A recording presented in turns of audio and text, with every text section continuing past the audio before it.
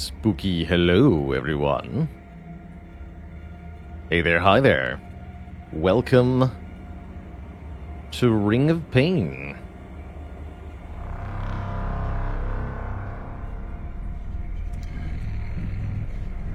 Tweak that down a little more, actually.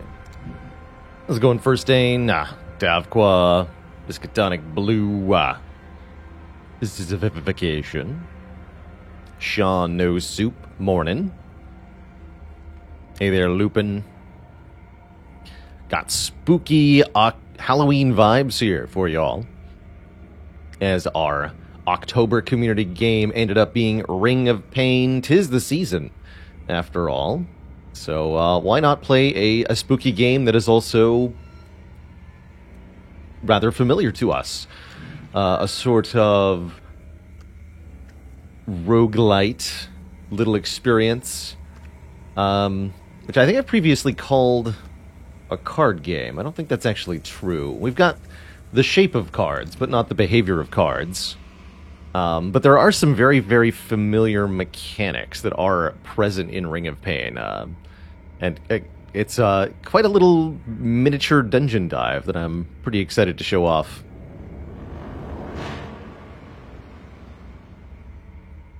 Hey there, Titoin. Hello and welcome. Yes, Ark the Pie King. This is the game that the Ring of Pain pack from the Packmaster mod is from. Cool that we've played so many different games that are referenced in that mod. This is my first time playing this game, Death. As determined by my community, each month we play a new game voted upon by everybody to sort of forcibly broaden my horizons and get to try out new games. We found a few delightful titles in this way. And this month we're trying out Ring of Pain. The pain begins. After all, if you've got no pain, then you also have no gain. So let's embark upon a new game here of Ring of Pain, and I can briefly touch upon how this game works.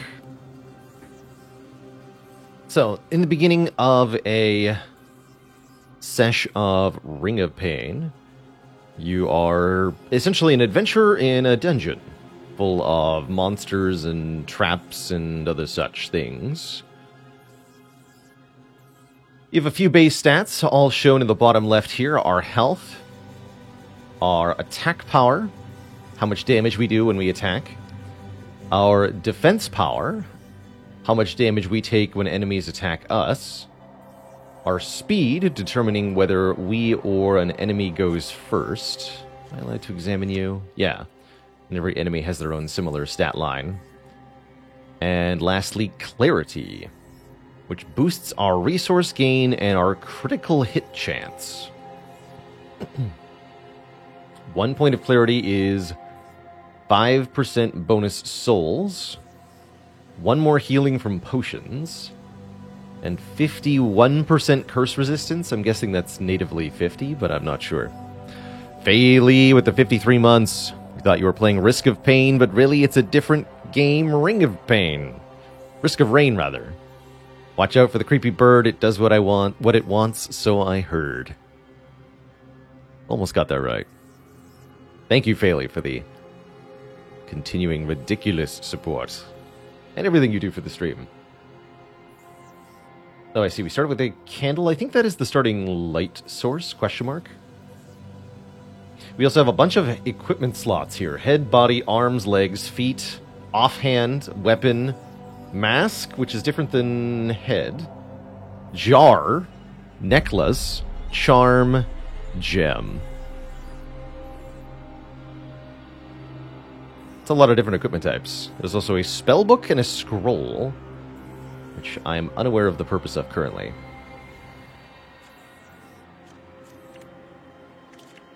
So in Ring of Pain, you're presented with a ring of sort of obstacles. You can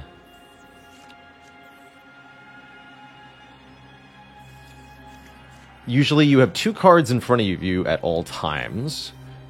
Some of which may be enemies. The enemies are to be fought.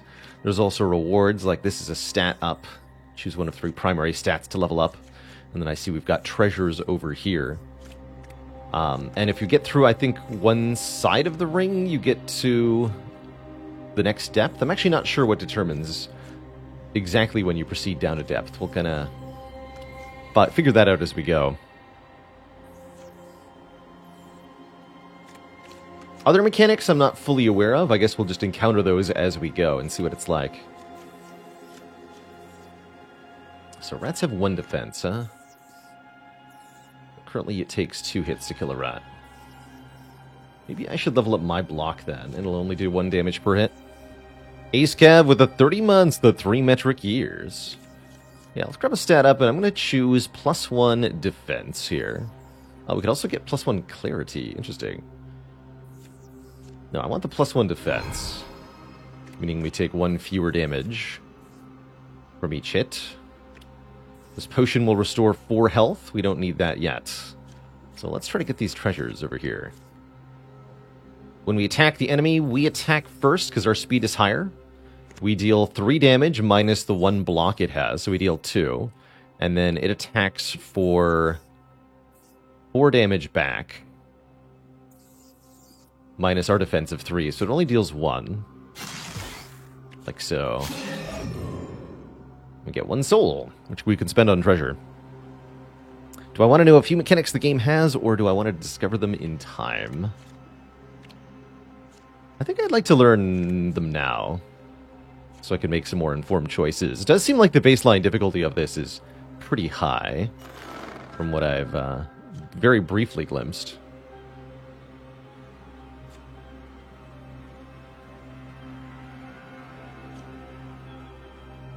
So we've got 2 items here. They go into different equipment slots. There's also a discard both option. Items have modifiers to your stats. The Soul Stealer gives us more souls, but lowers our defense substantially. Seems kind of bad. The Spiritual, +5 soul damage to random creature if you have 5 or fewer items equipped. But what do you mean by that? They come from the same item set, whatever that means. And also, reroll the set. I see. Jarek says you die a lot in this game in general. Makes sense.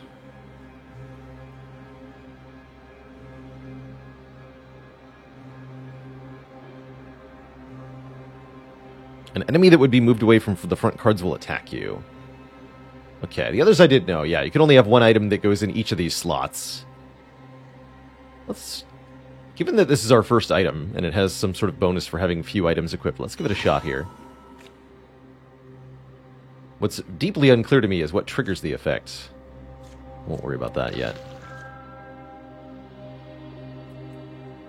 So more Soulkin items. Timeless. Wait a turn. Boots. Every 6 attacks will inflict freeze on the target, and that makes our defense even higher. I want this high defense stat.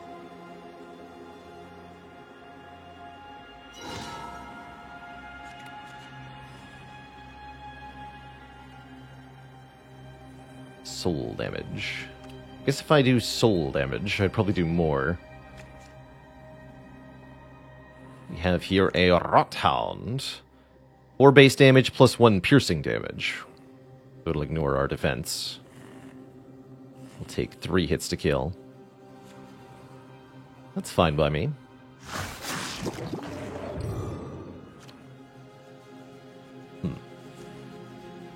Not sure why that occurred.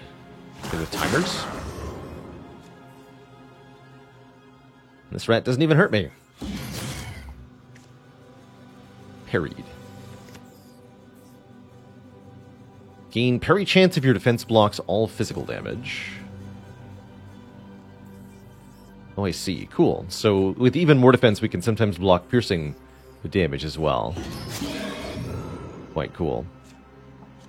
Zeldrin, thanks for the 48 months and the Prime sub. Yes, I'd also seen that there are some enemies that explode. Those guys are jerks. To depth 2. Finders Keepers. Bearing Gift, a scavenged prize. The Waiting Rags go into our leg slot, giving us speed and armor. Intimidate poisonous creatures on attack. Prevent them from attacking back. Gives us good reason to invest more in speed. I see no reason not to take this.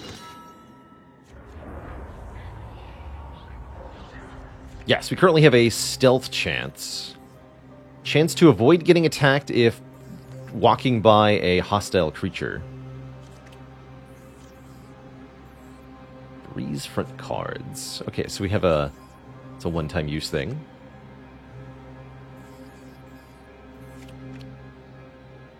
I don't understand why some of the cards disappeared last ring.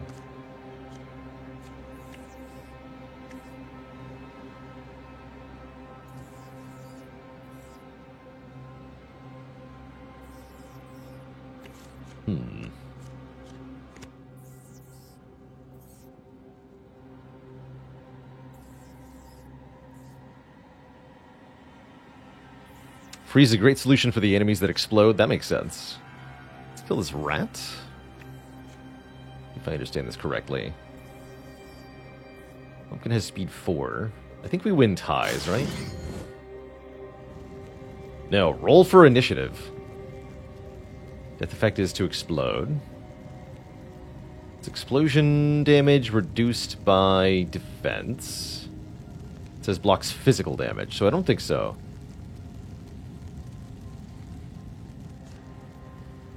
What do you do on your turn? Death effect explodes.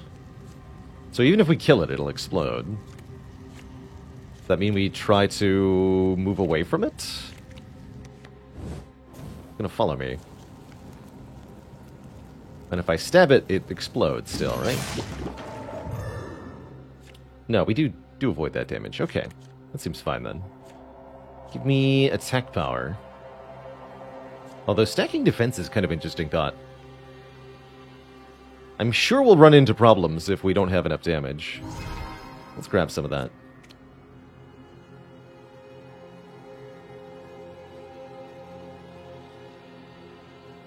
Did I end up freezing it with the boots?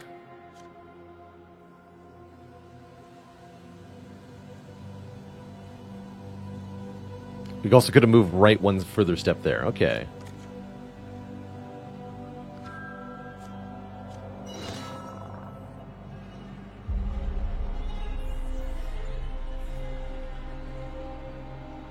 Thanks. So we could leave now. I imagine we'd only want to do this... Although this isn't that. Is this not the exit?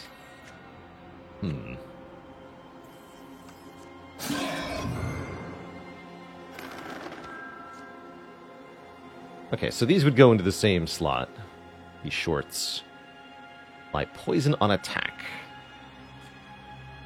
Or grab further defense. We lose a little health, but that's fine. We get poison damage resistance, which I'm sure would be quite helpful.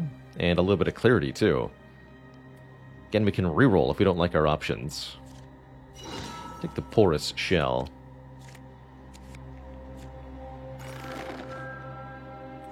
Jewel makes us very fast. I like that quite a bit. Or Solidarity. 2 more defense and 5 dodge chance. I think I want that speed. Because then we can intimidate the poisonous creatures more easily if we run into any of them. They'll be easily countered by us.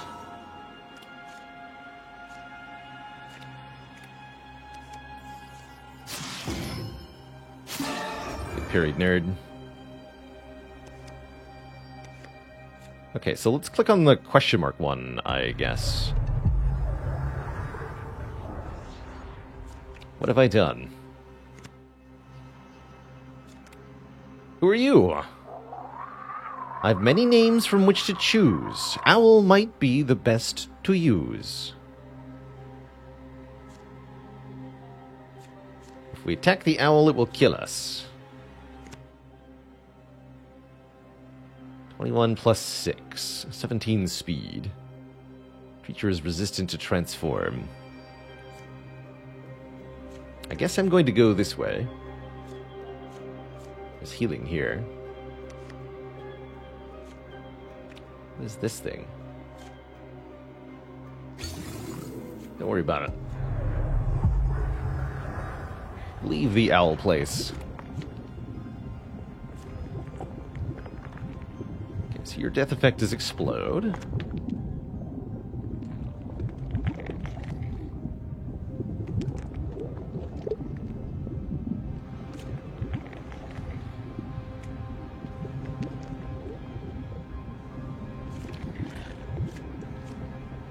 So if we hit it, we'll take the damage, obviously. If we go this way, it just stays over there. What are you? Restless Triad. 6 + 2 damage. Speed tie. Alright, let's take this thing out. Uh-oh, the pumpkins are coming. They're following us. Its next action is move and prepare to self-destruct. You want to go this way? And now move again, and it blows up. Okay.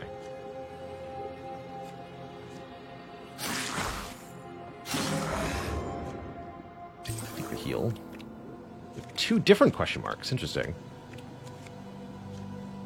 And this is new. Treasure, but it's different.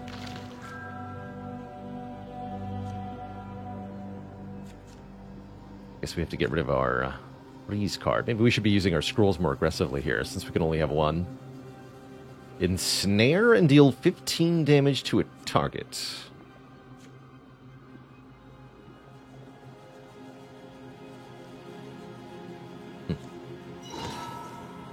I'll take that.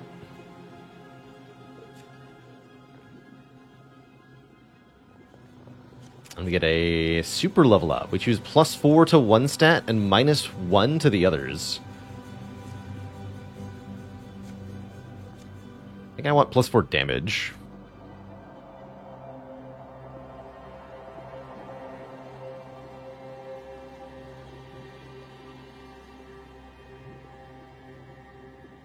Remember, friends, avoid the creepy bird because it does what it wants, so I heard. And using a scroll is not an attack. They are free actions, which makes this 15 damage one seem even better.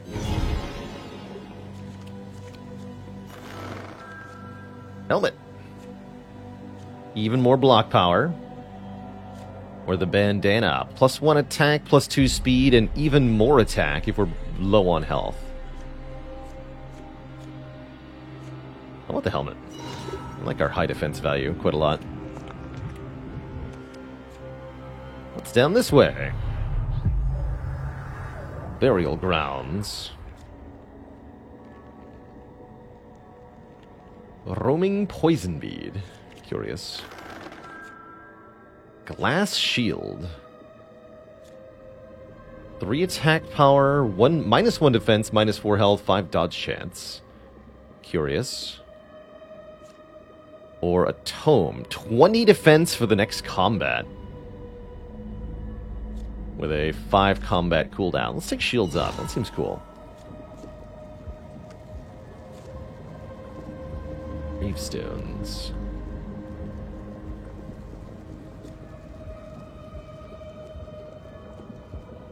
Poison explode, huh?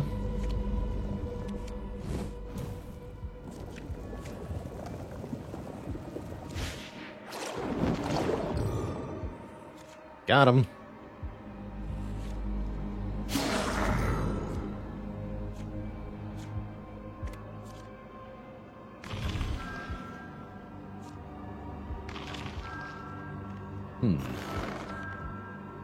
Thunder Egg. Each dungeon has an additional small potion. That's sustain. And we don't have that slot filled. It also gives us 2 more clarity.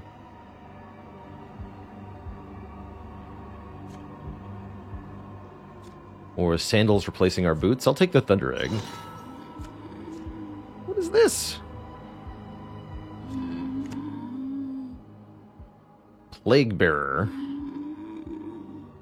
Inflicts 4 poison, 8+2 attack, 8 defense, 14 speed. What a terrifying creature. It's time to get out of here.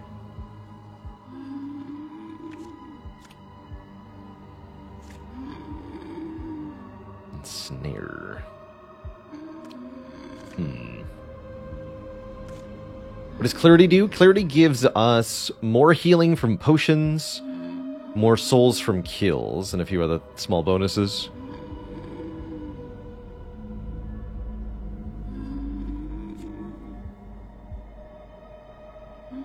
Poison would still be pretty bad. I don't know if the bear trap will help me here. I guess we can just leave this way without any damage chance, right? Just go this way. Do I dare open this gravestone? I do dare. Mistakes were made. Oh! A visitor.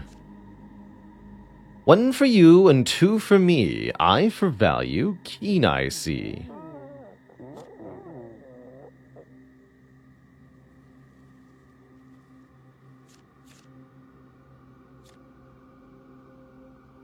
That's replacing the porous shell. Got it. I'll take the heal.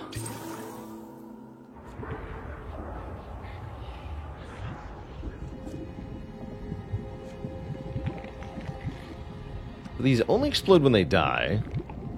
They just do 1 piercing damage. I see.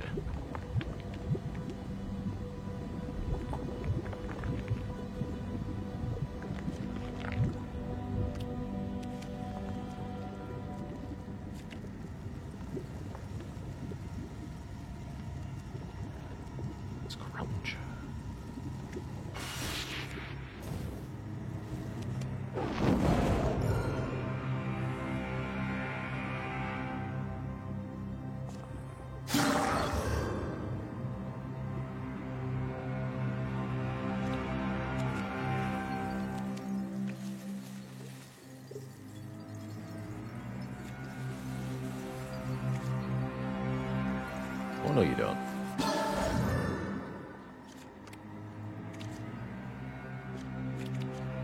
Alright, give me a level up. Attack power, 1 speed, or 1 health. Take the attack power.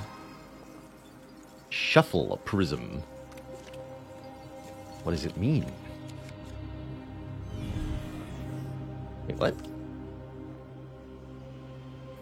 Was it a fake?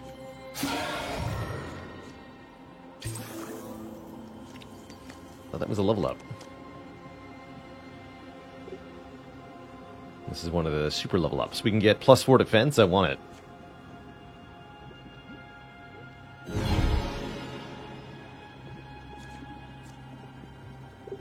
Scroll of Shadow Step. Sure. Cursed stat up.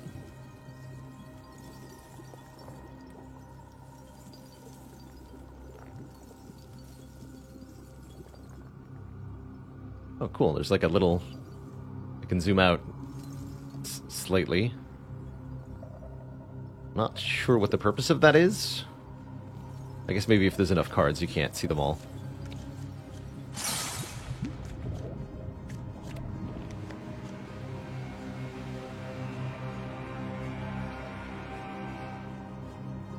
That's right, and the curse chance is affected by our clarity. I see. So the more clarity you have, the better it is to do stuff like dig up graves.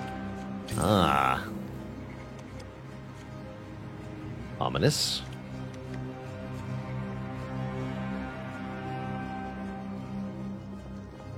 The heck is this thing? Viscid 1. Very fast. Looks a little bit of poison. You're a jerk. These give souls for killing them. Yeah, they do give 6 souls, actually, so it's probably worth it to do, to kill it, explode, and then heal. And I'll risk it for the biscuit. What's down here?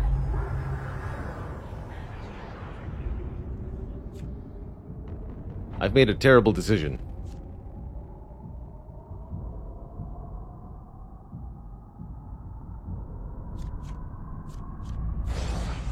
Hello!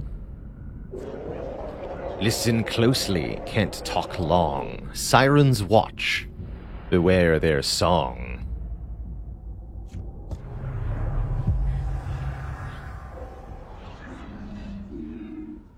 We've definitely got new enemy types here. What on godly creation is this thing? A Whisperer. It's got 14 defense. And has a bit of piercing damage. But we have a pretty good parry chance.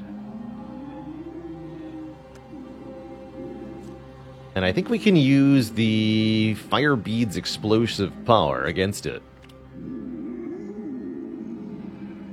So a Wretched Amalgam. No scavengers that I see.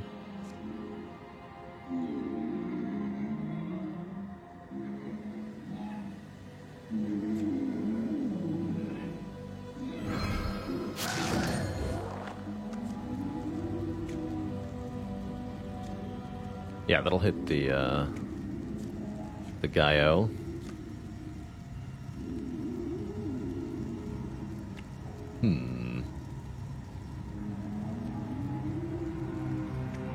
So that's what skip a turn is for. I want to skip a turn here. Don't seem to have that option.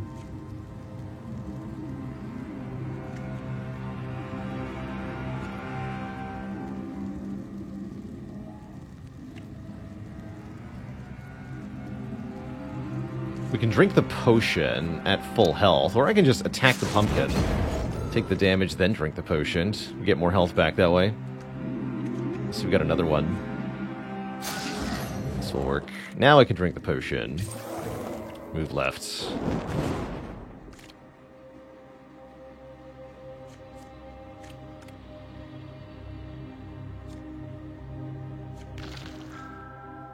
Titanium.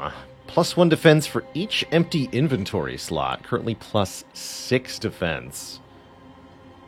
But we lose our extra healing.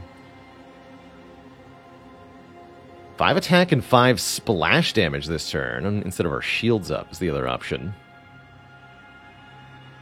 You have to go through all the cards in a circle, through all the items.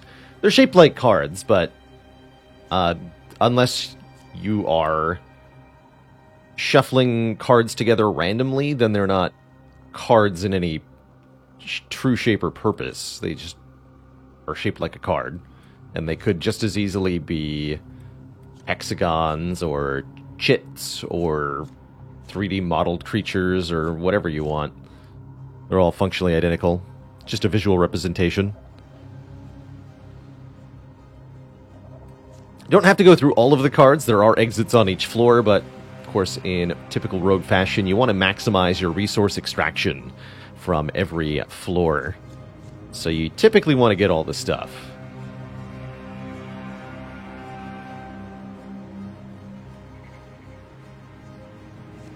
I like the 5 splash damage. Quite a lot.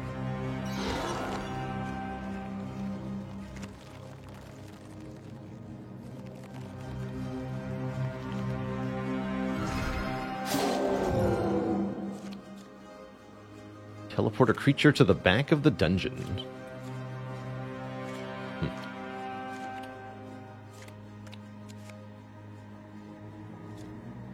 Higher parry chance. Though our speed goes way down. Speed is already suffering. Gonna need some more speed soon.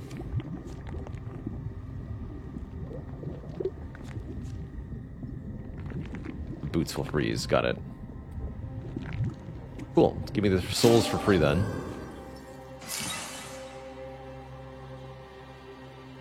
No idea what that does.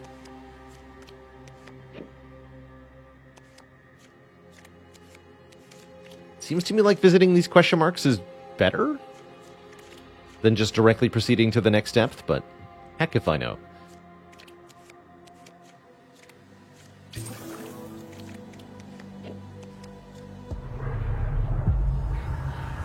Crossroads. This way.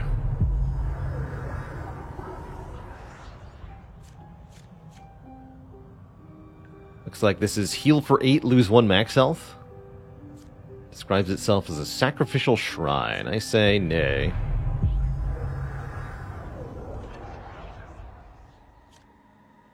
Ooh, lots of curse resist is kind of cool.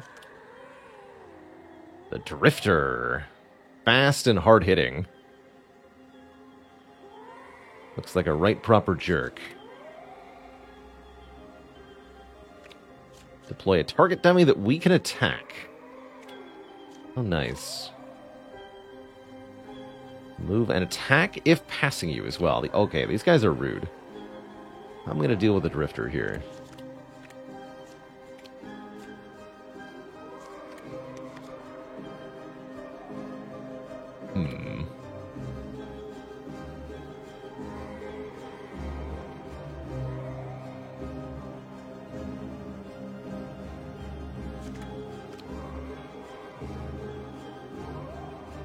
It's not going to do that much damage, thankfully.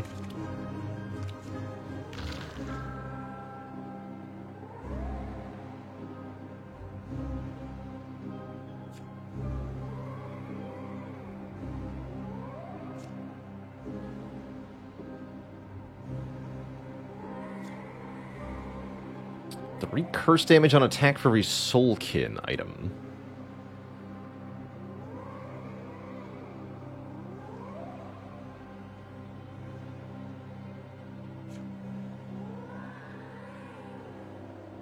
Is this not amazing?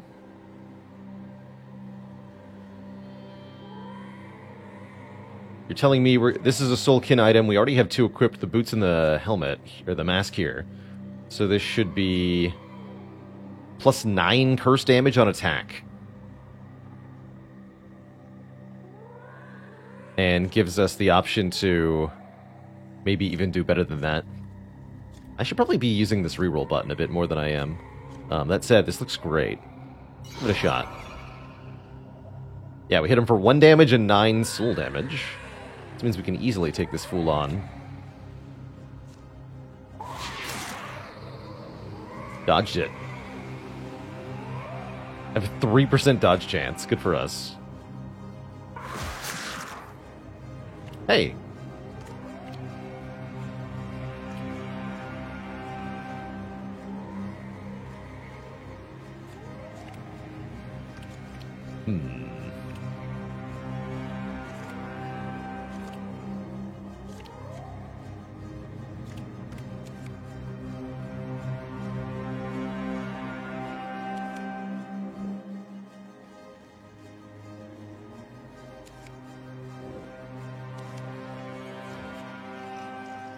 Fiend.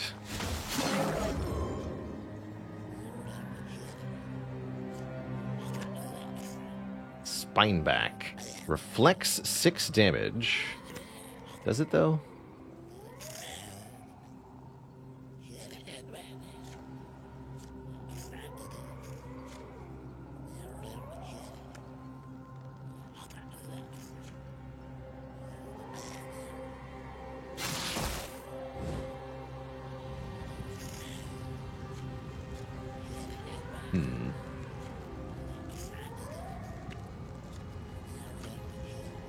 So now we want to pass here. Let's just use the scroll now. And then move again. These guys die.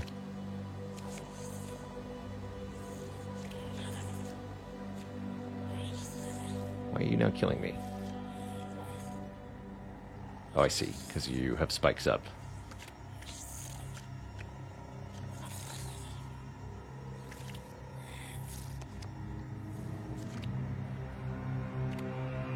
Now it's vulnerable. It has no spikes. Wait, what?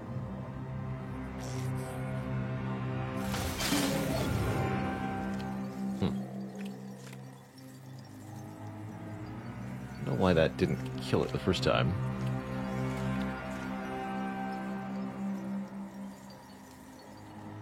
This bile bag is shooting range shots at me, if I understand this correctly.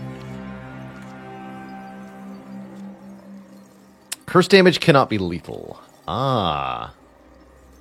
Definitely need to make our attack do a bit more then. And the curse is added after the base damage of the attack. So we do 1 and then 9 curse. I see.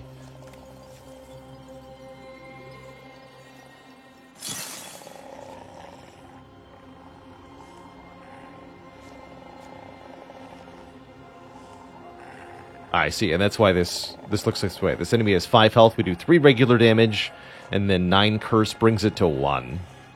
Even though it only has 2 health.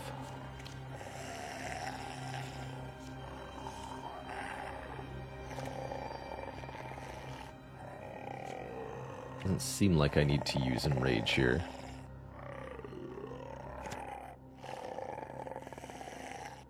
There's 1 projectile damage. Sure.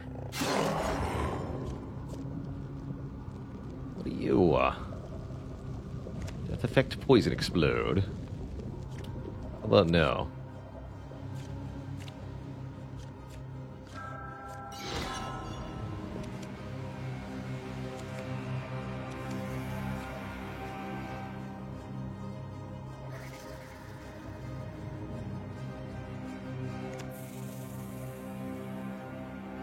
Banefang.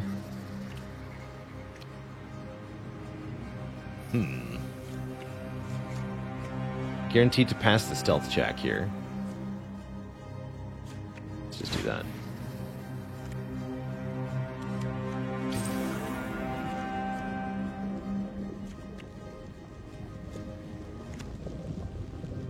This does 1 piercing damage. I don't think it can hurt me. Just waste the stealth thing, though. Embracing chaos. Is that what we're doing? Okay,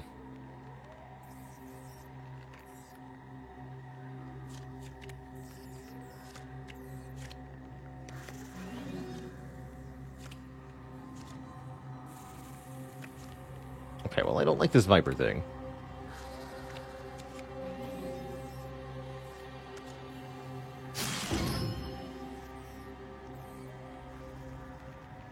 Stuff is happening on the other,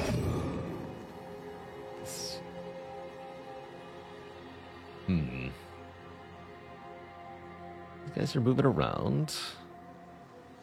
Seems fine. The Restless Triads are not particularly threatening. Not particularly. Trying to figure out what a good situation for the splash damage is going to be. Possibly right here. Boots are almost ready to freeze something, too.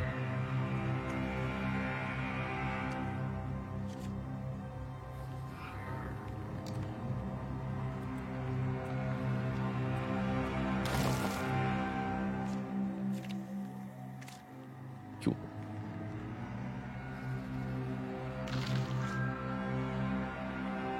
Convert 1 of our health into a defense. Spend all of our souls, each dealing 1 soul damage to a random creature. Or become invulnerable for 1 turn. I'll take the nuke card, please.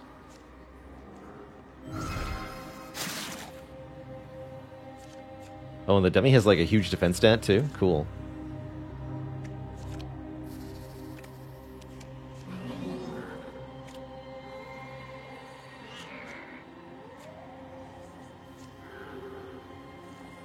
Faster than me. Very well.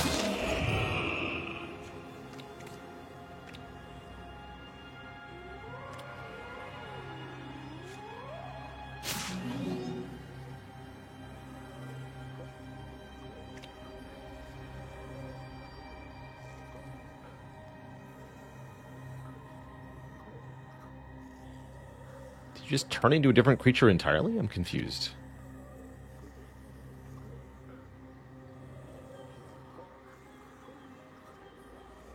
Nonsense is happening here. That's what I've determined.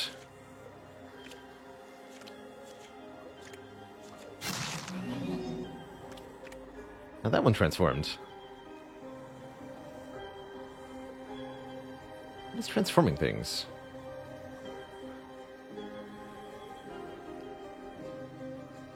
Oh, we're embracing chaos. Okay, that would probably be it. I think we're in a zone of transformation, which we can use to our advantage then.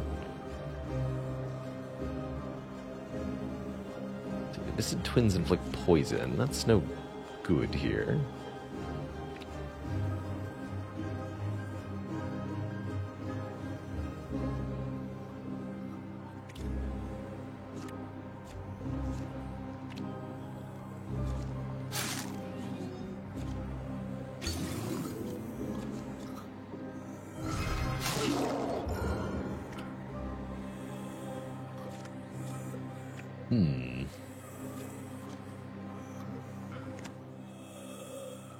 Piercing damage, pretty spooky, man.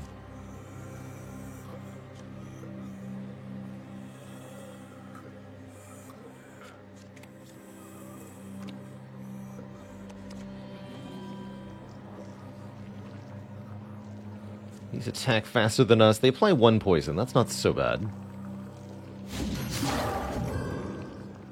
And if we parry, I guess they don't get to do the poison at all.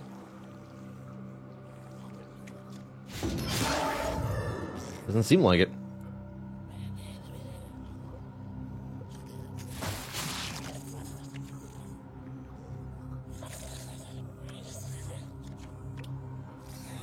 So we can just go back and forth here.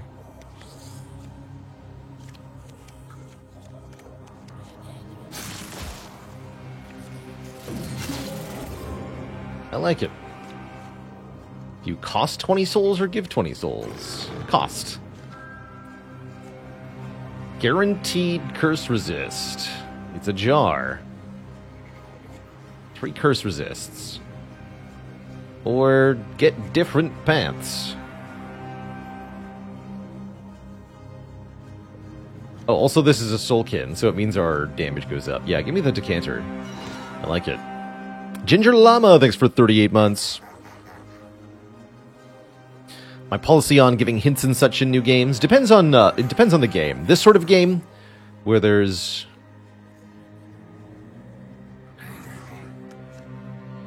short runs that you start fresh, I think I welcome advice. Yeah, actually, for this game, I'm more than happy to receive advice.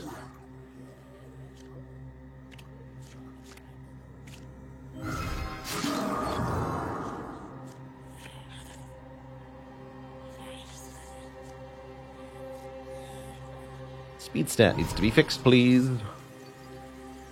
Post haste. What the ungodly heck are you?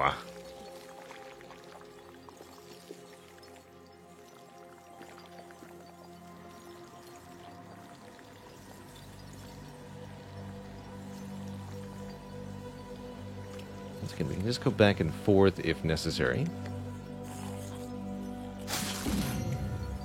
Get parried, friend.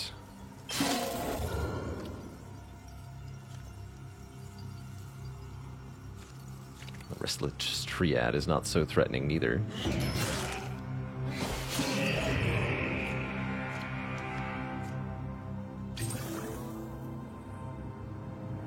Just a rawhound.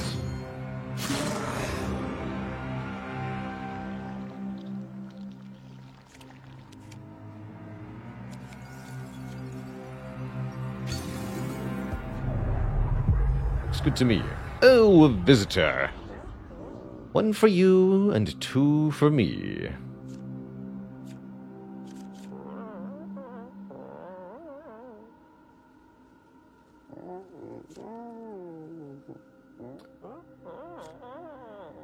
Heal 3 for each negative clarity point on dungeon exits.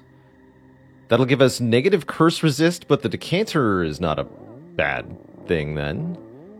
Also gives us 3 more defense, which I kind of like, and is another soulkin item, which I also like. Half damage from melee attacks, but big stats down. Interesting. Give me Nefarious, please.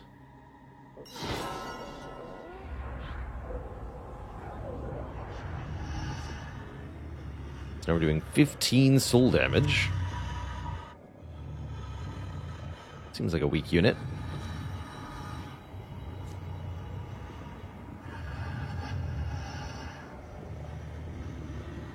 And I see that when I mouse over cursed items, chance to heal or curse. Cool. But that would use the decanter. Neat.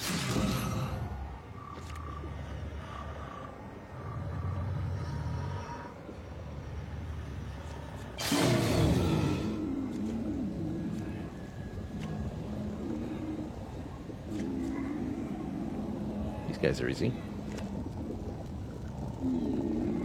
So poison explodes.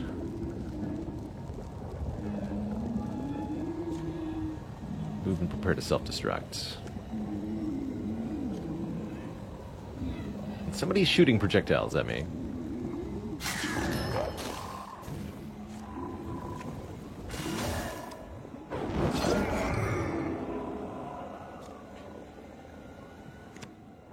Crooked Loombird. 8 attack power, 3 piercing damage. Attacks you if the creature is a front card after your action as well.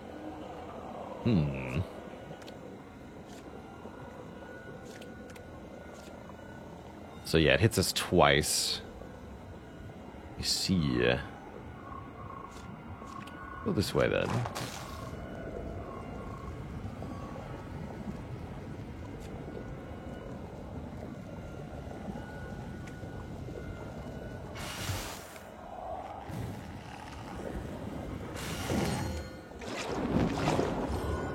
Go.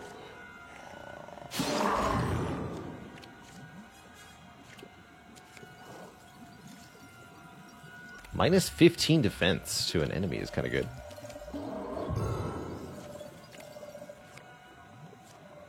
Reprieve. And treasures that cost a lot of souls now. No. Take the potion, though. Heck that thing, though. We can go around this way. Oh, I don't actually want that heal, though. And we heal on dungeon exit anyway, right? That's right. Don't always need to clear a floor, yes. Makes total sense to me. I heard a voice. Careful who you listen to. Darkness waits to prey on you.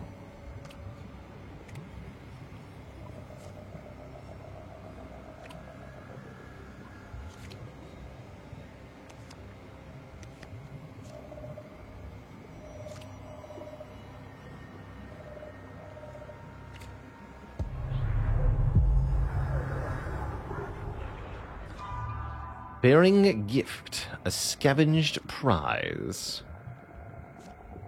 4 speed, 4 health, even more negative clarity, and reduced piercing damage taken. Excellent. This is very good. The Wombo combo with the... Wait, where's the thing that heals me? Did I just replace it? No, we still have negative 5. Oh yeah, with the Nefarious. There we go. Even more healing off Nefarious is excellent. I'll take it.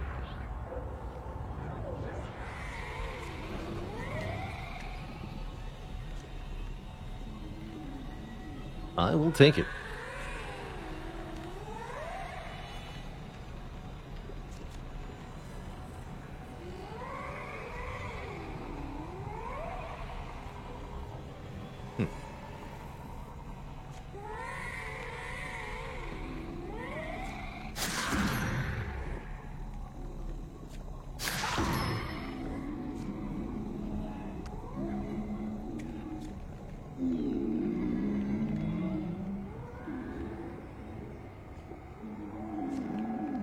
Alright, who's ready for the Wombo combo?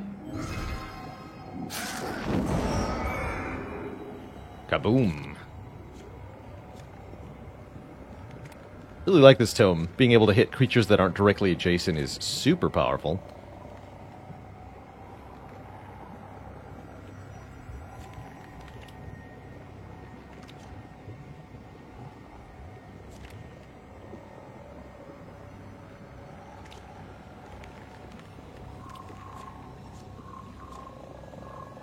This is a major stat up, huh?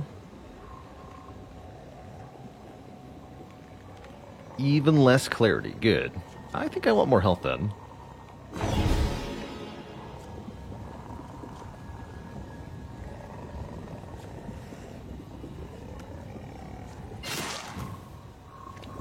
Oh yeah, I had the freeze ready.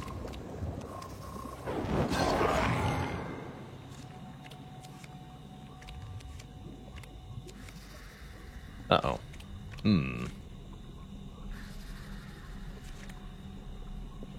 Well, we've got a healing potion, so we can kill one of these.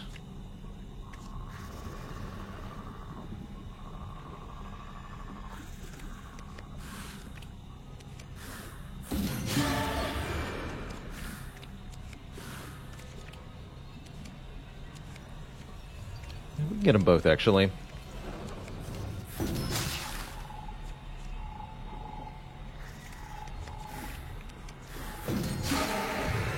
Don't want to let the poison stack. Crossroads.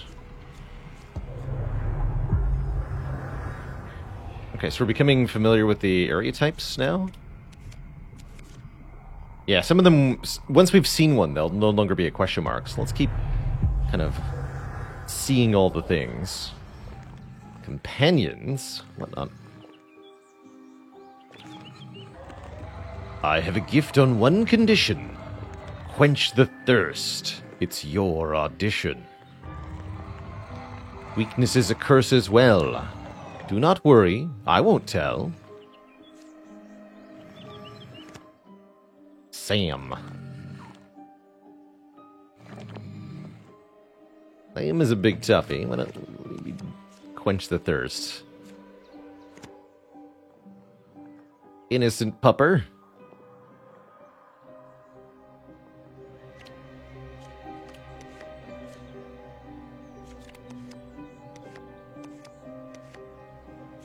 You want me to do what now?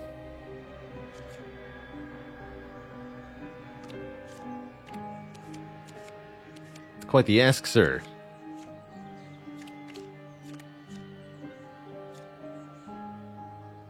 Alright, but I'll try not to be too enthusiastic about it. Yeah. Goodbye, frog friend. Heartless.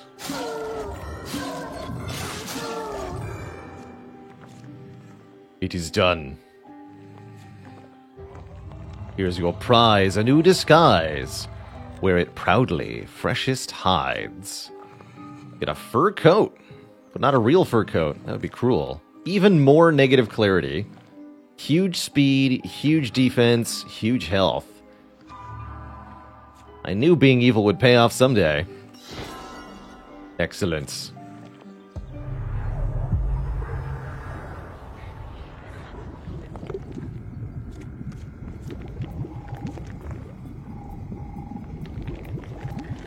The pumpkins.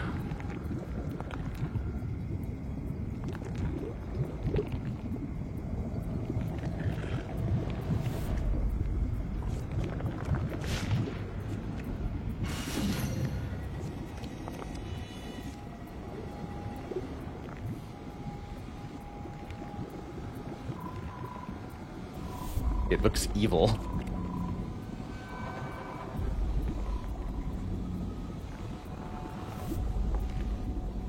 Looks like a Doom enemy, specifically.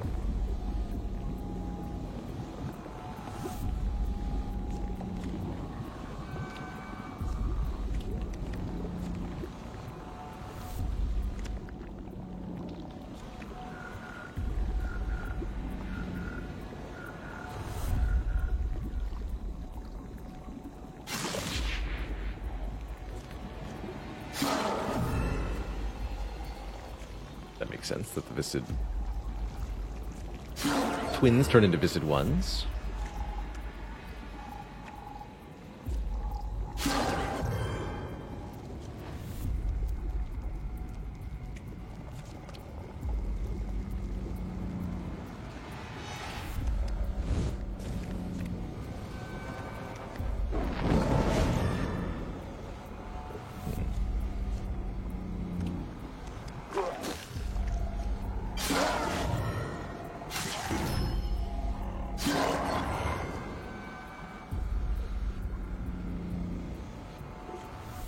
1 of 3 primary stats to increase with a curse.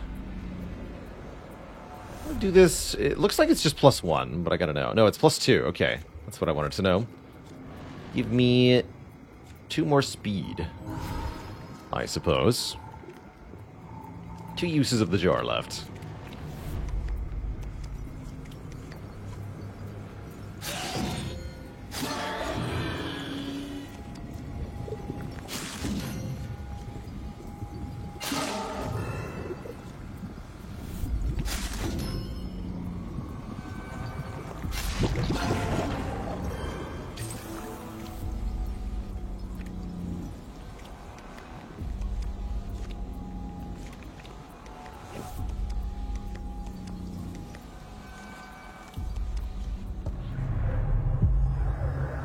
Oh, a visitor. They're okay.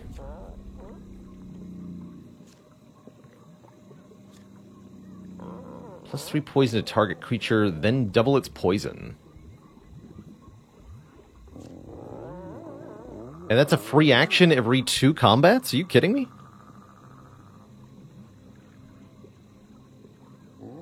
Why aren't we taking treasures? I'm charging the spirit bomb.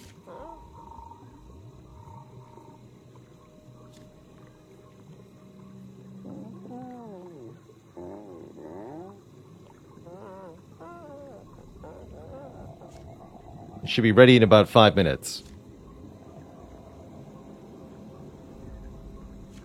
I'm good.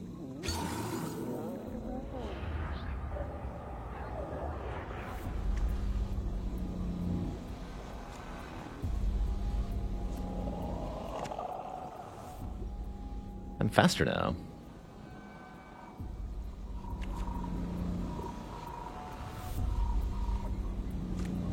Yeah, I can move the camera.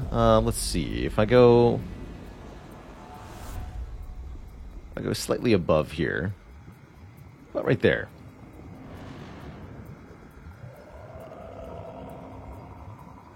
How about that?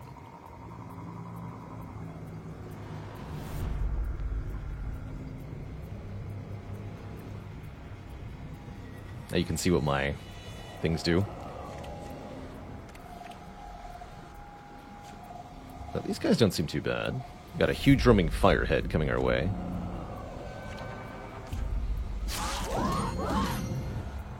Easy block every time.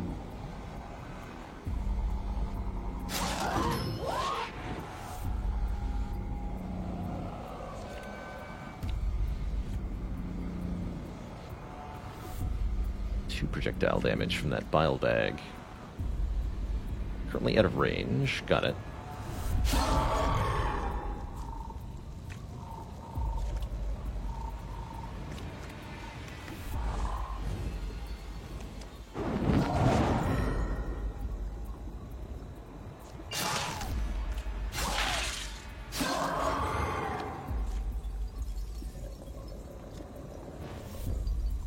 Think about that. Hello there.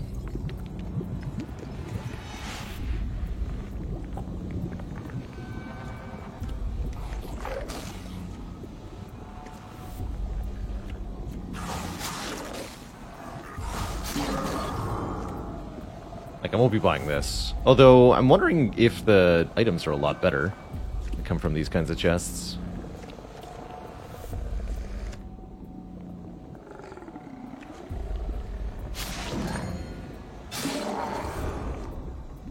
Seems like we're doing just fine.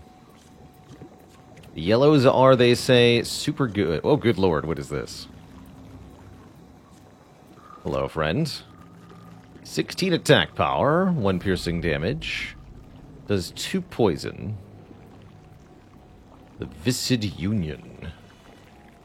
It splits into more things upon death. Has a lot of souls, though.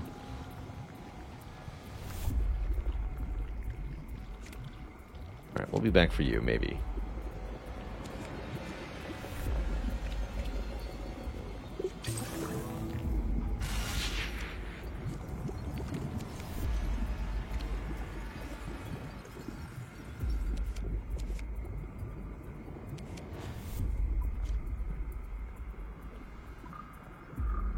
More defense.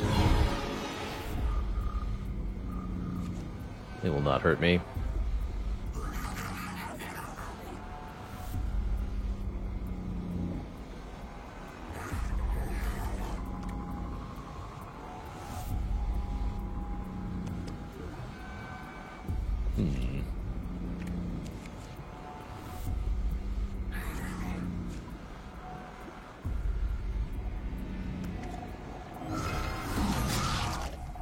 Oh, I see.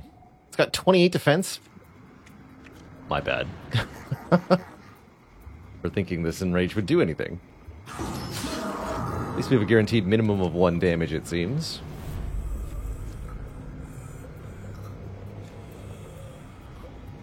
We're equal speed with these things? Miserable.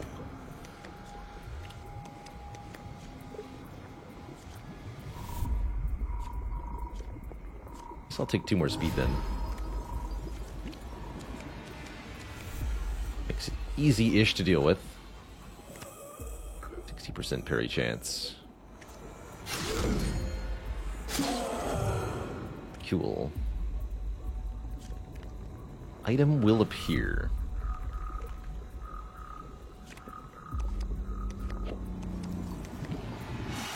Mean item will appear. Alright, let's see what this contains, since everybody seems adamant it's going to be worth it. 40% dodge chance. Or swap the jewel for Creeping Roots. Ensnare effects spread to adjacent creatures, 5 attack, 5 health, 10 crit chance. Those are pretty good. Those are definitely strong. Don't love losing 4 of our speed here. Can also reroll. Reroll looks reasonable here. Yeah, let's reroll. Yeah, I was afraid of that. I guess Nightmare Walker is excellent here.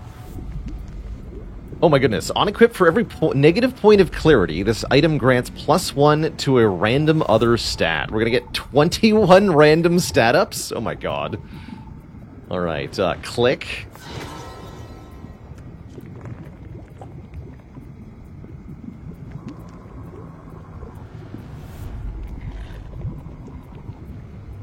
We have 23 defense and 23 speed now.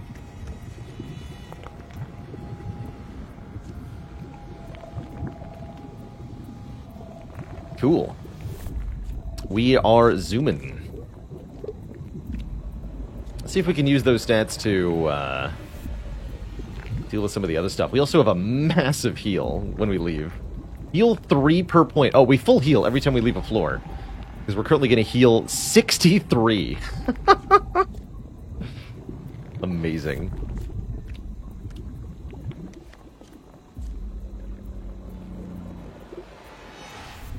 And it looks like it shows on the item itself. I also don't think it counted the -6 that it provides. Because it's giving +15. We have -21. Yeah, so it's not counting the -6 that it gave itself. Eats an item? Until death. Oh, I see. Oh, interesting. So if we try to kill this thing, we'd better commit. I can also get scrolls that I actually want. Oh, don't make no doubt, I want this scroll.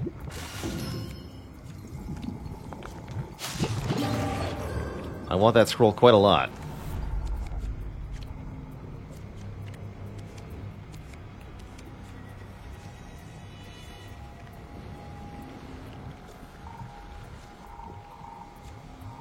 I'm gonna absorb all of our items, and then I can't do anything.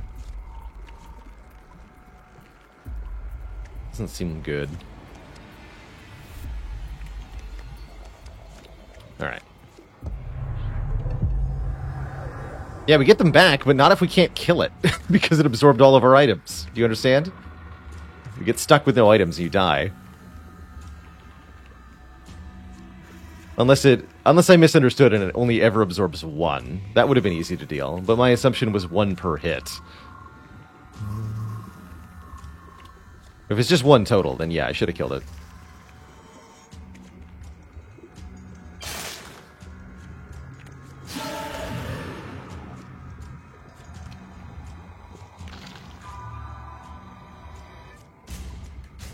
Yeah, because exactly. He takes the tainted belt first, guaranteed, and then you're screwed. And then we're screwed, because we can't get it back, either.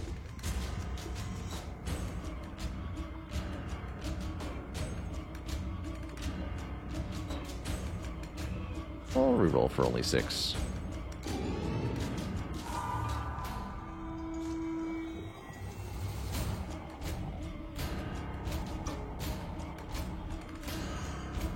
Oh, those are legs.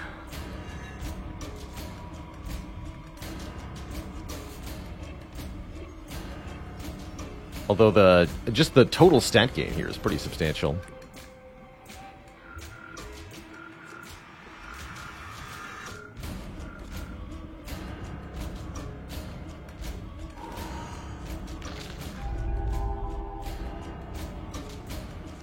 Shield? I don't have a shield yet.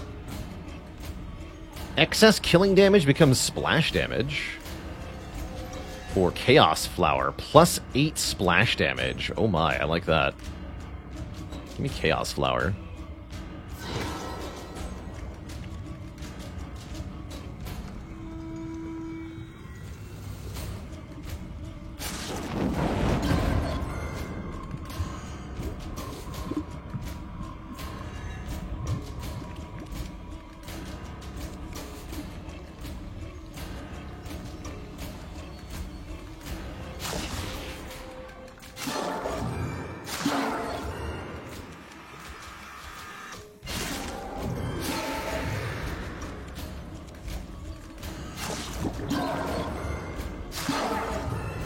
Easy. Going down?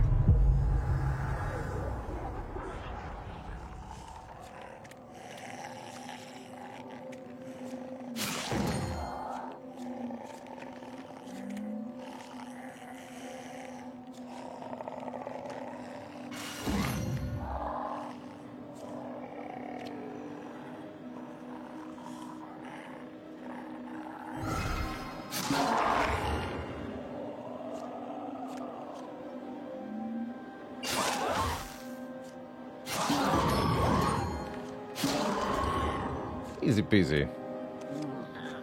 What are you? Crazy looking. Skulker. 21 damage plus 1 piercing. If 21 damage isn't threatening, then this enemy is not threatening. You're wrecked, friend. Hey.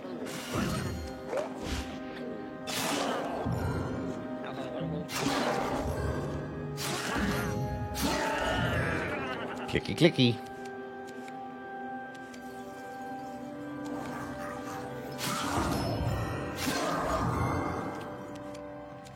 Bunch of treasures.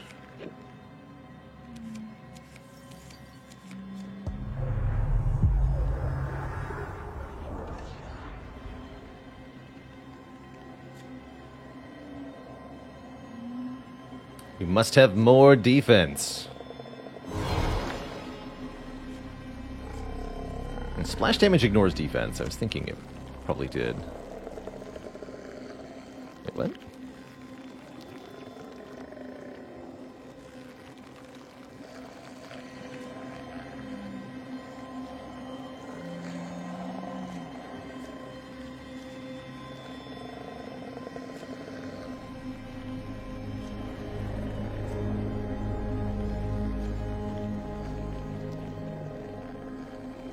Why are you dying?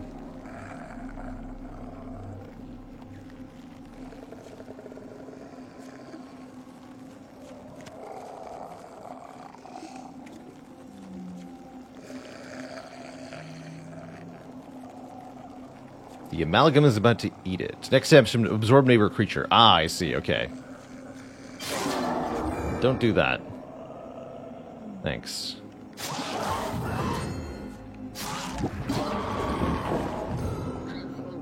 Oops, did I do that?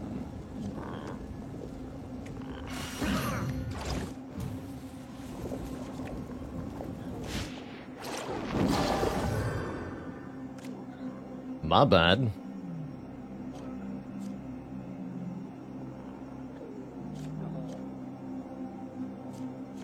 More speed, sure. That's our last curse stat up we can take if we want to. I'll think about not doing that also.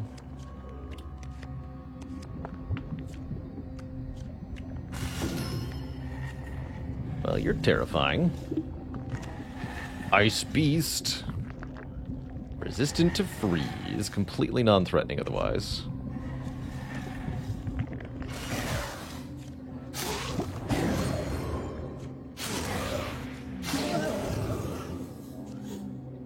Spend all your souls, gaining +1 to a random stat for every 30. That's okay.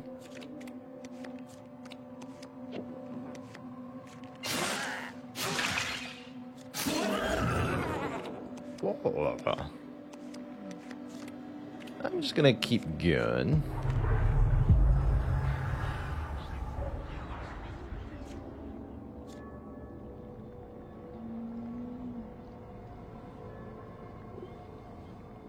Interesting compromise.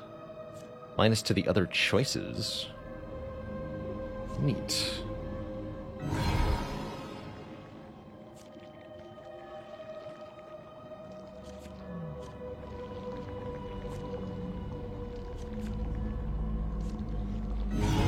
More health.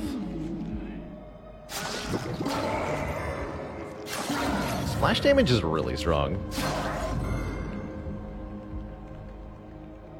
Capture a potion in a scroll.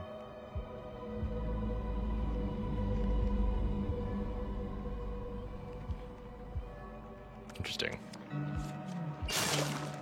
Oh, I see. Turn our scroll slot into a healing potion. What the heck are these?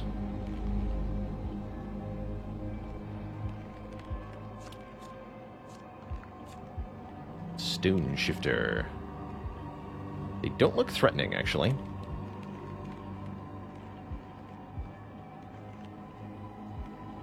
Chat seems worried about them.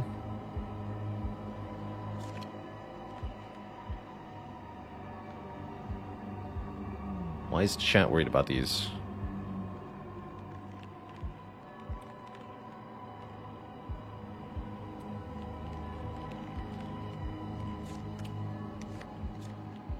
Like, they don't do any damage.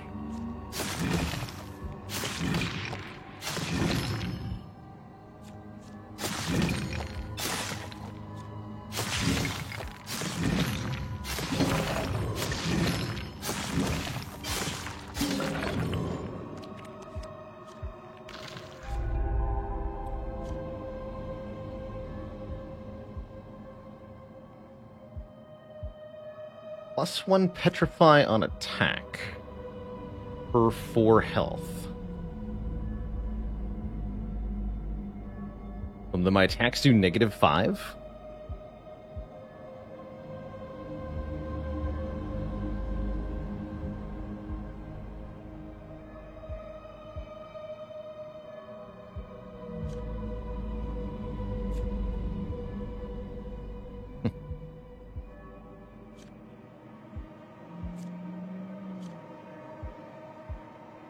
Gotta know.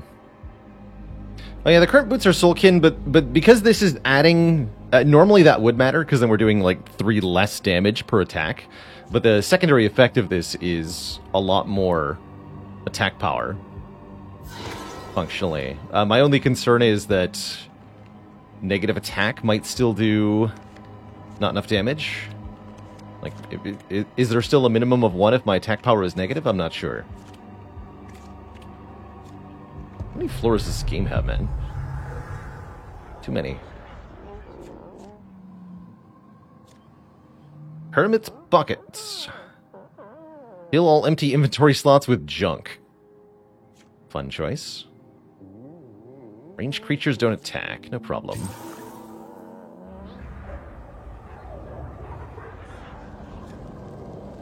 Okay, yeah, we still do 1 damage. Seems fine. Yeah, we do -8 max health, then 1 damage, then 12 curse damage. Pretty nice. This thing is no longer threatening. Cool.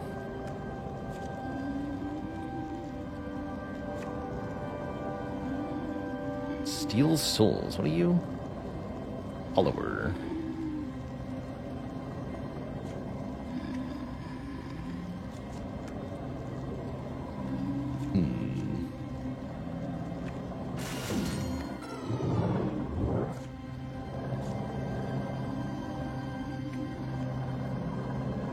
Oh my.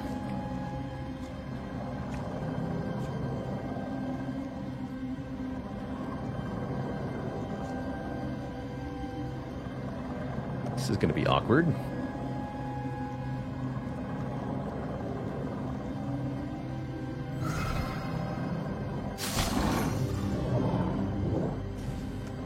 Go here.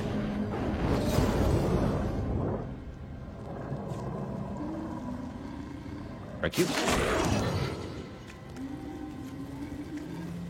Go here.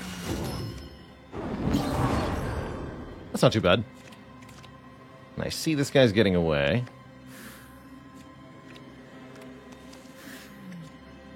Oh, no, you don't.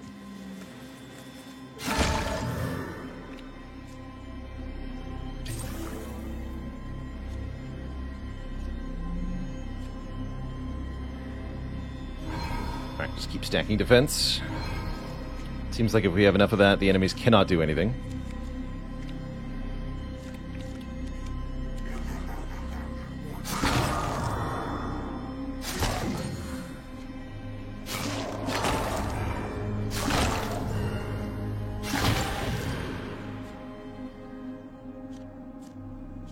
More health, please.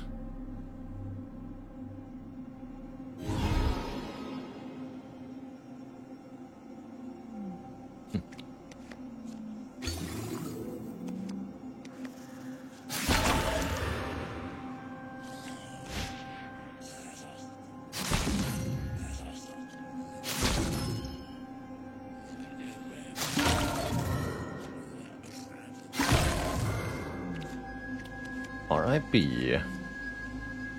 Let's kill the owl.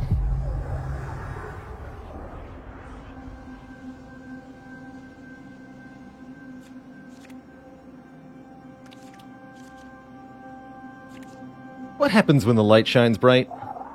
A world of beauty made anew, for us to roam through, me and you.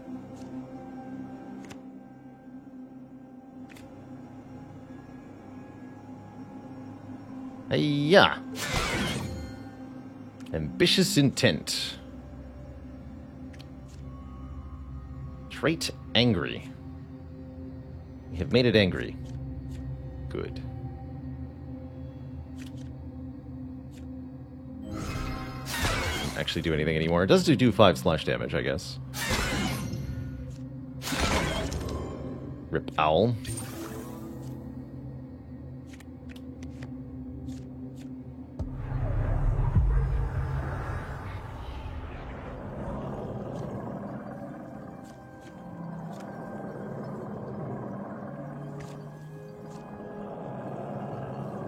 You may not steal my souls.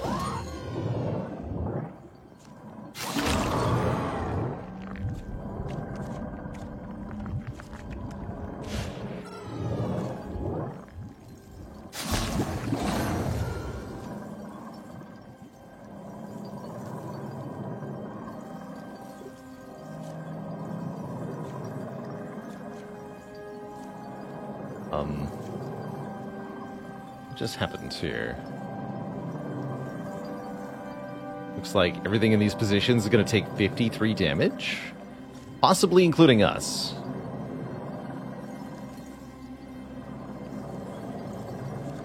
Soul Collector is going to explode, I guess. Well, I've got enough souls anyway. I'm out of here.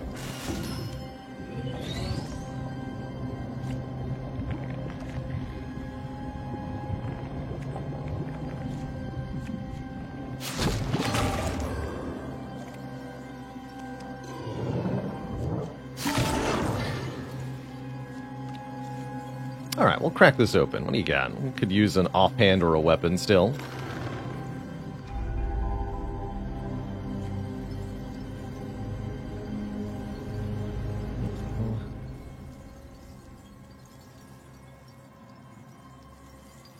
No.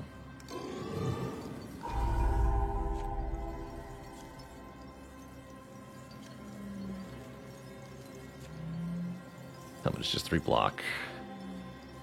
Gain 1 clarity when you transform a creature. 1 more reroll.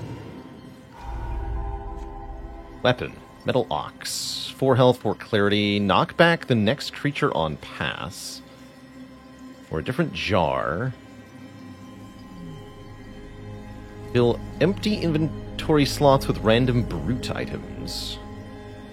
And gain attack for each slot that's filled. 4 more health is fine. Don't think that was worth the souls, but whatever.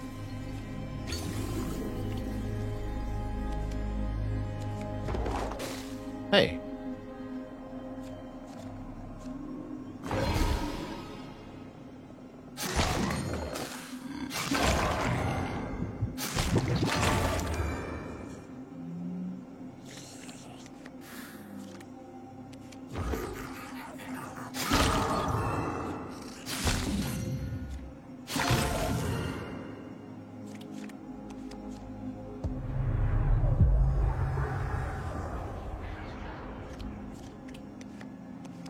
Owl is gone. I was wondering. Yeah, splash damage is so strong. 'Tis ludicrous. Not the wall.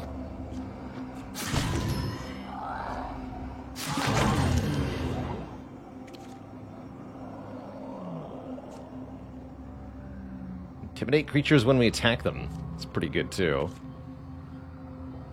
I like that splash damage a lot.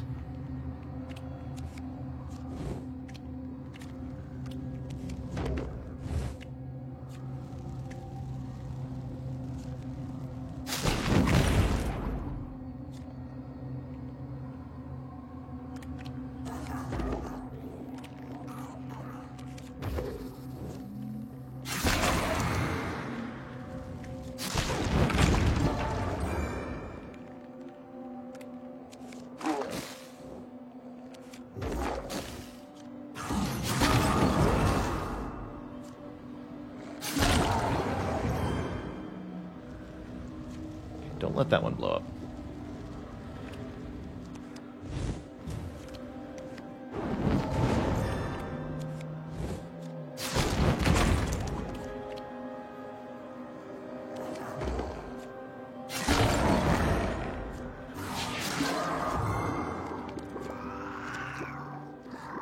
Nothing special about you. Easy peasy.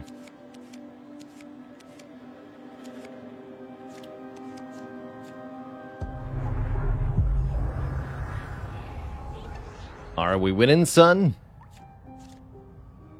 Sacrificial Shrine. Lose 3 health for what exactly? No one knows for sure.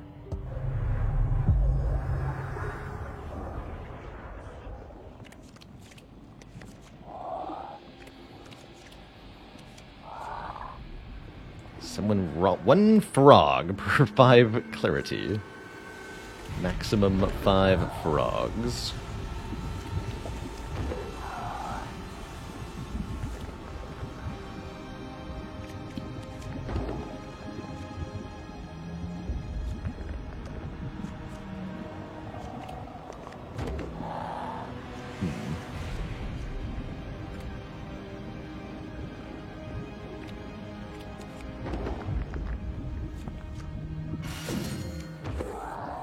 Go.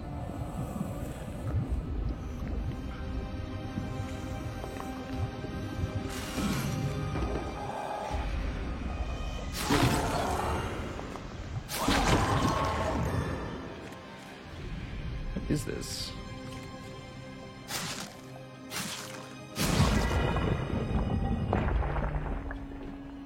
Odd.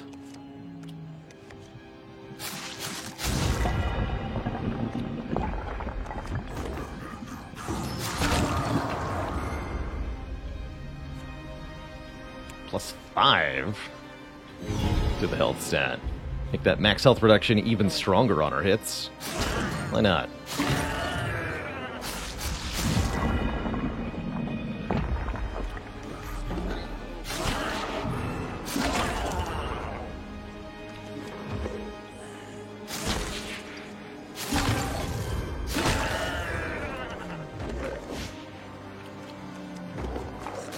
excuse you. Hey. You get back here.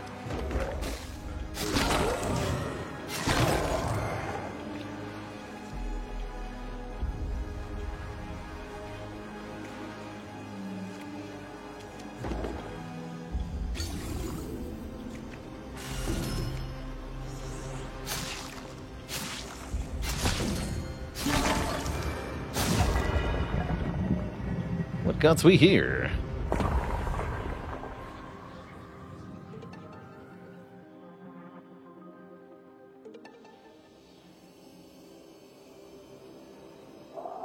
After all, you choose defiance? Why would you break our alliance? Betrayal's cost is far from free. Shown yourself. Now you'll see me. Hey, can't have two mouths. That's cheating. Owltacular. Alright, now we're talking. Yeah, we gained the correct amount of souls. That's what I'm seeing here. This is quite the arena to be thrown into. Lots of absorbent type creatures even.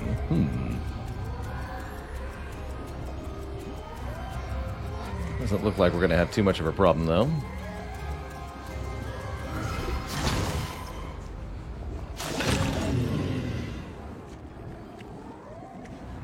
So the owl is moving towards us.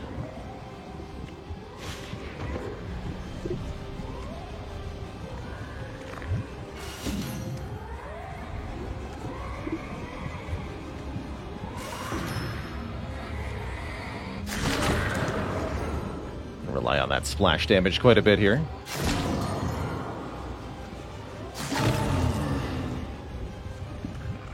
Stay away from that owl for the moment.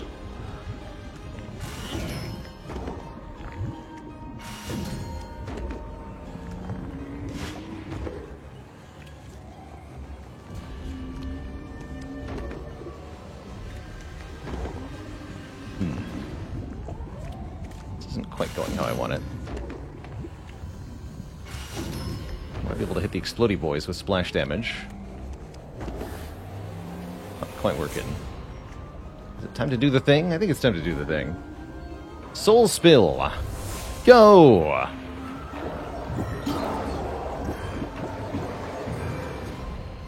Alright, this has greatly simplified the situation.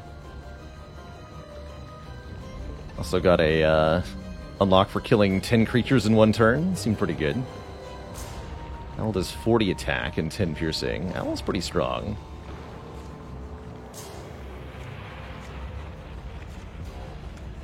But are we doing well enough here? I'm not convinced.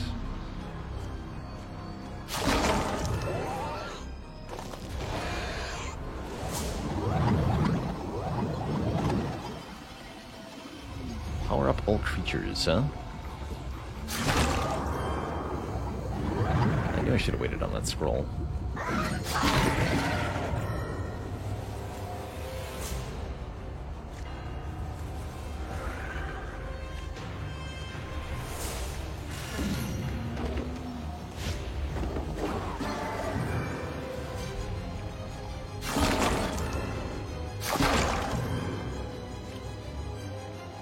Spring attack.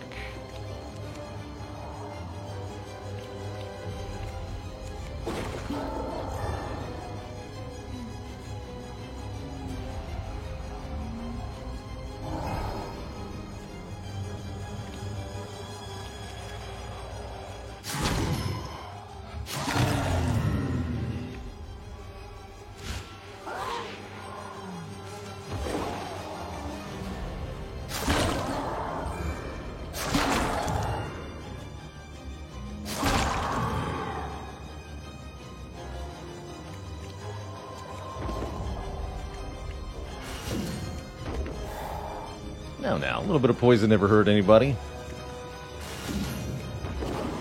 Actually, it's hurting me.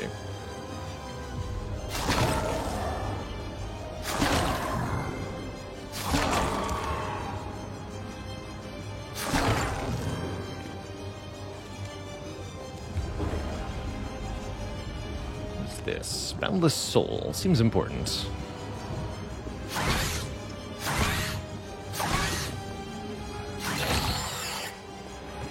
Yeah, that forced the owl out.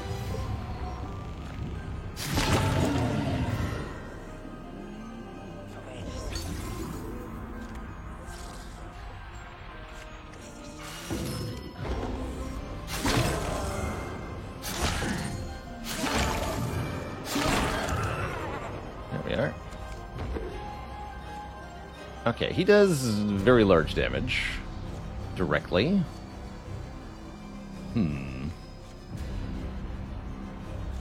That doesn't seem good. Maybe we can do something else.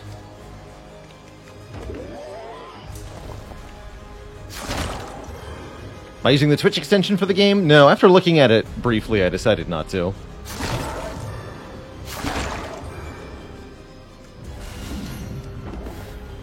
No, not there.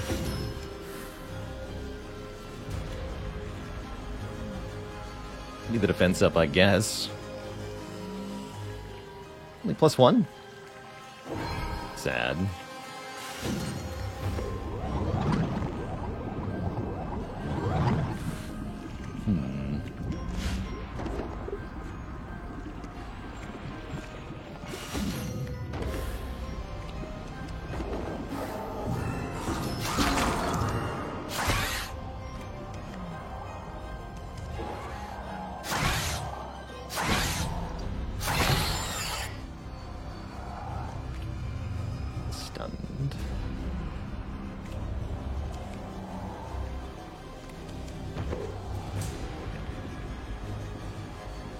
Running away from me, though.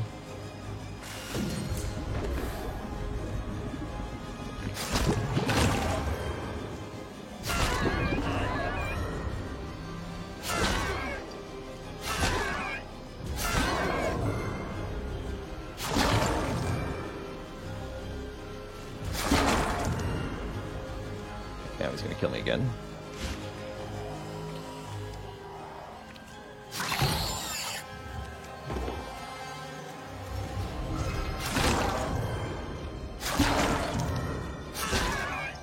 Whoops. I have 1 health. I didn't realize he was going to attack me. My bad. That might get me killed, actually.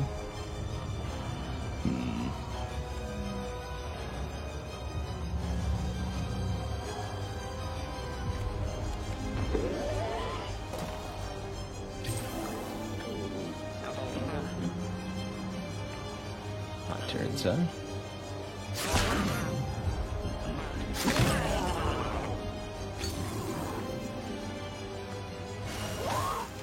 Although, wait. Okay, yeah, good. These guys are tough, too, huh?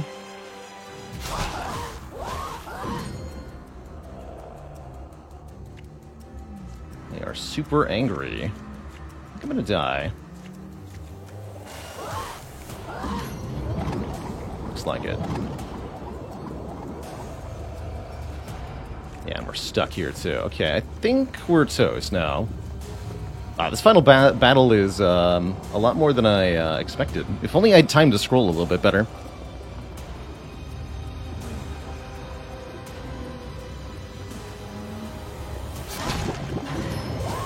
GG.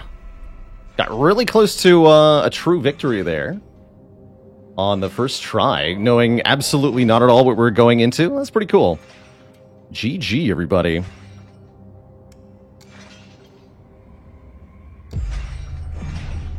GG.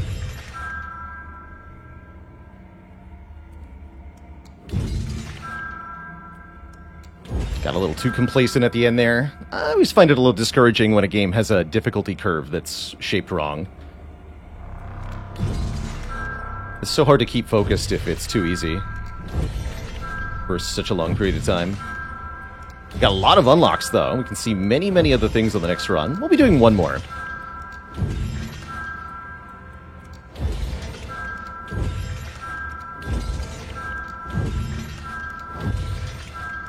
Overconfidence is a slow and insidious killer. That's right. So is boredom.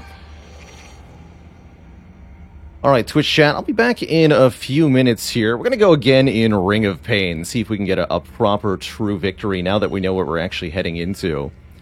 Before I do that, though, I'm going to take a quick break, refill the leg, stretch the water. When I return, we'll go again. BRB.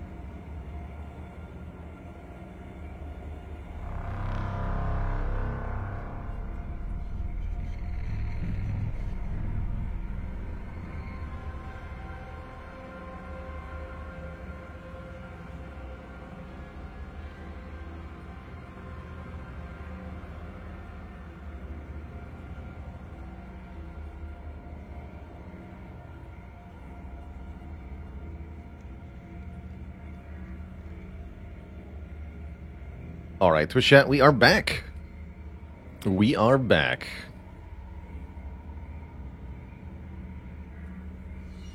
Hope you enjoyed the spooky October vibes while I was away. We're going to go one more time here in Ring of Pain. Yeah, I do think that final boss was beatable. If only we had done a little differently. Well, that's okay. Now that we know what we're getting into, we have stand a chance of succeeding the next time. And that part's pretty good. The Rothound. Rothound's a bit tough for us at the moment.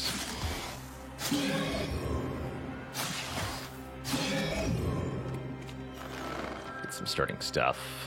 More souls on kill, or a bunch of stats. The fancy tights. 1 armor, 1 speed, 2 health. Let's take that. We need some immediate help here. Lest we perish. This guy explodes for 6. Guess we'll get through the Rothound.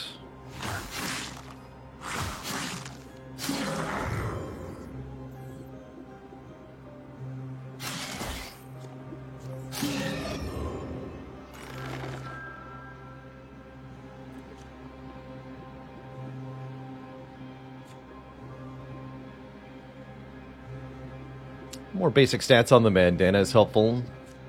The Timeless Tome seems interesting. I now see the utility of such a thing, and it's only got a cooldown of 1, which is quite neat. I'll take the bandana, though.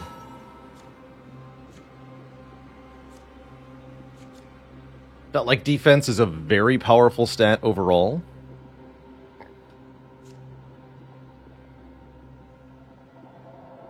Although I'm curious if taking a ton of clarity could work out.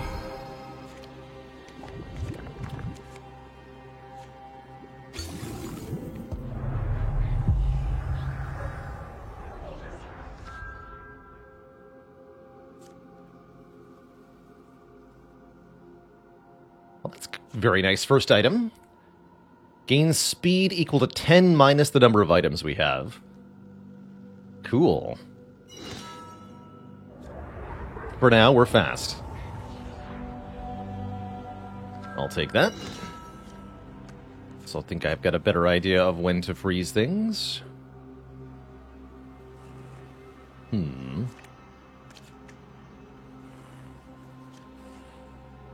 don't do any damage.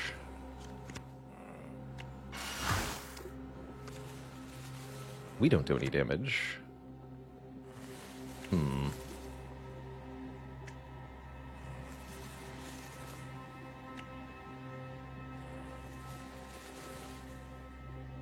I must use the pumpkin.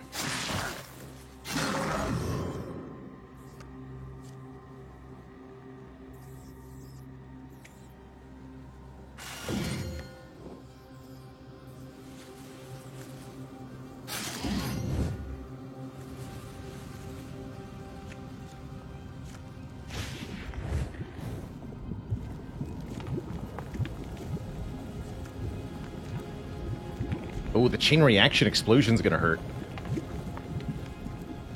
We could use freeze here.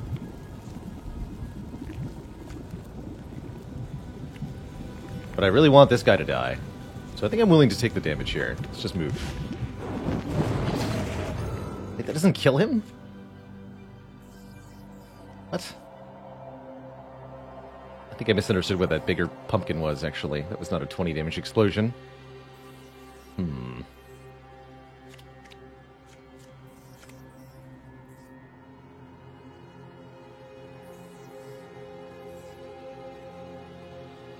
I wonder how long they stay frozen for.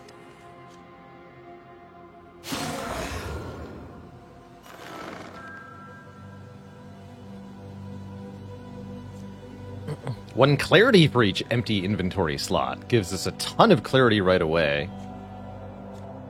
More than the slippers do. Sure.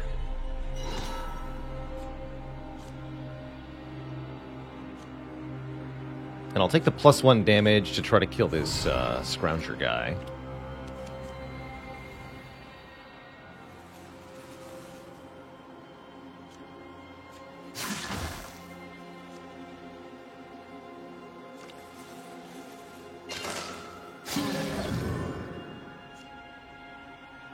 Good.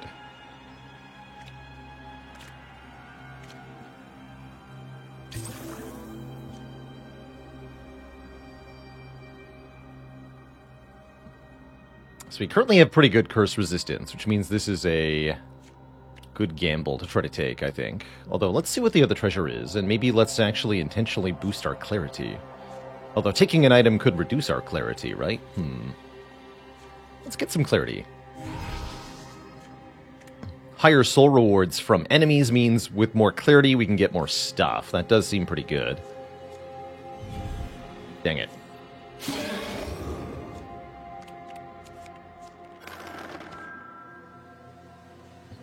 Grabby hands.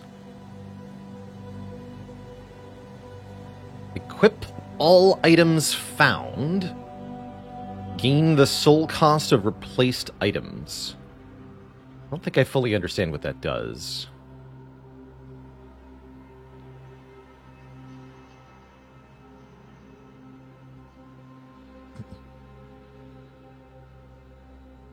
But Oasis likes bindings? For the 3 max health reduction when attacking? Interesting.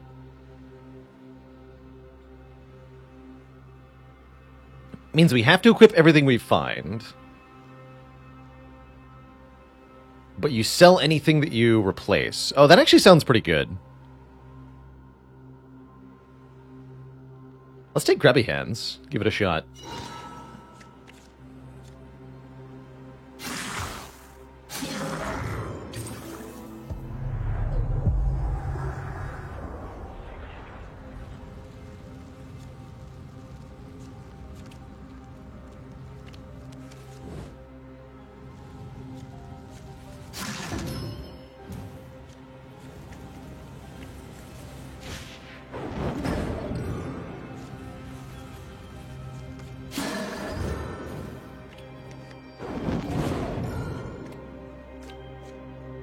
No need for a curse potion right now. Cursed stat up. Oh yeah, we get crit chance with clarity too. It's pretty cool, actually.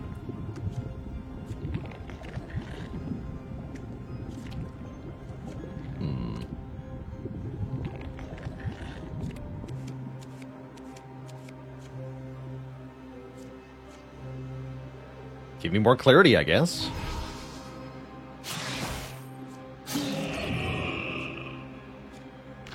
And I'll take the Bear Trap Scroll. There's also Rock. Deal 3 damage to target, reusable if killed. Interesting.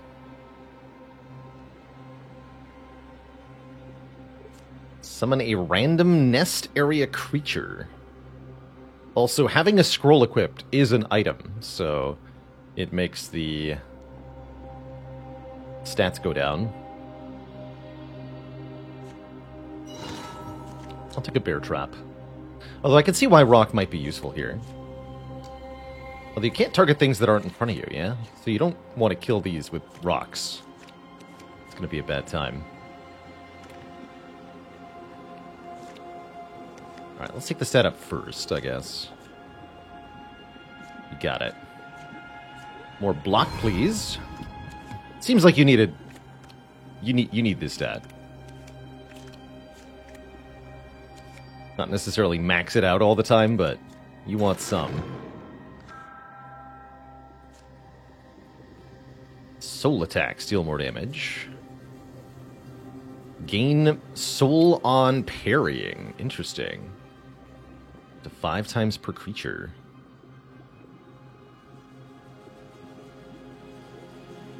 These are both shields. Only one of these gives 5 clarity, though.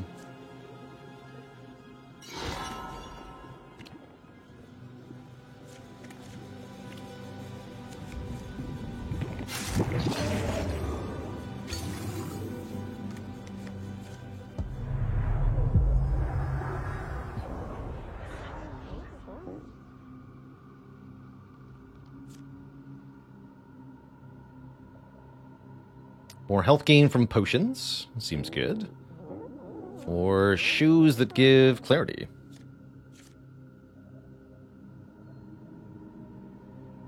More clarity. Oh, I don't have enough... Ah, heck.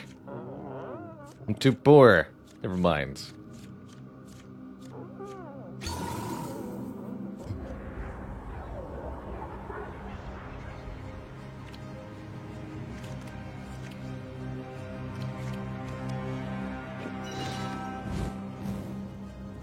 Wait, what? Is that... Oh, I see. That works on scrolls, too, huh? Fair enough.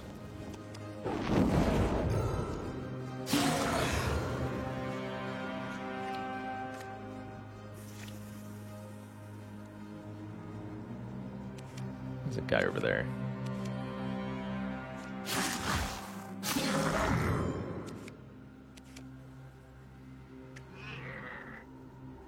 Is he leaving?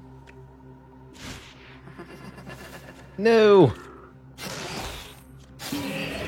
Rude.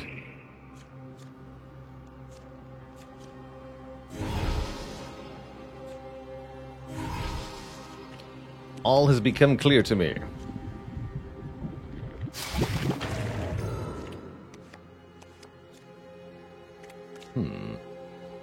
We've established this can't kill us. Good. It didn't kill us. And that means that tombstones here also can't kill me. Although these roaming poison beads might be a problem.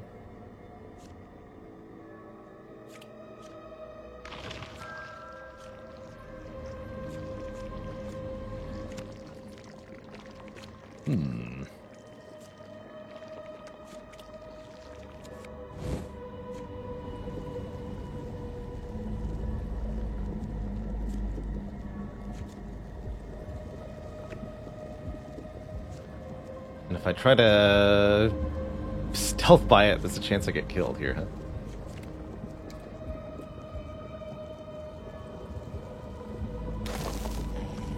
Oh, I see, that's a hostile thing. It's not quite what I wanted to do. Kill it! Right, seems like it's not gonna go well. In fact, it seems like we're guaranteed dead now.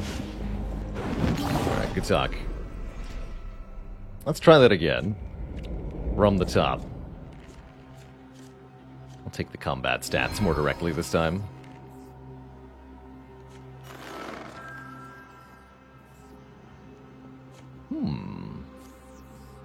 I'll take the early Black Opal.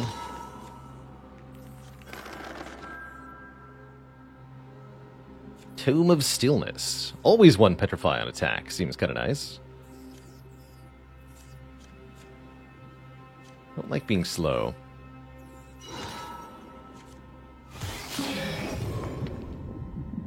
Dying early definitely seems like an easy way to perish in this game.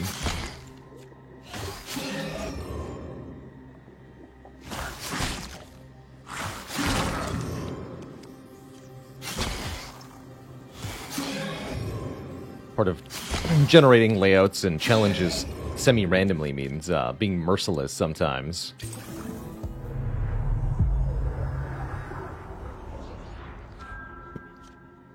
Solidarity, 2 defense, 5 dodge chance. Sounds pretty good.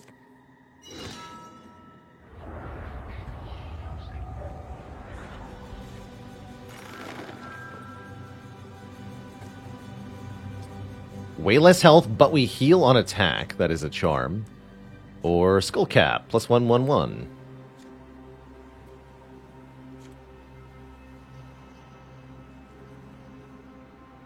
I do like the 1 defense.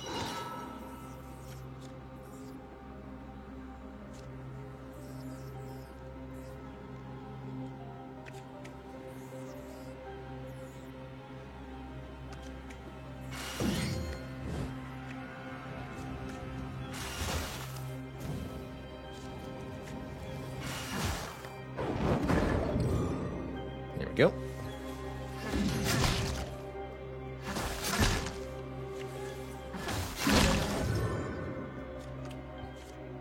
Loot acquired. Have the damage up. Seems like a pretty important stat. With enough speed and damage, anything can be killed.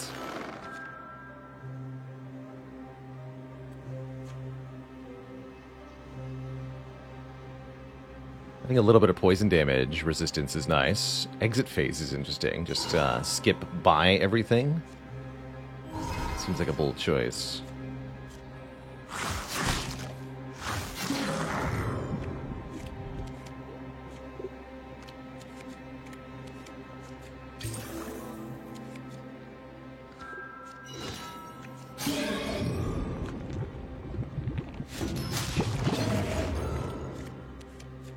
Should pop those pumpkins if you can for a bit more souls.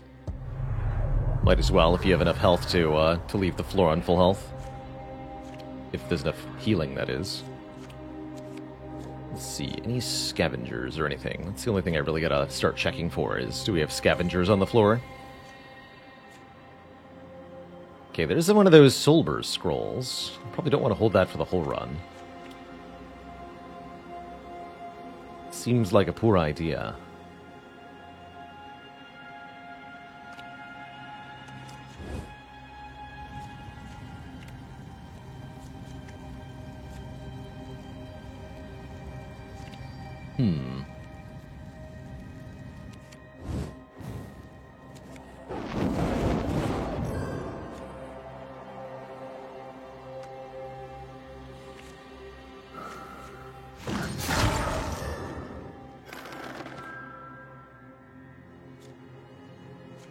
Early Soul Stealer does seem pretty good, although that -2 defense is a bit bad.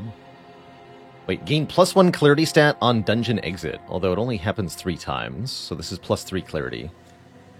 And then frees up the slot again. Early Soul Stealer does seem good. Hey there, Luke B. Sauce. Welcome from the YouTube. Life's good. We're checking out Ring of Pain here. A different style of roguelite in the Halloween spirit.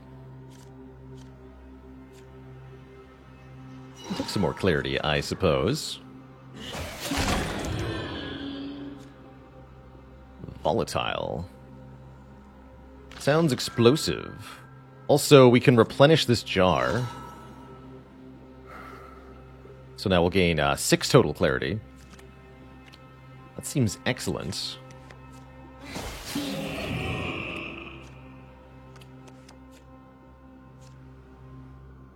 %65 chance to work.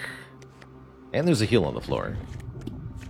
Well, I could also use that to gain 8 souls here. I can do both, maybe. Nope. I can't. So, volatile or question mark? Let's try out the one we haven't been to before. Ambush. There's treasure here, I like it.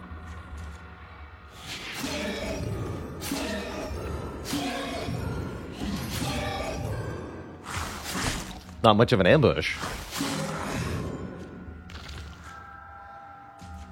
Heavy boots, 4 defense. Although our speed goes way down. Or spiky, reflect 2 damage when you're struck.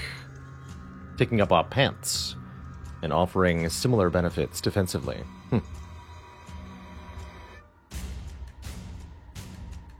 Don't always want to reflect damage. But I can definitely see a good upside to it. I'm gonna grab the boots. I want the overall huge survivability here.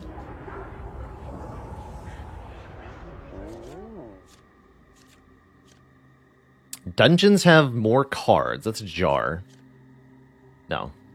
Give me a blockier helmet, please. We'll be up to 14 defense. I like it.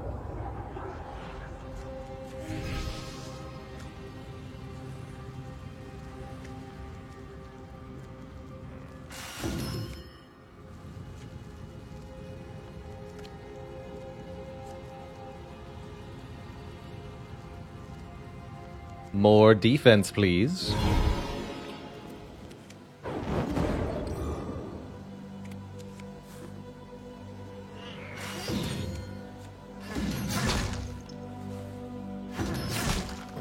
Definitely not doing enough damage, I see.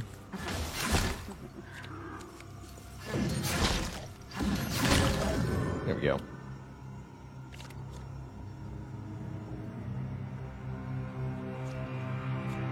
Alright, let's try to get some more damage here. So we can at least harm certain creatures. Having secondary damage effects are nice, because some enemies have like 20 defense. They're near impossible to hurt.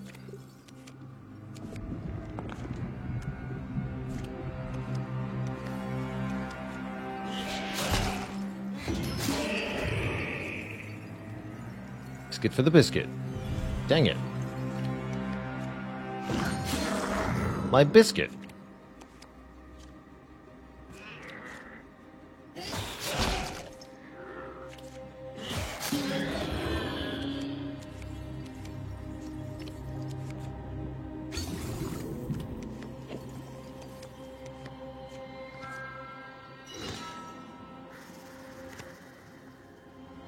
And I do have poison damage resistance, right?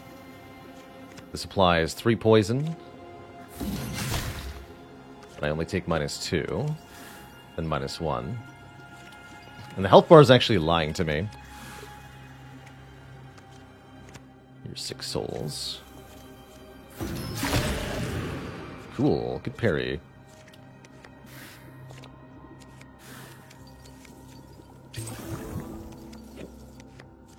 What are you?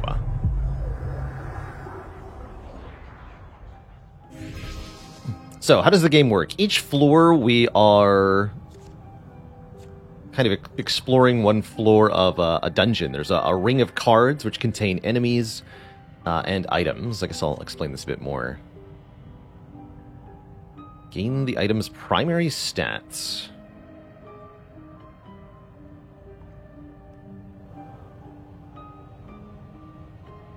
Either helmet or heavy boots. Let's do the heavy boots. So now we always have those boots on forever. Same with the helmet.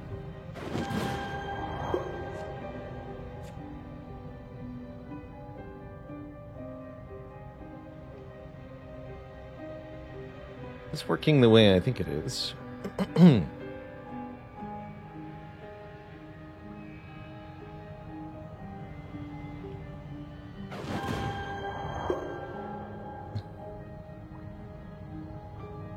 Oh, I can't... Ah, heck. Wasn't sure how many things I could wish. The next one would have been the opal. But I didn't realize I would only be able to wish 3 times. That's a-okay.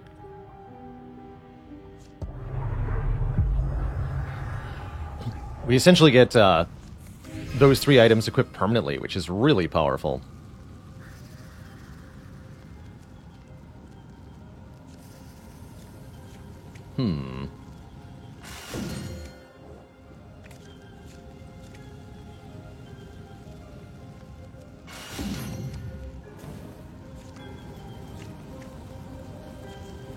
Oh yeah, I'm not supposed to do that. That's fine. Don't get between 2 explodey boys. Or you will get exploded. Just how it works.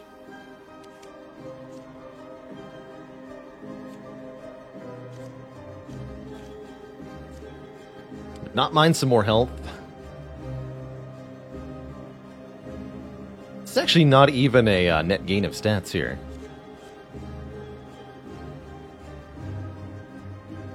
But it seems like decreasing our speed is probably the way to go.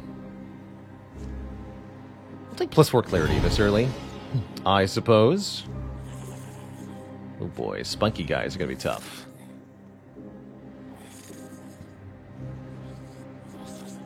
So we're only doing 2 damage per hit currently to anything with a reasonable defense value. Tricky, tricky.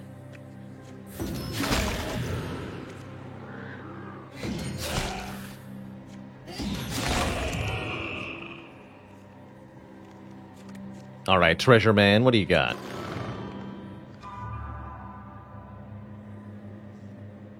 Attacks always crit frozen creatures. There's a mask. Lose some clarity, that's fine. Or tipping point. Creatures that with less than 25% health are frozen when we strike them. Oh my. But then we're definitely only doing 2 damage per attack.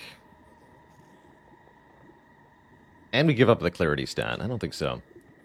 The clarity stat gives us critical hit chance, more souls per kill, a heal bonus, and curse resistance. I really like the heal bonus in particular.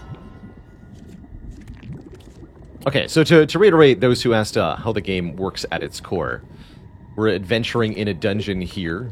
There are items, potions, stat ups, and such on each floor, as well as level exits and enemies.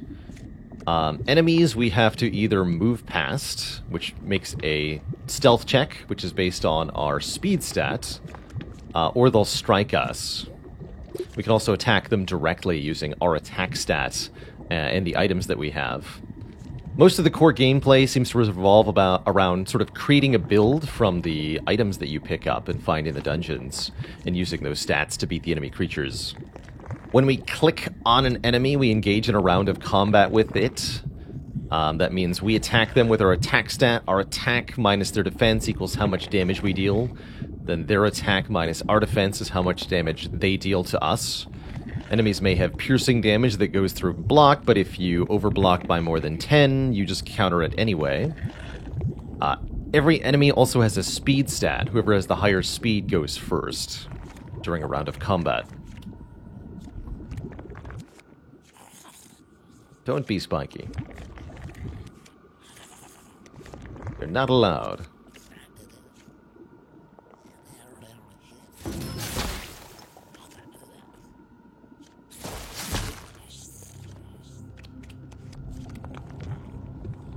See, that heals for quite a bit. So enemies will usually only attack you back when you attack them. Some enemies have a trait that says they'll attack you if they're in front of you at all.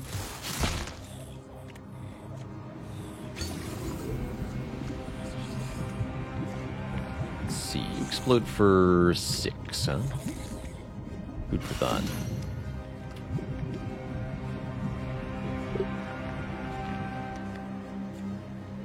Should really consider rerolling more often.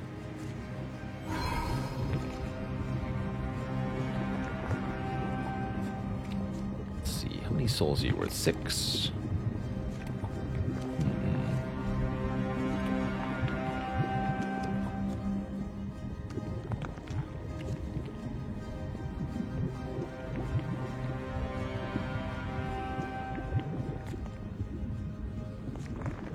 I'm just gonna go. First run went well until a bunch of explodey guys chain reacted and killed you. Yeah, it's definitely a way you can end up going. Speaking of, we got explodey guy coming from one side, explodey guy coming from another side here. I gotta be careful about this.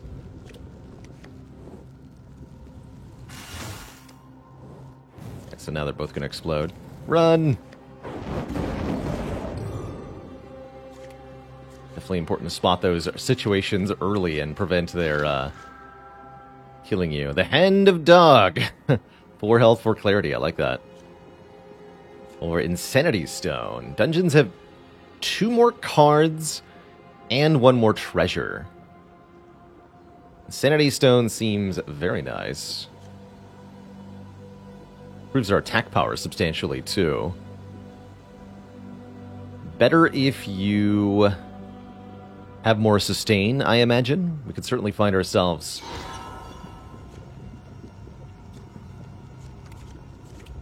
running out of health.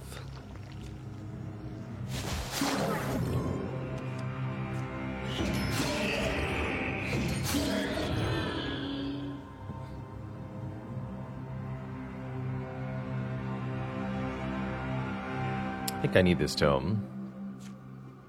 10% stealth for each empty inventory slot. Stealth can reach 100, meaning you can just pass creatures with essentially no threat. Uh-oh. A Skittering Fright. This enemy prevents retaliation if it goes first, so we simply cannot attack it directly. Although parry might prevent that. Not sure. Rather doubt it, quite frankly.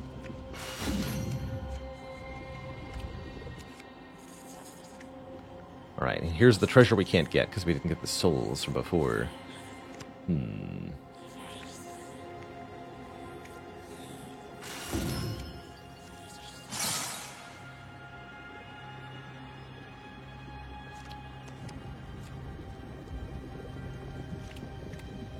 I'm not seeing a heal. Concerning. Alright, I'm going to use this now then.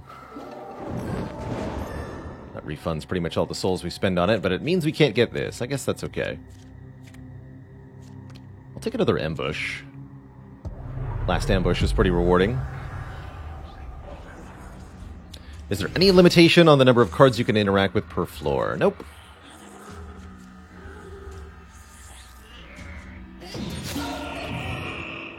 While these things have their spikes out, you don't want to attack them. These guys are tough, too.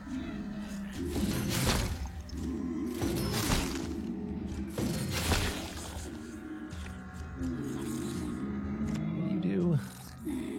14 block, 5 attack, 2 pierce damage. So we do 4 hits, and they have a 40% chance to hit us once per round. Seems like no biggie.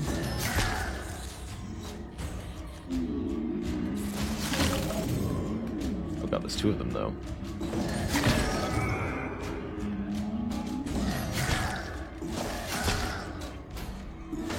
Maybe a closer fight than I realized. Nope, we actually died. GG. GG. Not enough health and healing on that one, unfortunately. It's not fine. So yeah, the game does seem to be hard. Getting off the ground is definitely easier said than done.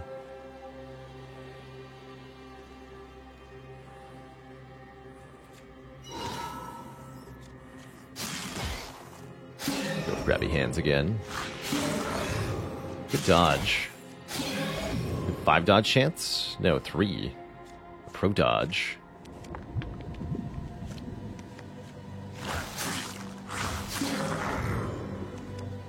I can even reasonably see dying on this first floor. Sometimes.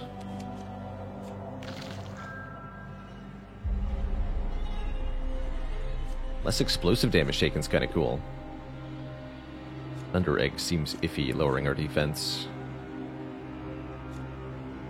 I like the healings, though. I do like the healings.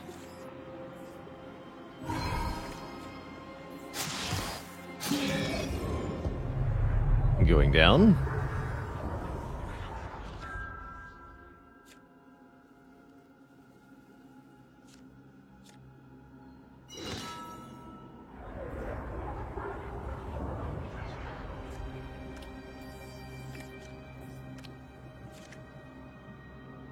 So, potion behind this rat. This rat can't even hurt us. Just mind the pumpkin.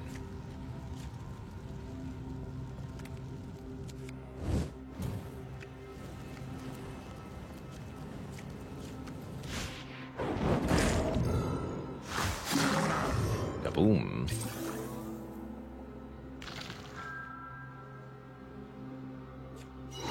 Take the replenish scroll. Maybe I don't want to do that, but I want to believe. Oh dear.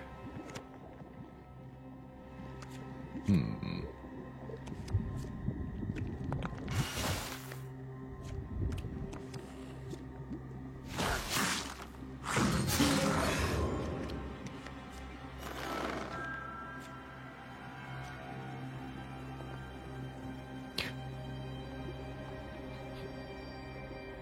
75% chance to heal 4, 25% chance this item explodes for 5 damage.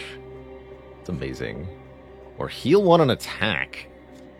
Minus 5 health, 2 more defense as well. Replaces Solidarity though, so let's reroll the set. More parry chance is nice. Next attack has 2 more damage. Really long cooldown here, huh? Give me the pants. I like pants. Lots of pants. Deal 1 damage to random creature when hit. When we're hit?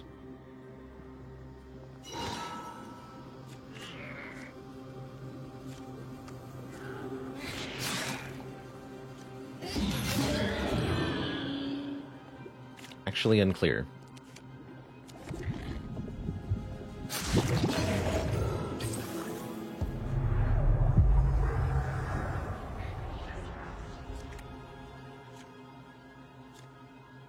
What happened? I found you in the shadow's hold, captive to a dream it sold.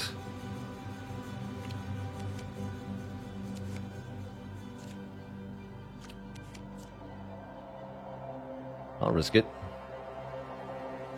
+1 attack power. I'm also feeling like max health is the thing we got to invest in sometimes.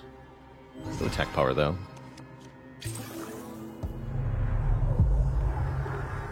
The best item is underwear.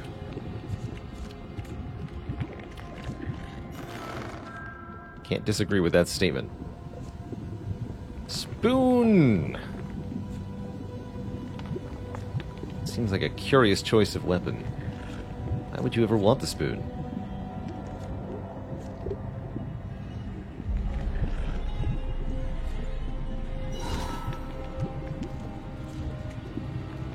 Okay, there are way too many exploding enemies here.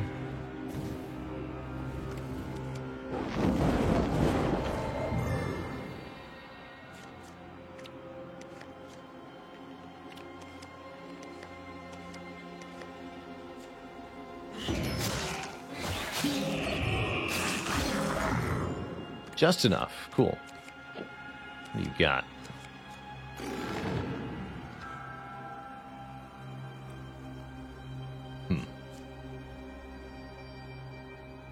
Every 4 attacks freeze a target. Cold Blood seems strong, but lowers our attack power. Shuffle the dungeon when an explosive creature dies? No way. Alright, take Cold Blooded. Get the 15 souls from the grabby hands, and the grabby hands are no more. I'm also completely fine with that. Willing to risk it in an ambush? I don't feel like we're that strong. But yes, I do. Yeah, we are.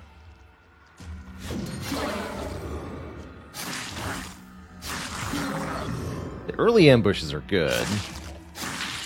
And then they quickly become difficult. Just makes sense, really.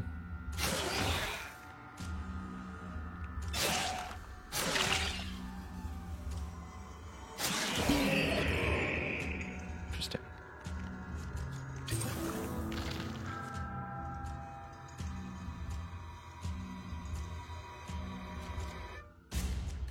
Ensnare the creature where you pass when you stealth successfully.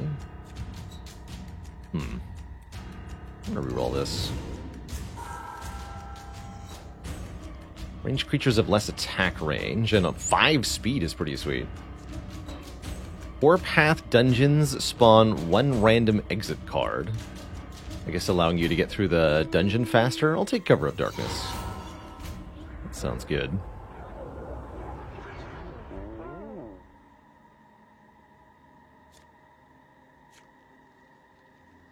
Well, lots of curse resist in exchange for minus some speed.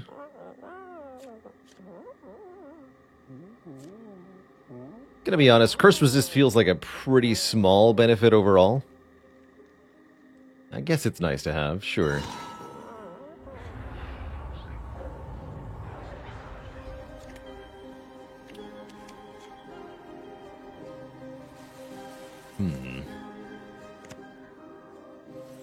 Well, I've only got 4 attack power. Well, this is no good.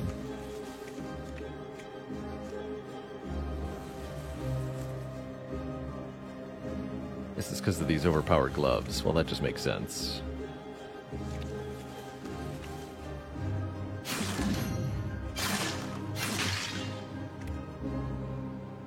Oh, cool. We got eyeballs with the jar scroll again. Cool.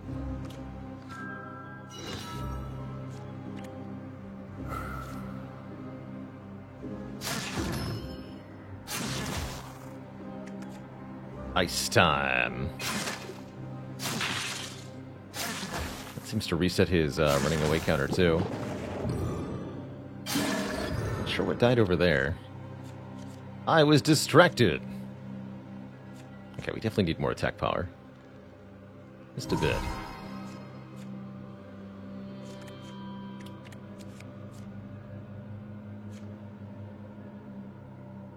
think health might be a good idea. We don't have that much of it.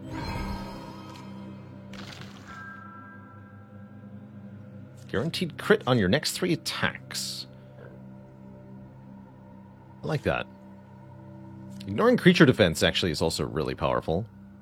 Take Pierce, in case we run into anything that's tough. Patience. Burial Grounds. We got 72 curse resist. I'm going to go there.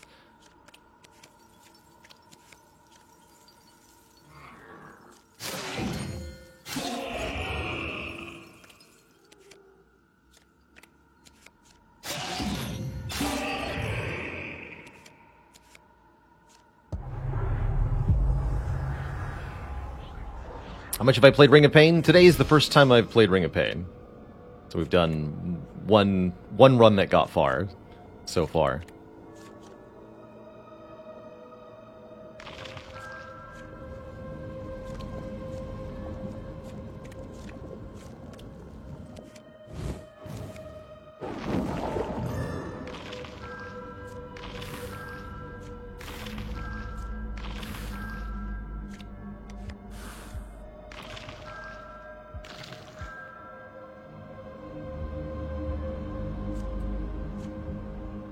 How about neither?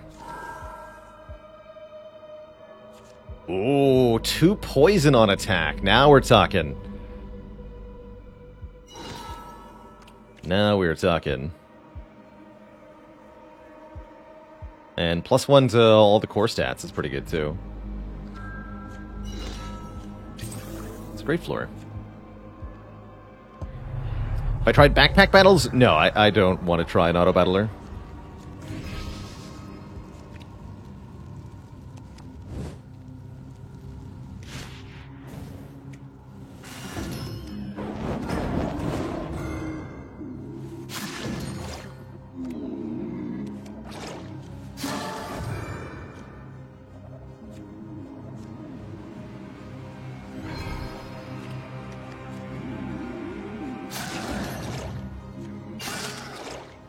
Oh, plus the freeze? Yeah, the gloves and the dagger together is going to be really powerful.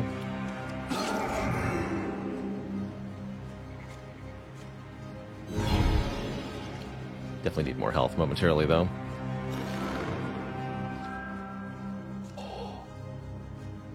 Da-da-da-da! We gotta build.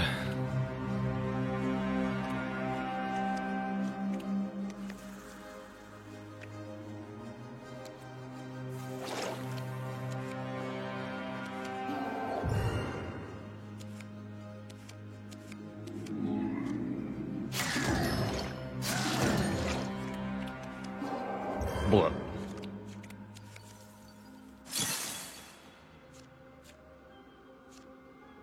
it ever better to go main floor than it is to go, like, to the crossroads? Let's just find out what happens when you do this. It just goes to 6, right? Yeah. I feel like that's a good thing to do.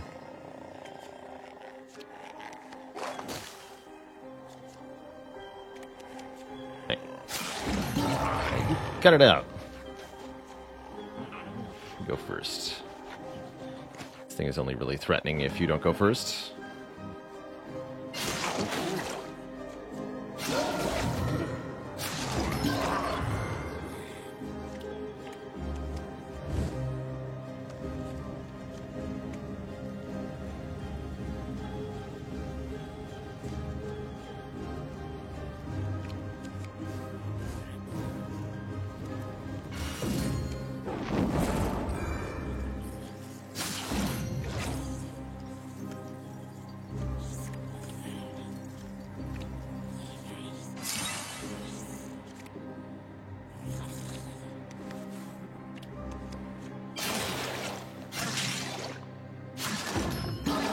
I think I didn't see you, buddy.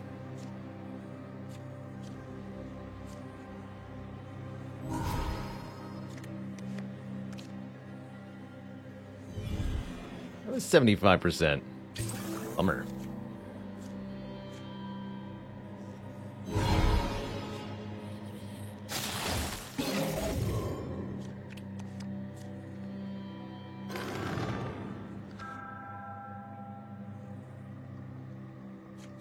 Ooh, and we can... It's only 40%. Okay, interesting. Probably not then.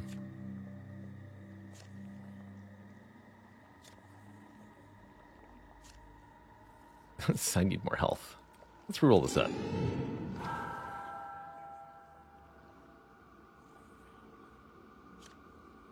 Drain creature's defense -3 each time you hit it. Oh, interesting.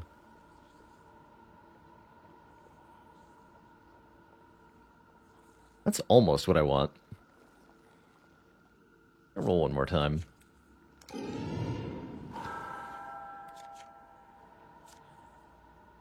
This gives 2 health, I like that. Or there's the Tainted Belt, giving us that curse damage on attack, which we can stack with poison, and we have a lot of soul items, right? 1, 2, 3, yeah. This is the Tainted Belt. Definitely the Tainted Belt. Makes us even faster as well. Yeah, so now we're doing 18 soul damage per hit. Okay, cool. We super have a build here.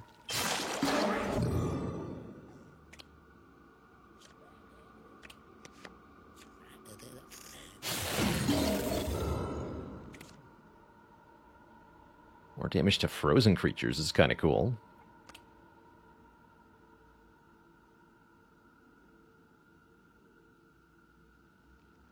I'll take the additional sustain for now. Pierce is no longer useful. Guess I could destroy the chilled crystal here. Sure. Soul damage can't kill, though, right? Yeah, that's right. And so the poison does have to finish them. Soul Claw. No, that replaced the dagger. I don't like the ritual garment that much. Chestplate seems much better, giving us more block and reducing explosive damage.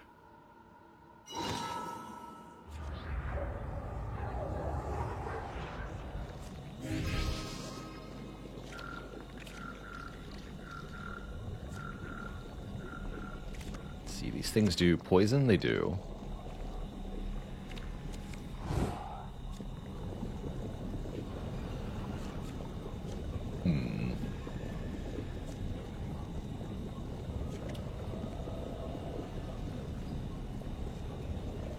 Lots of explodey things here.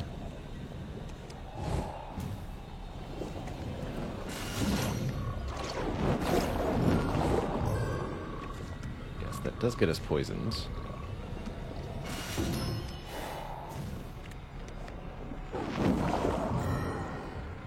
Acceptable.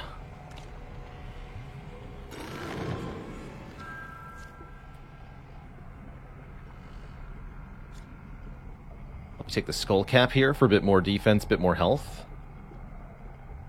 Although, no, this is giving me 5 speed. I want that 5 speed. That's very important.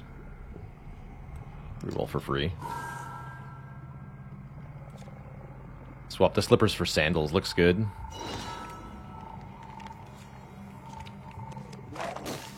Excuse you.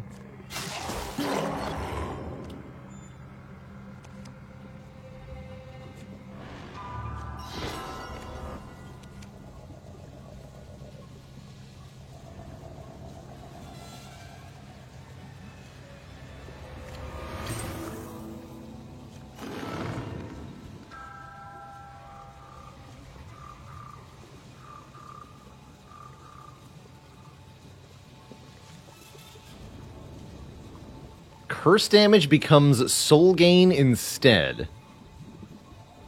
Wait, I think that's curse damage to us. Not curse damage we deal. Although it could be. Yeah, curse damage to us. That's what I thought.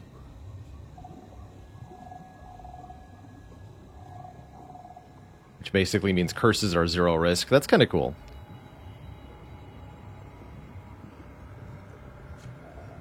I'm still enjoying the Thunder Egg, though. I'm going to reroll both of these. We're only missing a shield, so mostly we're going to be looking to get better items moving forward. Here's a shield. Or it's an offhand. Yeah, this is a shield. 2 defense, 2 clarity. Parrying blocks poison. Oh, I like that. Give me that. That's huge, actually. That helps a lot for this enemy. But only if I actually succeed at parrying. Good.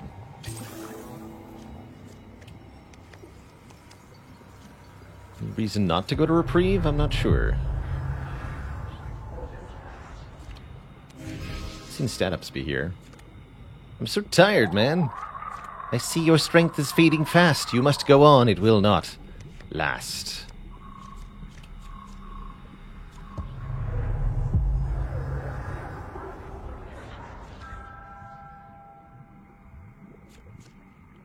Jar nullifies range attacks. Only got 1 clarity we're going to get from this thing. Sure.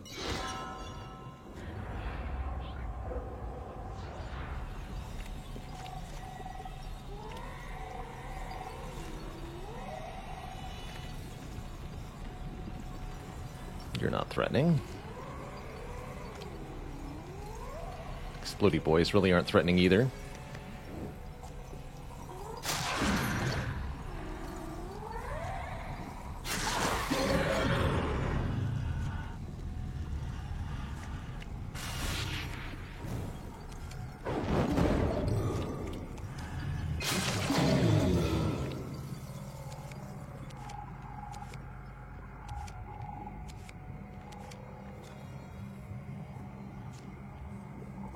Speed, please.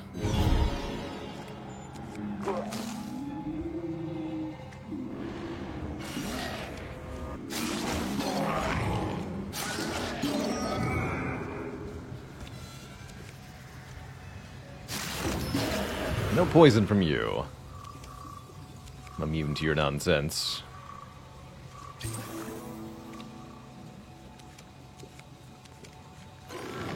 Let's look at this one. Reflect 5 damage on parry instead of negating poison. Oh, man. And we get even more block and health out of it. I really want that health. Give me the spiked shields. Sometimes that reflection will be bad. I can't wait to find out when it is.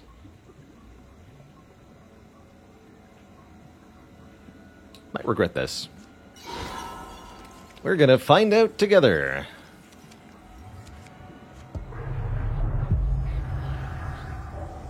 Yeah, when we pass exploding guys, exactly. Exactly. It's a big potential problem. But we do take less damage from explosions, at least.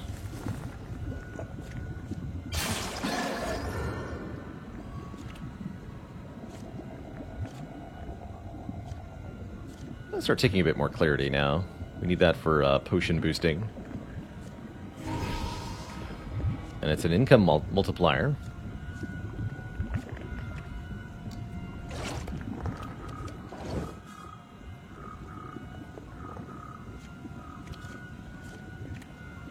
Uh-oh. Mistakes may have been made.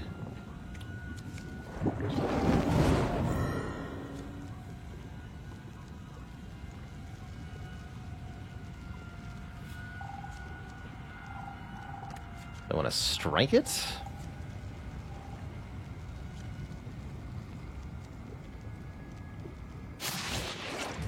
And then leave. Fuki.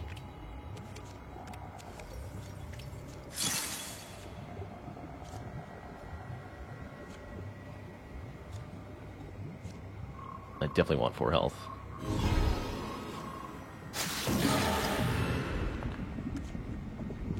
Not the poison. Anything but the poison.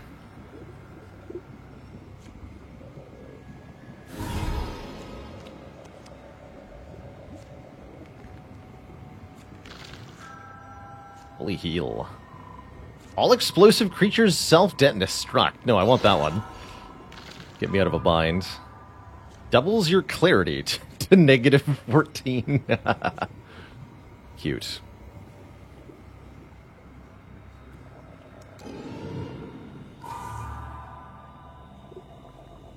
Dungeon items will all spawn at the front of the dungeon. There's also the Heal 2 on Kill Living Helmet.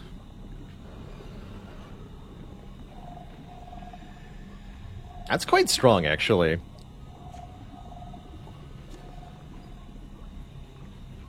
We lose a lot of our speed, but we get more clarity, and this is good sustain. I want those heals. Although I'm curious what on kill entails.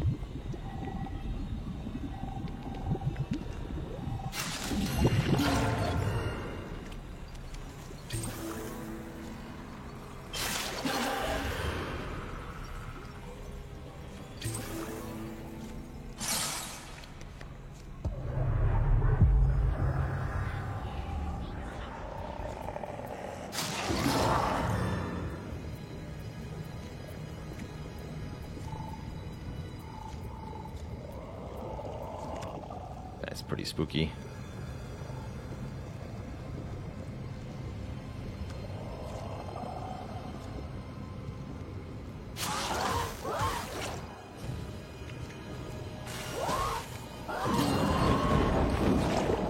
Okay, yeah, none of that counts as on kill. Okay, that's not what I was hoping for.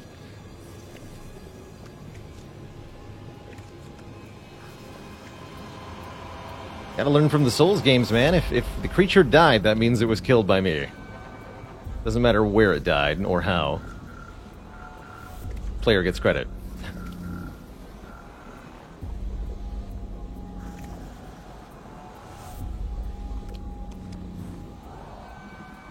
Oh, heck. I still think this is the better way to try to go.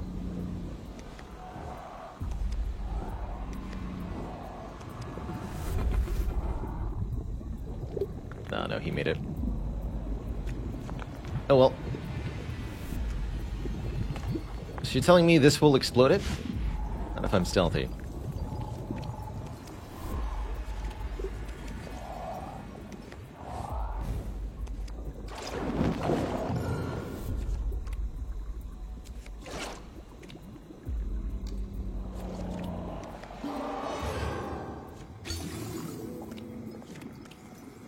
Definitely got scammed, though.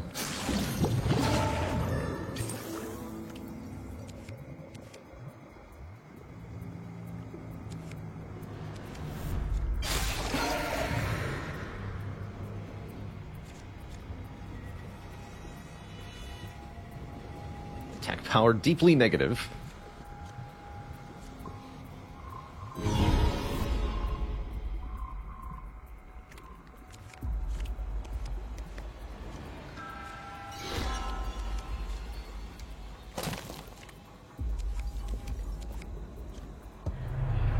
What's this? Nonsense, that's what.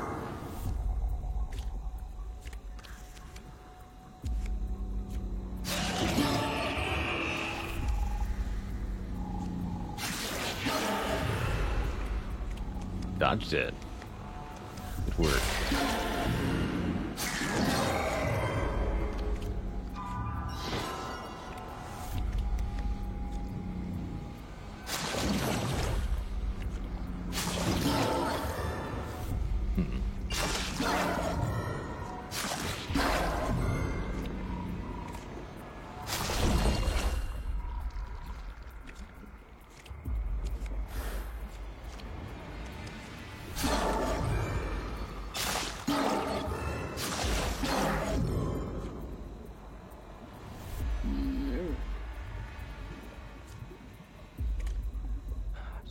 Appreciate your quest complete. Maybe in other worlds we'll meet. Plus 40 or highest stat. That's a weapon. It's got really nice stats on it, but we're kind of relying on the poison dagger at the moment.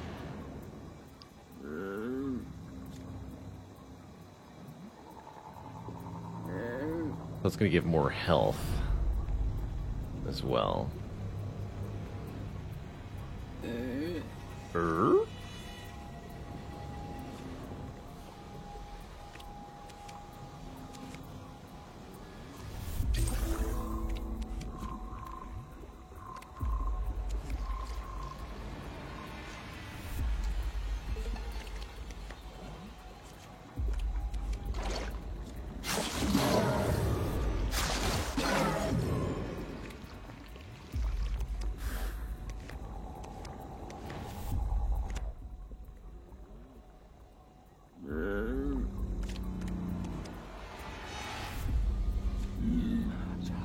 find our way, together strong, reunite, continue on.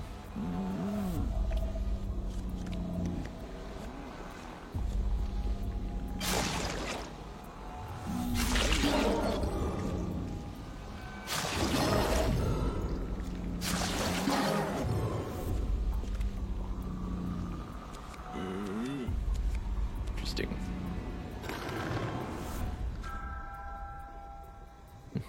I know not to take this. Freaking liar. Don't take the dark pants. Reflect 3 damage when hit. Sure. Take the spike suit. Why not? Look at all the nonsense we do to the enemy when we click on it. Correct, friend. So am I supposed to kill you two or what? I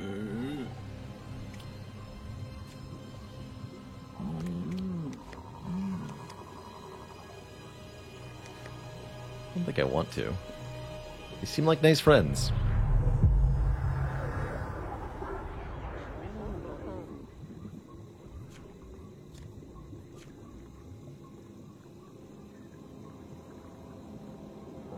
Stalker items aren't counted towards the number of items equipped. Interesting. Yeah, tell me about those rock dudes, Domal. Sure. The curse damage is being caused by our tainted belt. We do 3 curse damage on attack for every soul kin item, which is quite a few currently.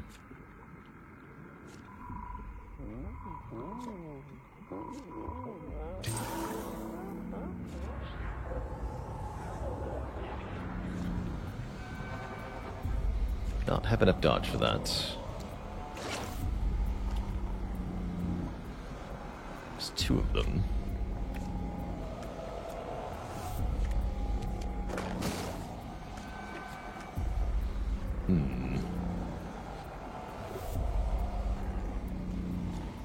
Well, this is quite bad. Go this way anyway. Does give us some poison.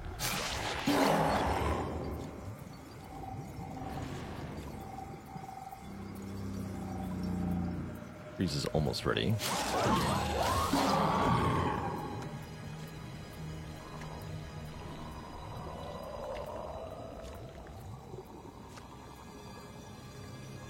The pumpkin coming too.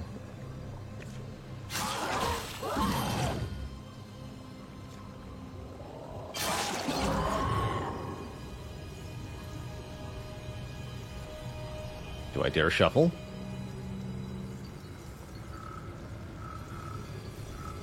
I want the pumpkin to explode the big guy.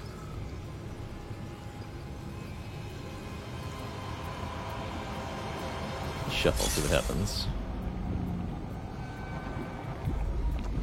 Nothing good. Here's where the parry explode's gonna get us right now. Totally happens. Hey, check this out. There's no risk here of the cursed potion. Can't kill us. 54% chance to heal us a ton. Well, let's see what the other options are real quick. Destroy an equipped item. Gain its primary stats.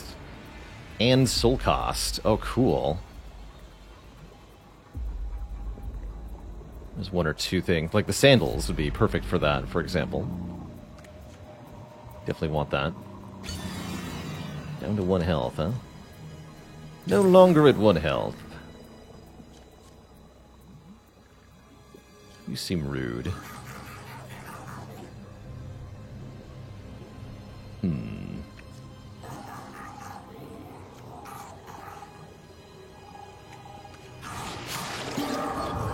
Good.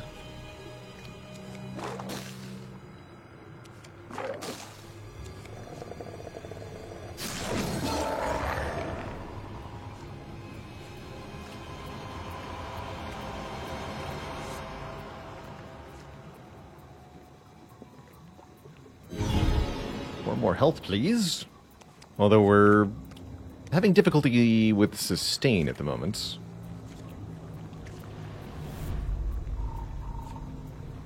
Never bothered messing with these. Seems like they're more trouble than they're worth for the most part.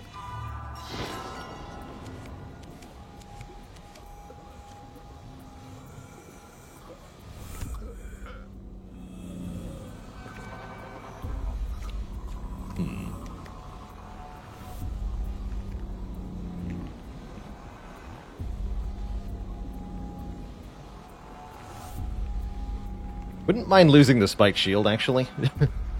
Just lock in the 3 health, 3 block, and then we can pick up another offhand item.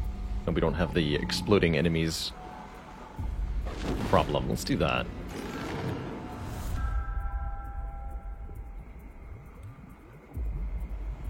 Destroy your equipped gem. That can gain its primary stats. That's cool that you can do that over and over again.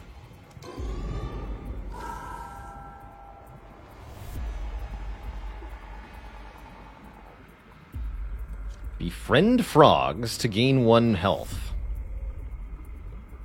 I'm sorry, what?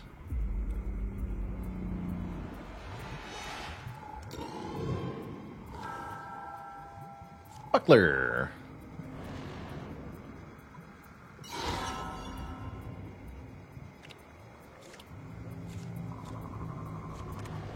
I remember what's in the purple stuff.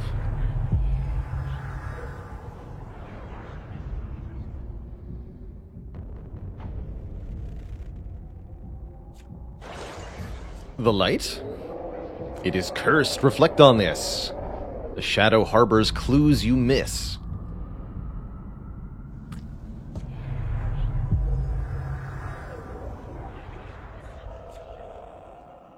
But they Engi, though.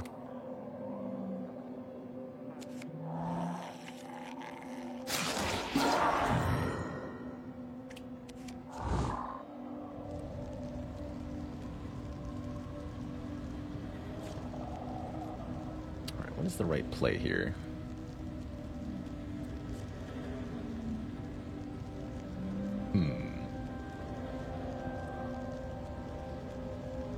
I can freeze this pumpkin that's in front of me here.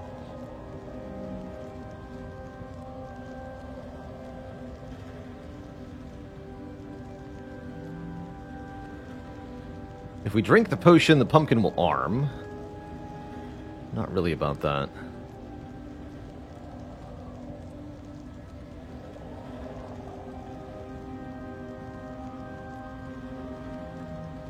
We stab the pumpkin, this pumpkin goes here. We stab the pumpkin again, this pumpkin goes here. And prepares to arm. We move past the pumpkin. Don't think it arms from here. No, it won't. We're going to attack once by this guy. This should be fine. Assuming I math this correctly. I don't know if this pumpkin's going to die, though. Doesn't look like it is, so we need to also poison it.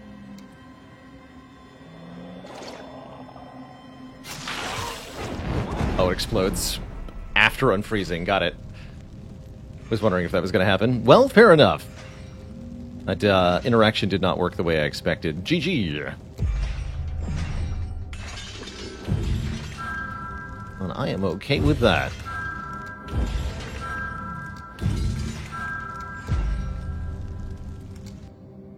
GG.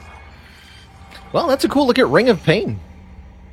It's a very neat little take on the roguelite formula. I like the sort of builds you can find from the items that are to pick up in the dungeon, and there's an interesting amount of strategy with the decision whether to avoid or engage enemies. Pretty cool little game. If you're interested in Ring of Pain, it is on sale as part of Steam's Halloween-y kind of sale that's going on right now, so it's only $8 if you would like to try out Ring of Pain for yourself. Do I think I'll come back to this game? I don't think so. I don't find the core gameplay loop very interesting, personally, but it's got some pretty cool aspects to it. Yeah, gameplay loop. Get it?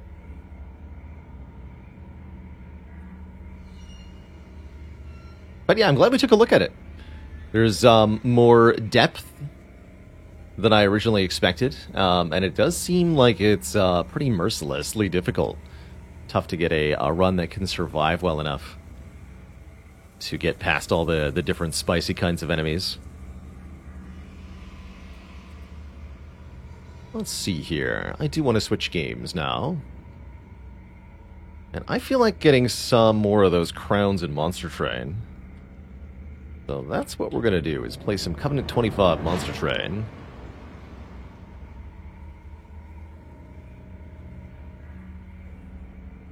Now, you want to try some Ring of Pain? Good luck if you do, Badoses. How am I going to deal with this enemy going on? Yeah, definitely. I like the ways to do damage without getting the attack stat that you can find.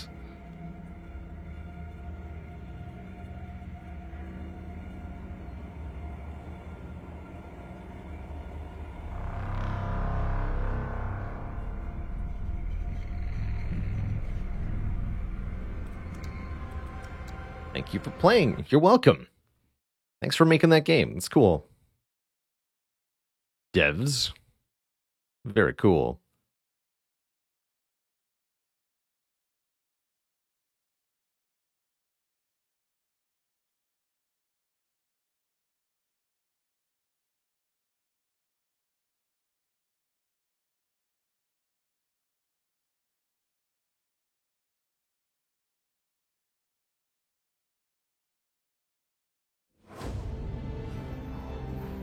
Earl. Our home.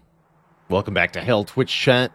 Hasn't been long since we've ridden the Monster Train, although our previous attempts at collecting the missing crowns have been going deeply, deeply awry, as we've been bashing our head against the clan combination that is Umbra/Awoken, and really not having a whole lot of success. Let's start upon a new adventure, though. There's always a way to get a strong start in Monster Train that can turn things around. Your random starting cards in the first artifact, for example, can have a huge impact on how well things go. And given that we're playing with Primordium, I think we got some really good starting cards. 2 Prismal Dust, 2 Steel Enhancer. Seems pretty neat, actually. And we can get triple upgrade slots for units. Now we're talking. Now we're talking. Okay. This could be the start of something. This could absolutely be the start of something. Superfood versus Aggressive Edible with 2 Prismal Dust. Superfood seems very strong. I choose Superfood. And I choose Money also. Okay. First fight can definitely be a little difficult here. I'd love a unit draft. Perfect. But even if we have to lose some Pyre health to win this, it's no biggie.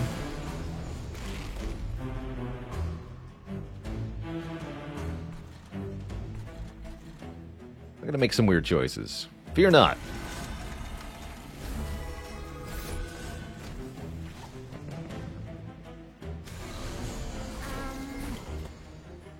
Get him.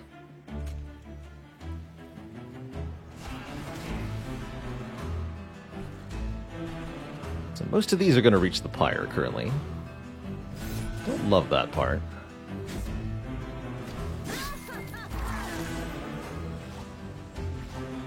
Well, the Primordium themselves can kill one of them, right? Truth. So we can kill this one. We'll only take 2. Seems pretty fine. Passing lots of damage shield.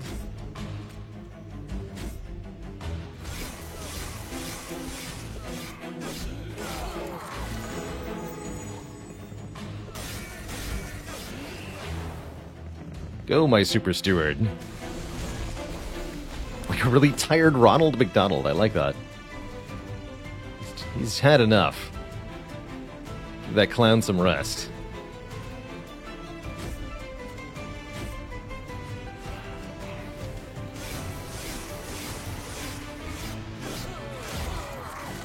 So much for all that damage shield, huh?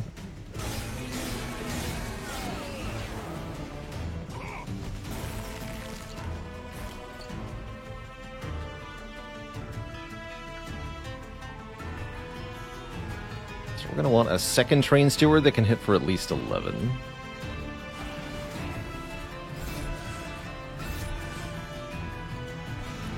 Good.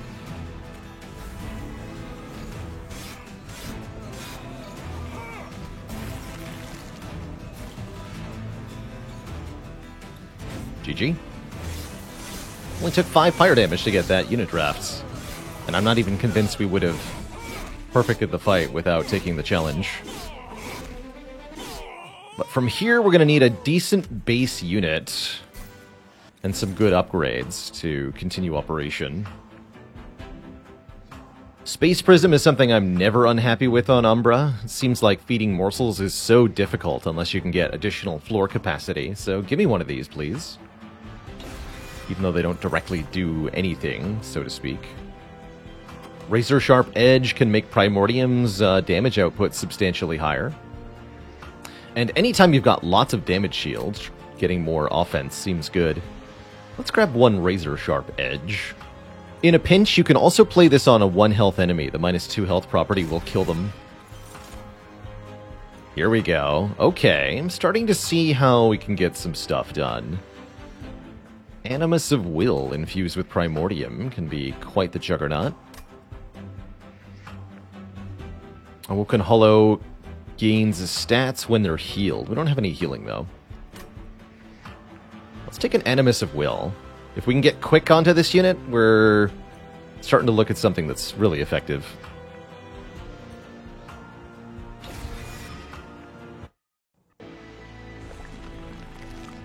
And we're definitely going to the Merchant of Steel. We want to get those upgrades filled out. Probably going to go to this later one also. I'd expect to use maybe 2 out of 3 upgrade slots here. Large Stone is not a bad idea. Large Stone will make the Animus of Will very powerful and very big. And we can give them more starting damage shield. Large Stone damage shield and then give them quick or more multi-strike later. Seems not bad. Expected endless in this merchant? Yeah. Based on how our previous attempts on this clan combo have gone, you wouldn't be wrong to expect that. We can give more multi-strike if we're willing to accept the requirement of fuel. I don't think I am willing to accept that requirement.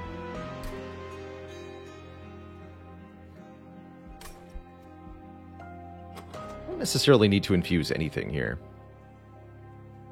Less shards might be a better way to get a run like this started.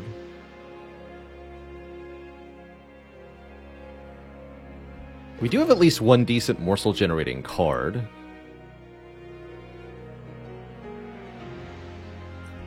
I'm going to skip. I will also take this artifact. Guild markers are really good. Thorn Fruit's interesting. 1 sting per turn. Conscription Notice is a bit weird. No, we don't need that. Give me a discount, please. Glad we checked before we bought stuff.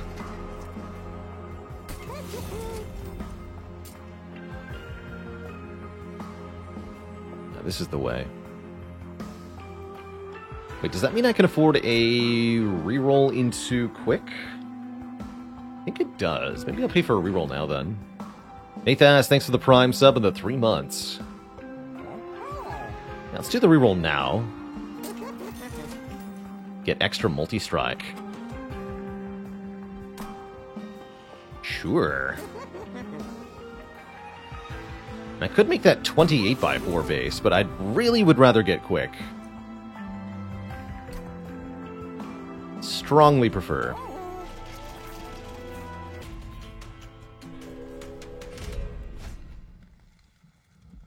We didn't take a unit to infuse, so let's look at some more.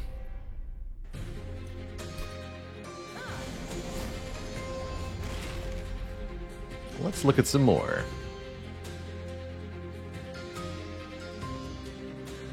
Looks like we probably want to set up on the bottom here. These enemies are going to add stinky curses to our draw pile.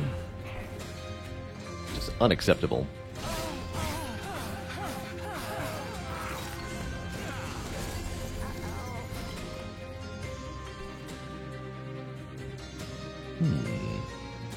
So here, for example, Razor Sharp Edge can kill the guy in the back.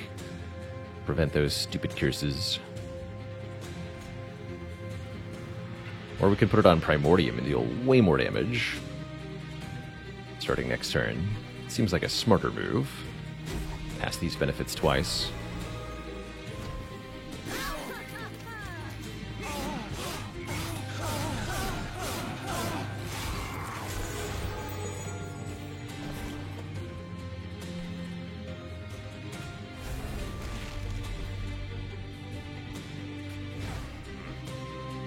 Hit him one more time. This could do quite a bit of damage to our pyre.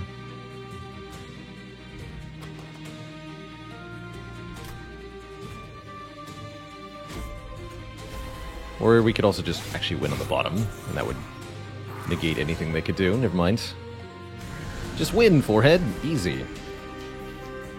It's easy.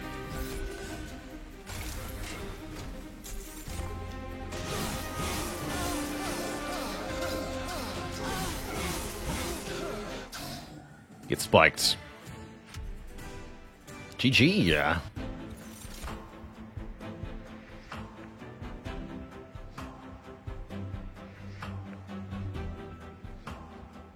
I guess Morsel Miner's not bad. That's +6/+6.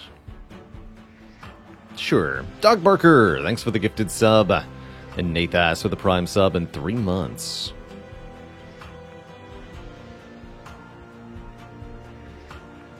Yeah, if we can find an Animus of Speed to infuse, that'd be great. You're the best, Dog Barker.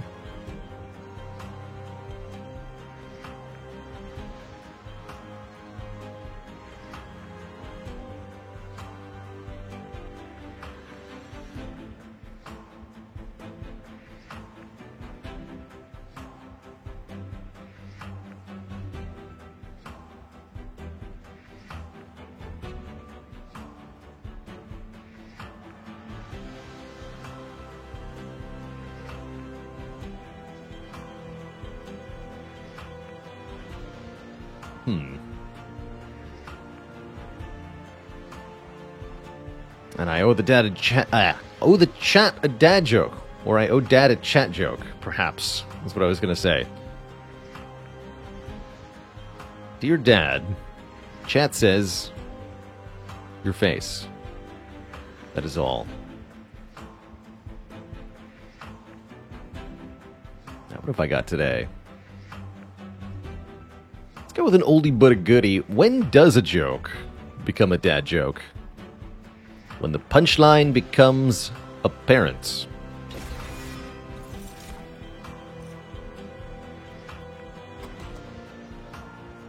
To your face.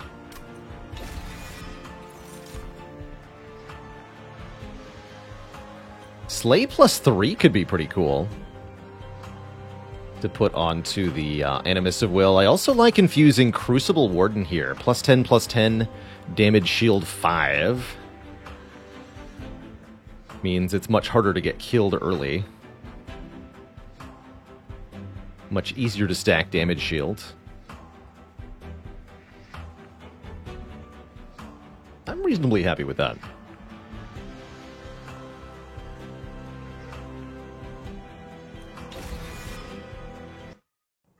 And we could even go for 2 of these, right? Although they're 3 capacities, so duping them is a bit questionable. Let's go Merchant of Magic Awoken Banner. Maybe we'll find the Animus of Speed that we actually did want. Double stack. 5 cost card, anyone? Oh no, we can double stack a Prismal Dust. That's super powerful. What are you? Steel Singer is here. +20, +40, and +1 attack power on Rejuvenate. I'm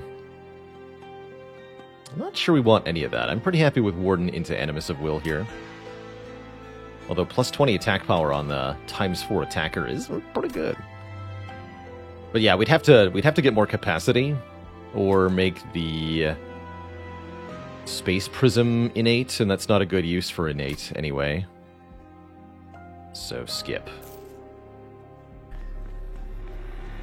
Yeah, there's an 8. Okay, good.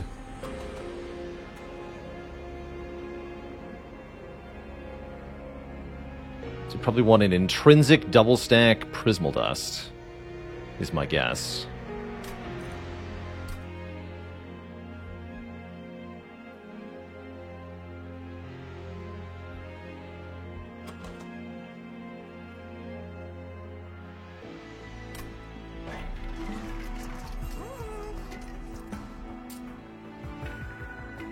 Well, there'll be 2x minus 1.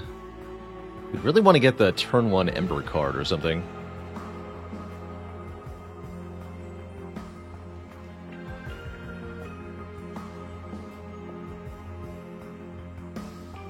Yeah, if we find the firebox, exactly. It's going to be really busted.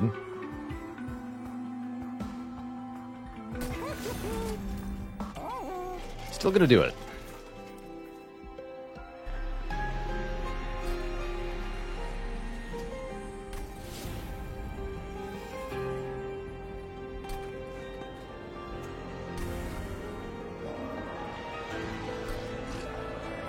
Blah. And then I guess I'll take the other upgrades too.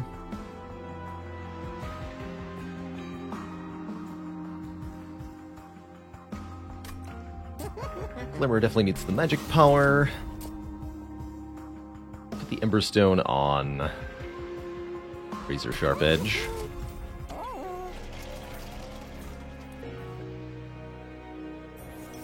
And then we get one event. Blue? Purge a card, gain a card. Goodbye, Train Steward. Get a random new card, which we can refuse. A rare Awoken card or a rare Umbra card? Some of the rare Umbra cards are really strong with Superfood Primordium, but there's Awoken Rail Spike as well. Let's look at Umbra. No, not that one. That's not what I wanted. I wanted Furnace Tap. Or Trample. Yeah, Trample would have been okay. Oh well, $10 and a Purge ain't too bad. Let's fight Talos with 60 shards. Shouldn't be that hard, actually.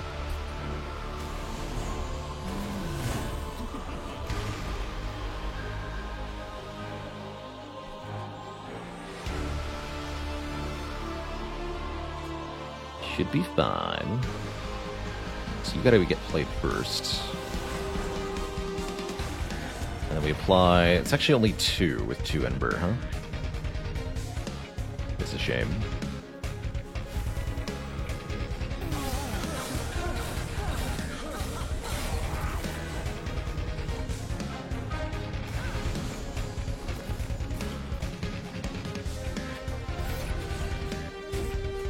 Hoping we get the longer-lasting version of Primordium. Stalwart Snack is my hope.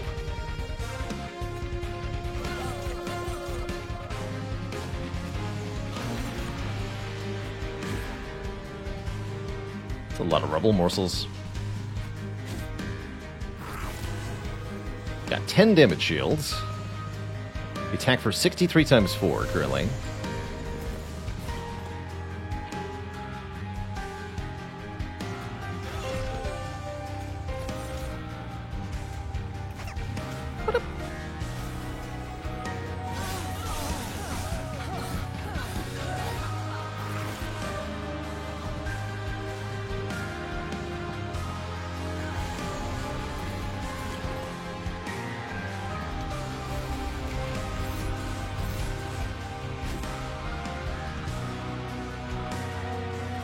Block those damage shield bosses.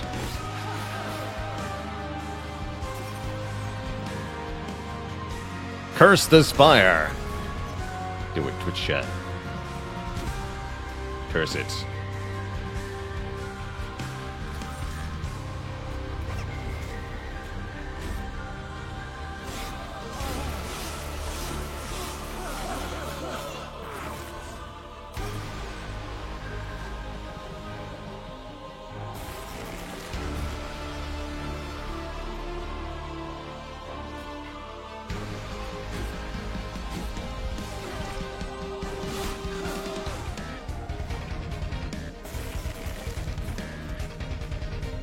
Get plunked. That's right.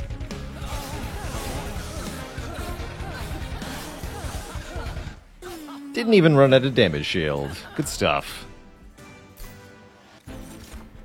There's Furnace Tap. Apply Multi-Strike and Ember Drain. Superfood Primordium passes the Multi-Strike, but also passes the Ember Drain. Would also pass both Regen and Spikes, which means Spreading Spores could be kind of hilarious with Primordium, but pretty tricky to make work in practice, I think. Maybe the simplest and most effective is just the Blazing Bolts here, a way to do more damage. Let's take this.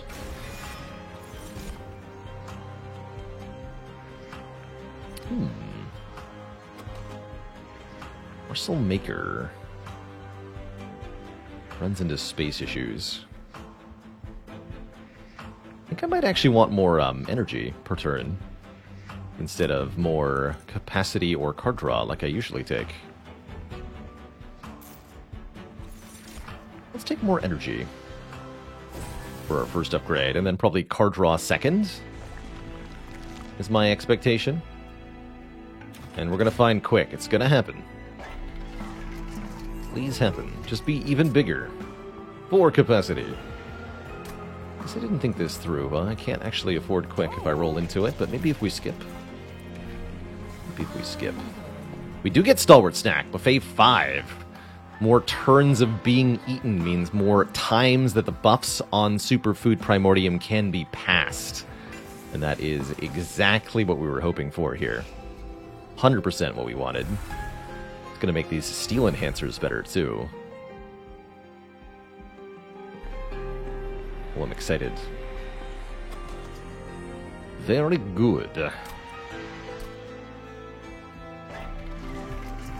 That means way more damage shield, for example. Endless, okay. So add 3 damage shield, or do we keep going Merchant of Steel here? I'm definitely going to go Magic Vortex Horde. We can go Horde Concealed Caverns Merchant of Steel after that. That looks good. Okay, that's fine. Although Unstable Vortex Merchant of Magic is pretty powerful overall. I do like the artifact and event. So let's leave this upgrade unchosen for now. We're doing just fine. What are you? Nothing I want. Talk. Alrighty then. Onwards, I guess.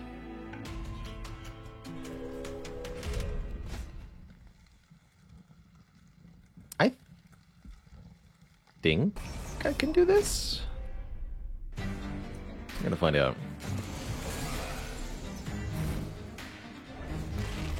Pretty sure.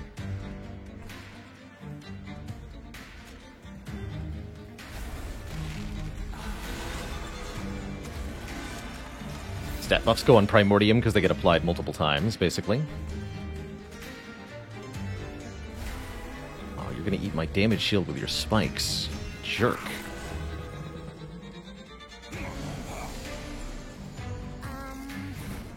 Oh dear. Oh good. Alright, problem eliminated.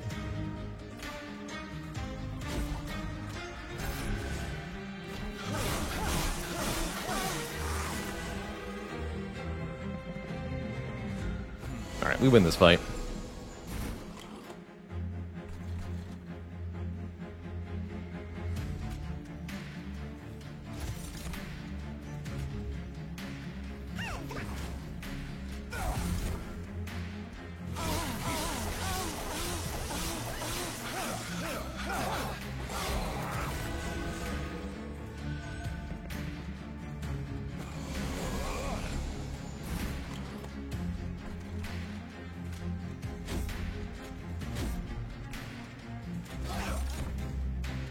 Not sure that was actually good.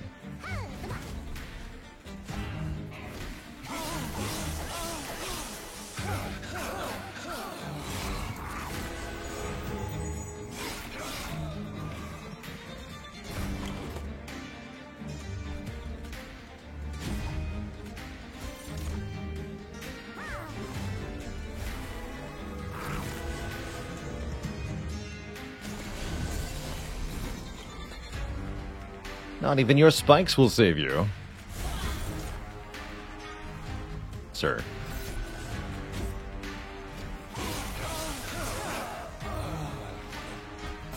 Got a one attack cycle.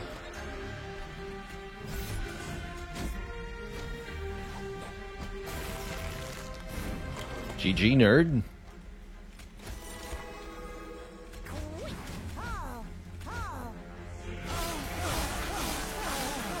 Pow. Thorn casing. Sting spells are better. Meh. There's the trample stone. That would let us apply our damage even more efficiently on the champion here. Or not on the champion, on our Animus of Will super unit. So let's take the Umbra Stone.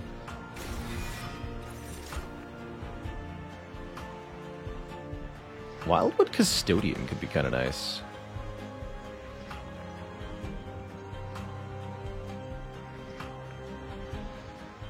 Capacity problems, though. I don't think so. Here to give me a divine artifact, are ya? What do you got? Friendly unit gets 10 health each floor, each turn. Or I can say I don't need this nonsense. Give me 25 bucks. I'll take the money. Feel like we're doing quite well at the moment. I said I'm going to this Merchant of Steel, this Merchant of Magic. Got it.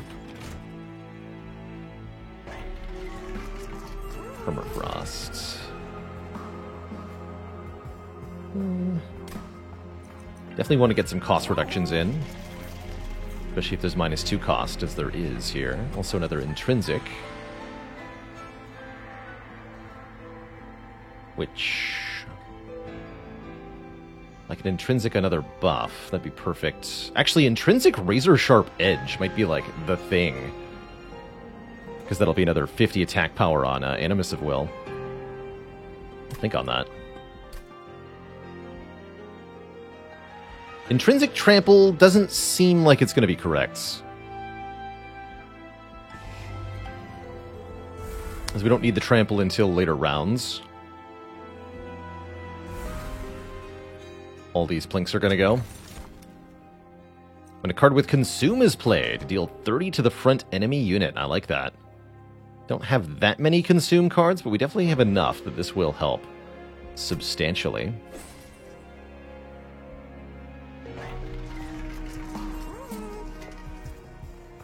I want this to be piercing. You can get a bonus, though.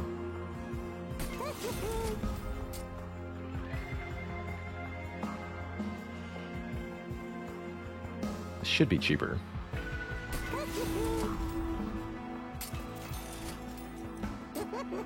Reusable Umbra Stone. No, reusable Prismal Dust with +1 is what I want, I think. Let's do that.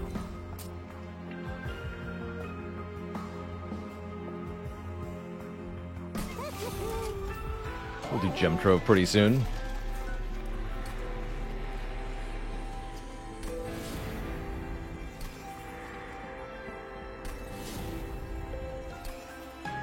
Okay, this ought to work reasonably well.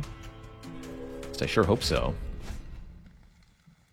Heaven's Seal is no problem. I'm going to tackle the enemies all at once here. Stealth Boss is spooky, but that's what Damage Shield is for. As long as we have enough Damage Shield, the stealth won't be an issue.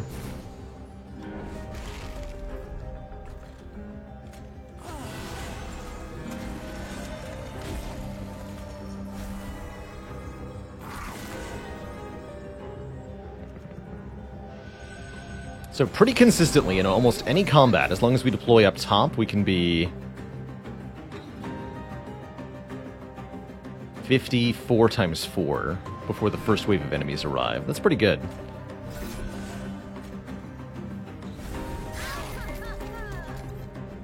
Have even more damage shield. Why don't you?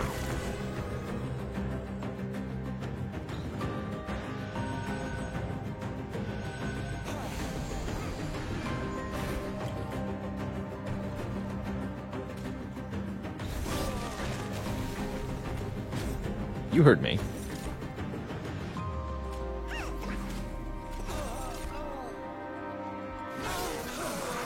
And now she has trample too. They both have trample. Superfood.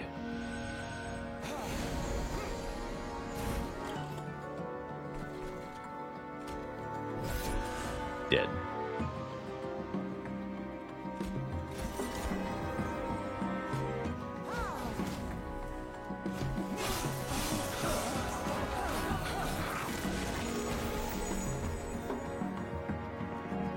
This is definitely our best attempt so far on this clan combo.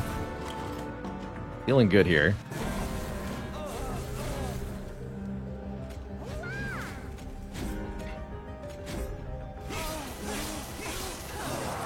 Wow. Just instantly die.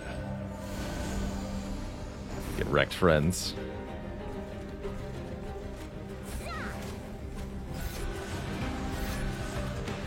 $44 damage shield? Thank goodness I have lifesteal.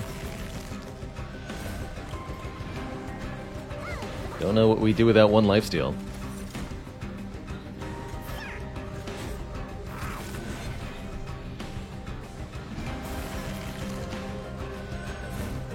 Alright, begin the staring competition.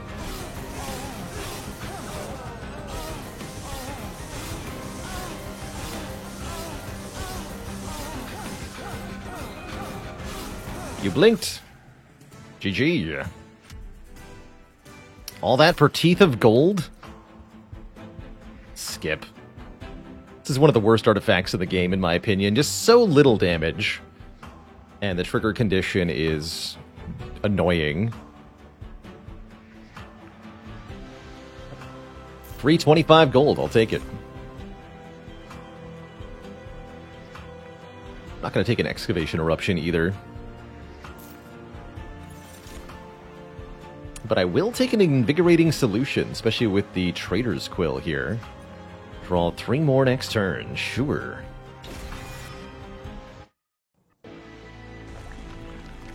Alright, here's where we get quick, I'm sure of it. It has to be.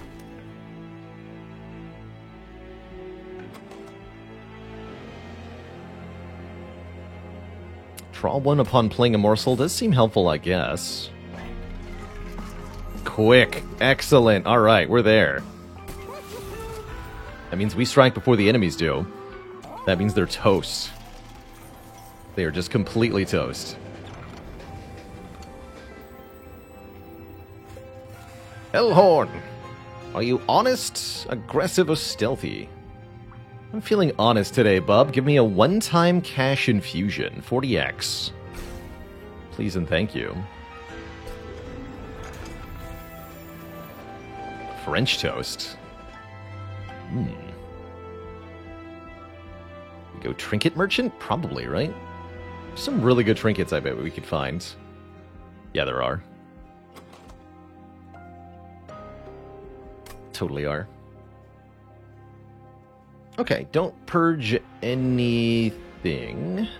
And we'll get 15 artifact shards here to get to 100. Perfect. I think we're in great shape.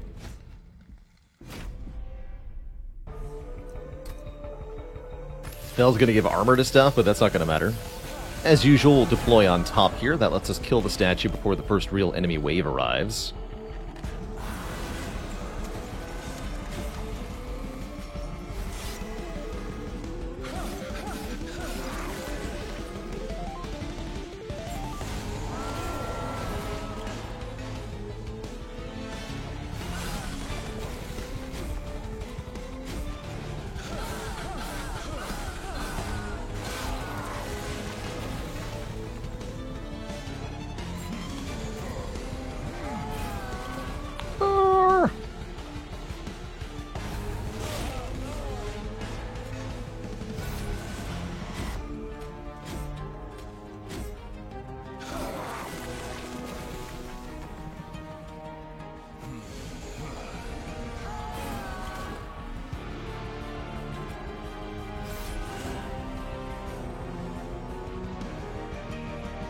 This is our 160 gold turn? I think so.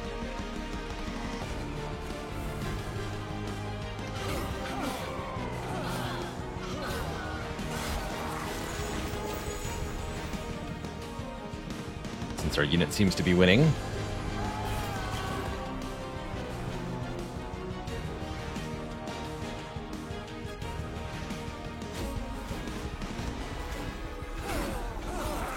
Brutal.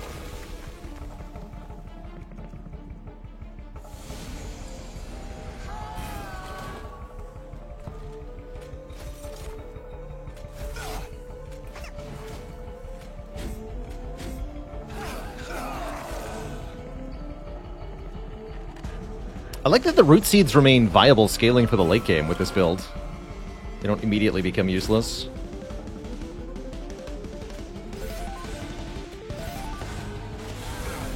What does the guy in the back do on the top row? He is like a super morsel, so he feeds huge amounts of stats to our multi-attacker here. Our champ.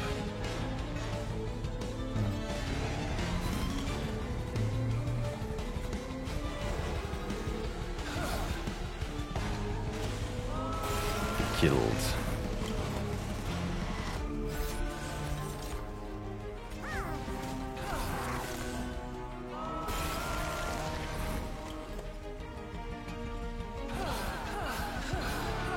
GG fell.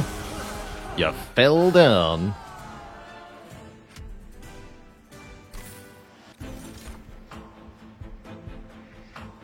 Primordium is not a morsel unit, so you can't use Shroud Spike to do broken things, unfortunately. These are all pretty skippable.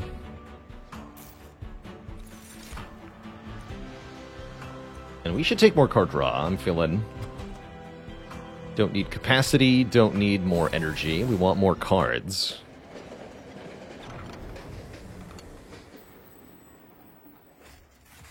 And another Divine Artifact.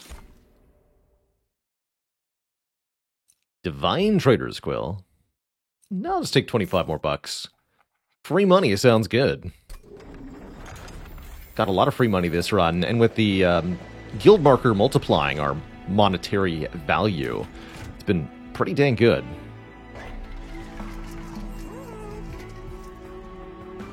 Okay, Hell's Banners is awesome, because this is 3 Ember on turn 1. Which is... doesn't sound like that big a deal, but if I phrase it as 6 damage shield per turn for 8 turns, it might sound a little better. See, I'm glowing like the sun. One sec.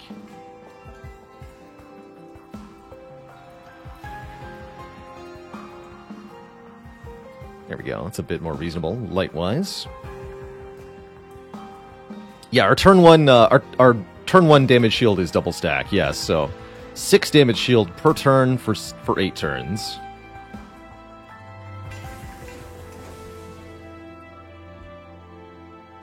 Seems very good. And I can afford a reroll and another artifact, too. I don't think so. Mask of Antumbra plus Abandoned Antumbra is kind of cool. Do I want any of my consumed cards to stick around? Not really. I'm okay without these. Delete every plink.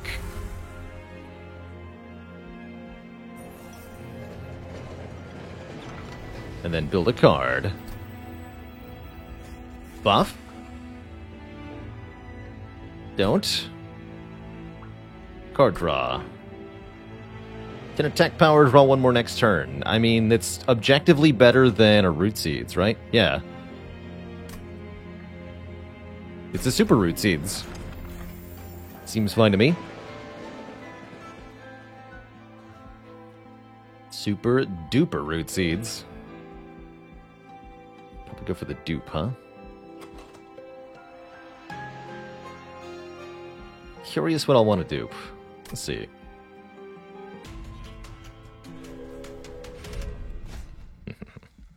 No problem. Try me. Prepare the damage shield.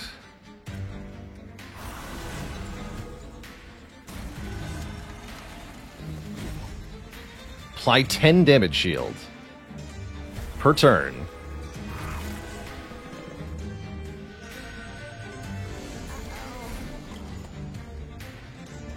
die. Nick Bullets, thanks for the Prime sub of the 4 months.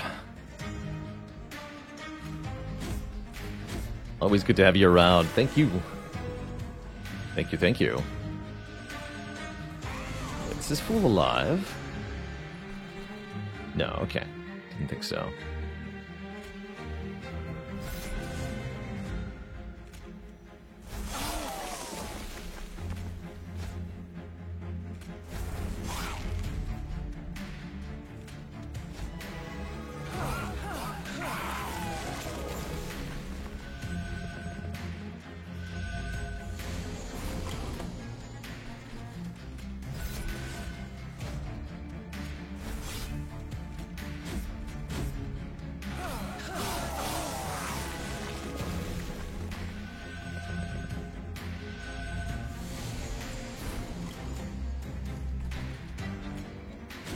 It's nice to have things finally going our way.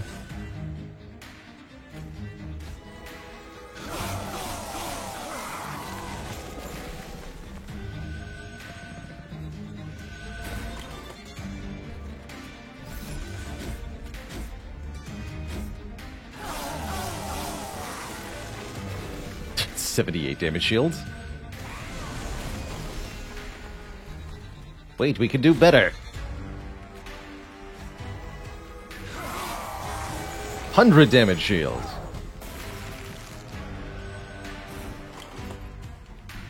$101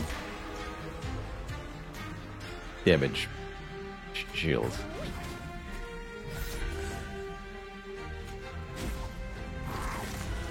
$441 attack power with trample times 4 equals instantly killed the boss. Alright, I think we've scaled enough. This deck is going to win, probably. And I love it. Less cards is better at this point, not more.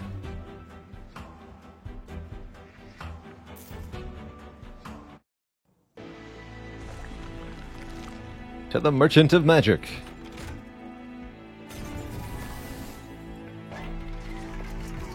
There it is, the improved Firebox. Let's go. And for extra insult, we'll take Chain of Gems, even more damage shields. Don't actually have any real Gorge.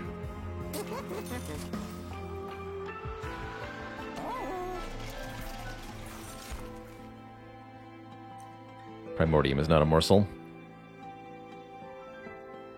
Skip. Actually. Actually skip. Are there any unmastered cards that remain? Yeah, there's a few, actually. There's a few we haven't gotten mastery of. Such as... Glug Cider.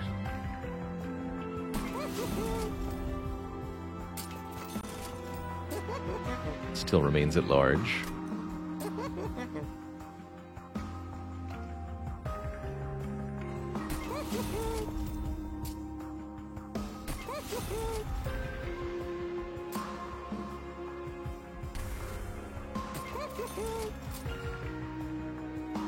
Be gone, Plink.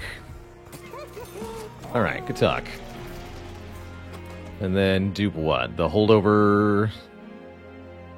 Supersedes? It's a pretty good dupe, actually. For scaling us nice and fast. Sure. Duplicate that. Why not? We have 100 shards? Good. We're fighting Sap Seraph? No biggie. Although Primordium will pass an increasing amount of sap, actually. That does seem like it's going to be a bit of an issue. Oh, he says.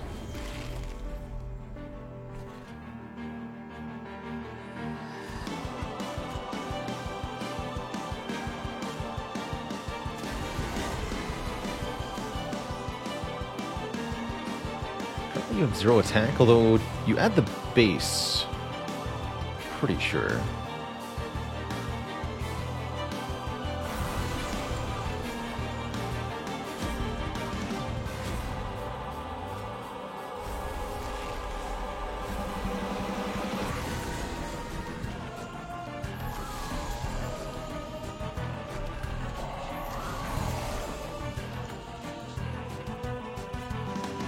Holdover Old Magic should be able to overcome this, though. Really, really hoping.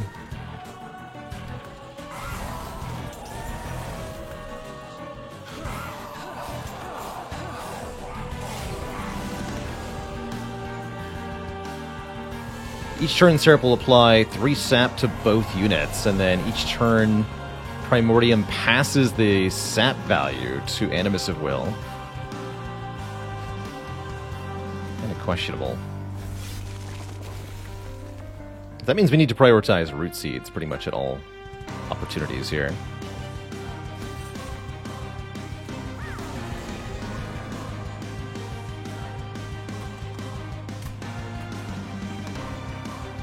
I know I need to play that because we're playing Root Seeds.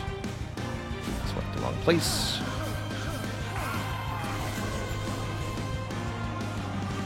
$21 sap. And counting.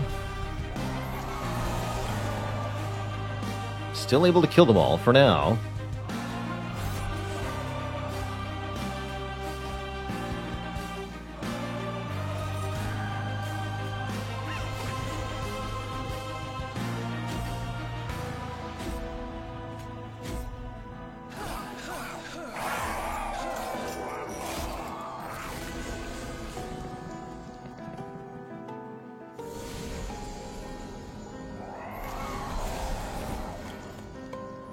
But it's the double holdover Old Magic that's going to prevail here.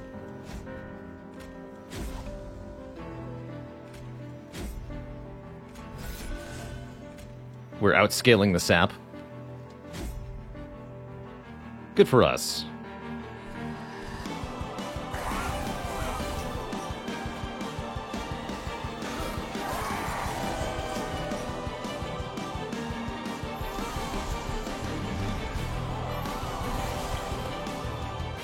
Also, if you haven't noticed, I have 126 damage shields. Seems kind of good.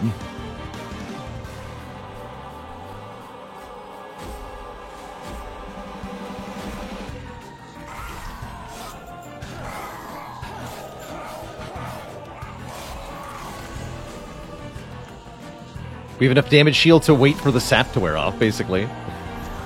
Although 63 sap is a lot. Filthy is charged.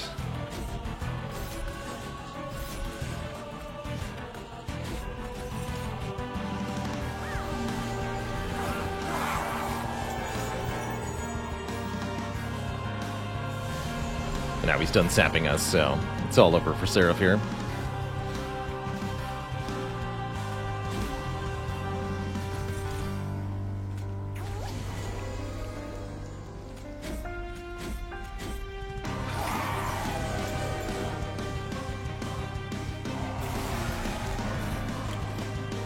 The only sap in this fight is Seraph.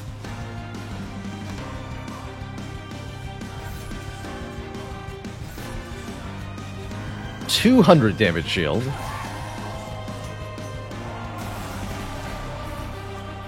Do your worst, Mr. Seraph.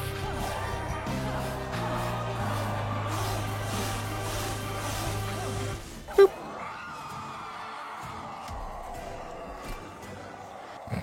GG. Sir.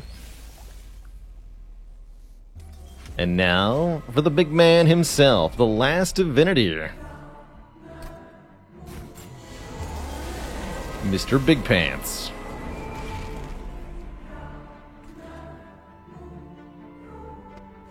So, top floor divinity has sweep, meaning it can attack the rearmost unit, as well as the frontmost unit. And I don't give the slightest of craps about that.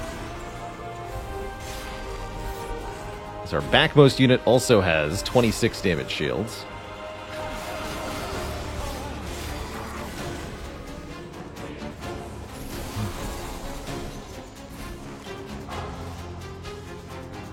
And there's Trample just in time. We'll put it on Primordium as well, just in case it matters. We want to play the Invigorating Solution here. Looks like this wave might hurt us a bit. With all these damage shields, even with Trample, I don't think I can get them all. Unless I draw Glimmer here.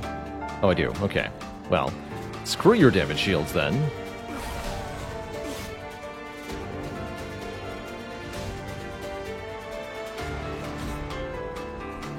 How does that sound?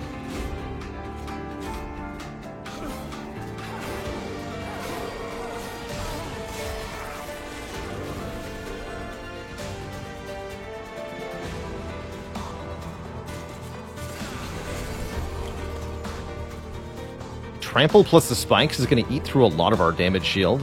Good thing we have an excessive amount of it. Shouldn't matter at all.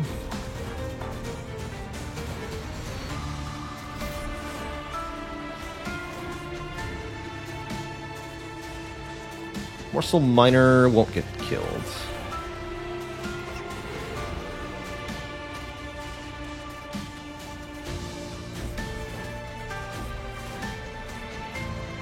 Uh-oh.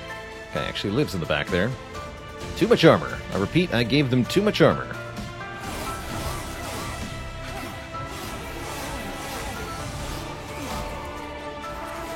Lives on 1. Whoops. Ow. Okay, I can't let that happen again.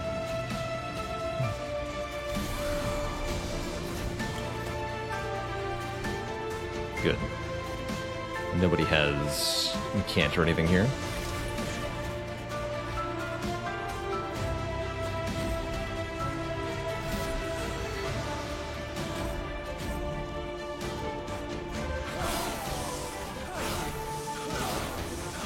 Crunchy.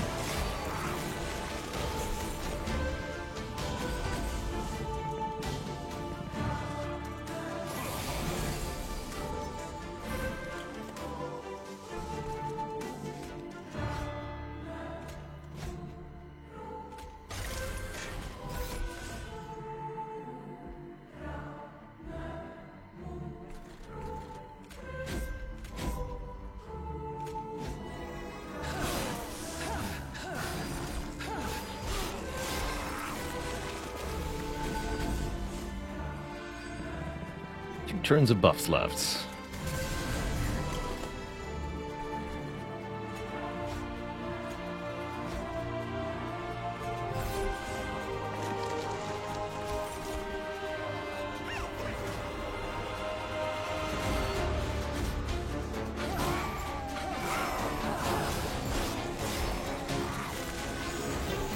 $590 by 4. Here we go. What is divinity compared to a well-watered plant? Not much of anything, really.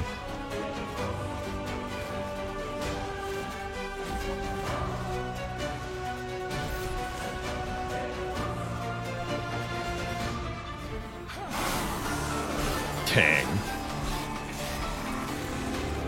I think that's a kill right now. Without taking out either of these remaining waves. Sure is. GG. There's one of the hardest clan combos crossed off. Only took many attempts to get a run that was broken. GG. Heck yeah.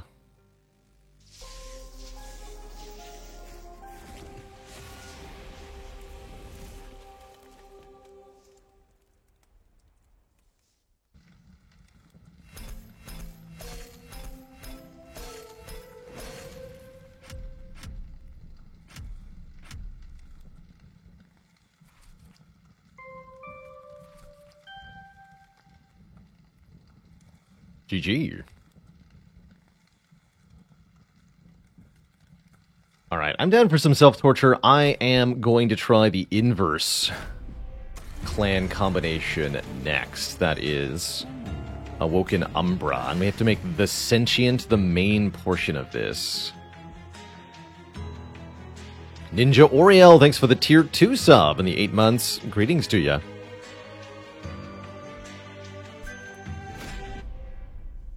Three more crowns to go.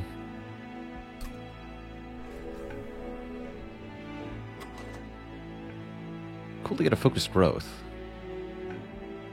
Lots of heal stuff. Good for maybe explosive sentient.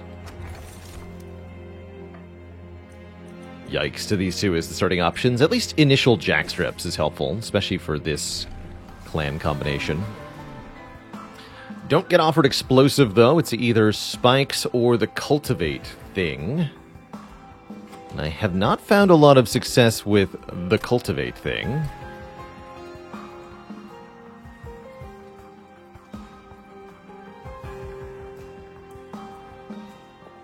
Going Umbra Banner, huh?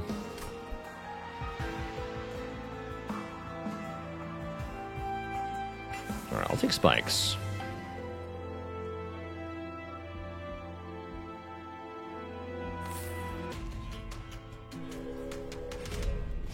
Mark of Invasion? Sure. Welcome.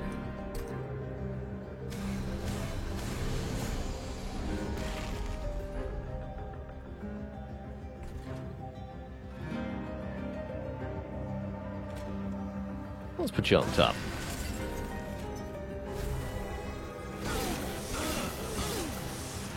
Ascend.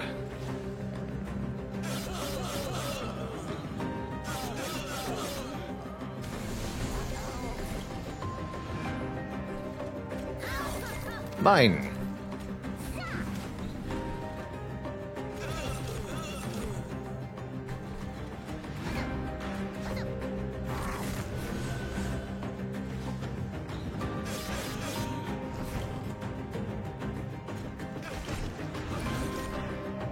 Good work, Blink.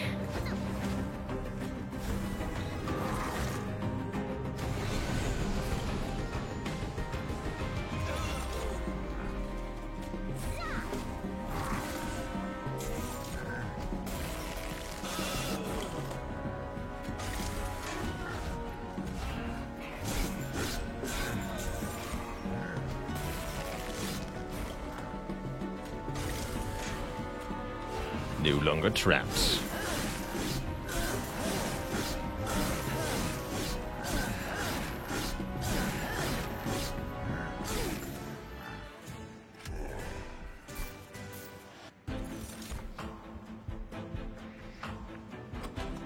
Third Glimmer seems less helpful. I think less cards is probably more here. We should be skipping, perhaps, aggressively.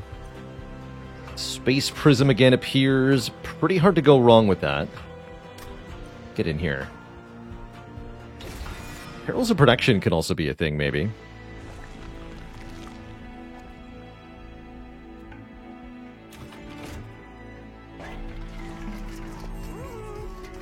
That's kind of a cool idea, Pianist. Sentient with spikes on the bottom as a way to buy time for morsel scaling higher up. I could see that. Crucible Warden is perfectly fine. I do like Crucible Warden as a base unit. They're going to want morsels.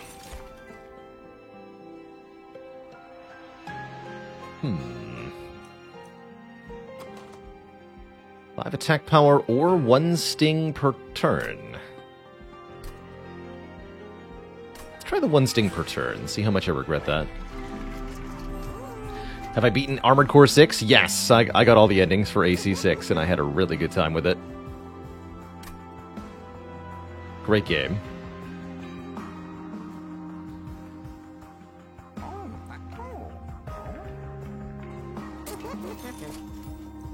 That's good.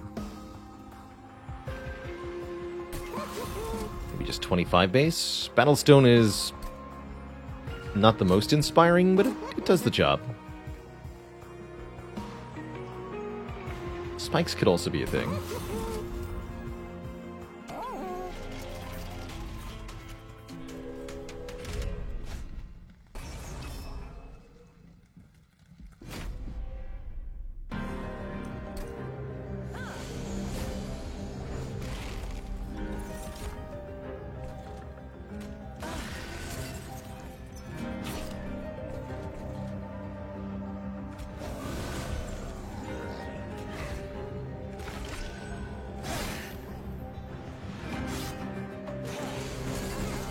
Blepo. Have some food, friends.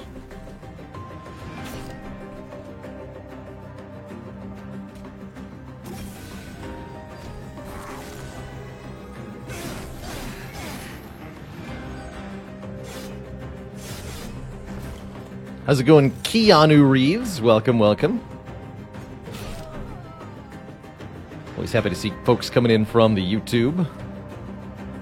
This looks like some fire damage, unfortunately. 26 by 2 is not going to cut it here.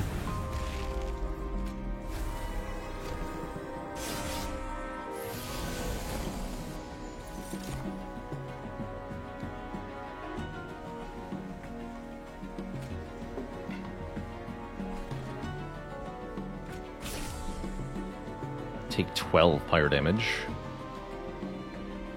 Bummer.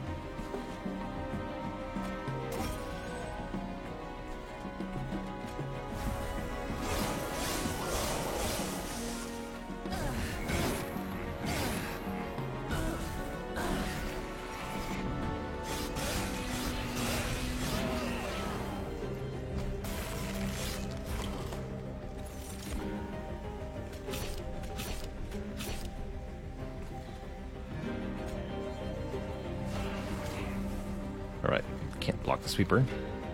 Well, fair enough.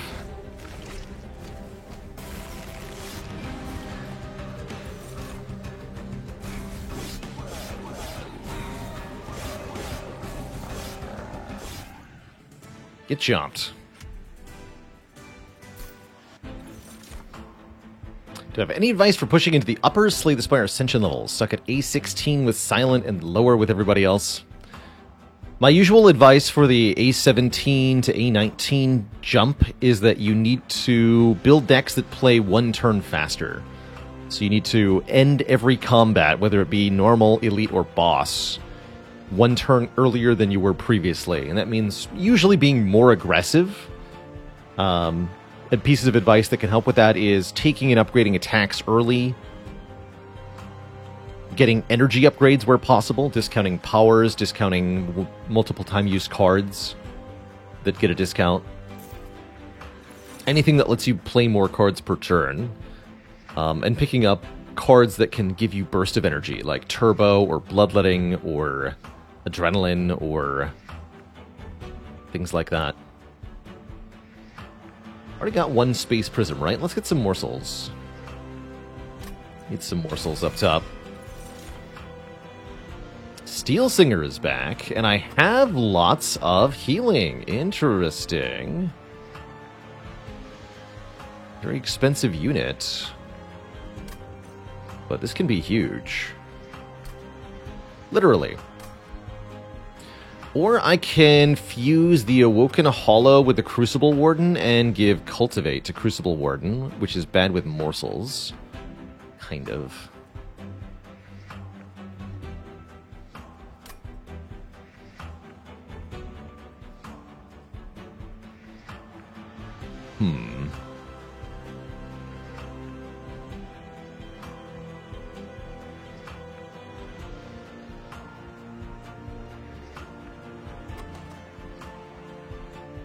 Steel Singer Essence is basically a large stone. That's true, actually. Plus 20, plus 40, and Rejuvenate plus 1 versus slightly lower stat gain, Rejuvenate, Cultivate 2. I think I'd prefer the Awoken Hollow Infusion to the Steel Singer Infusion.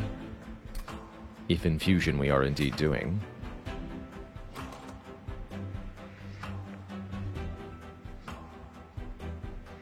It's a really good opportunity to metascale the Steel Singer.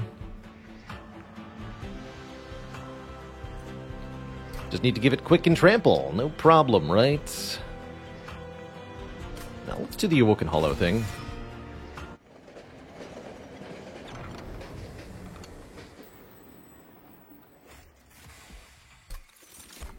And I'll take the Super Stewards to get through the Talos fight. That always helps. Yeah, lots of Divine Artifacts today. I don't know what I've done to deserve it, but I'm happy about it. Definitely happy about it. Definitely have some cards that would like Merchant of Magic upgrades. Let's go to the Merchant of Magic then. Skip this artifact. Heal too. I was hoping we'd see Remove Consume for Packed Morsels. One of my favorite simple Umbra cards to make, this one. Add 3 uncommon or rare morsel units to your hand. with no condition required is pretty good.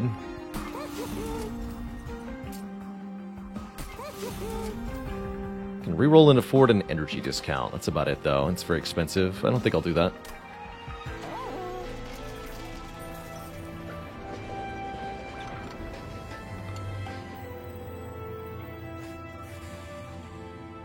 Another purge a card, gain a card.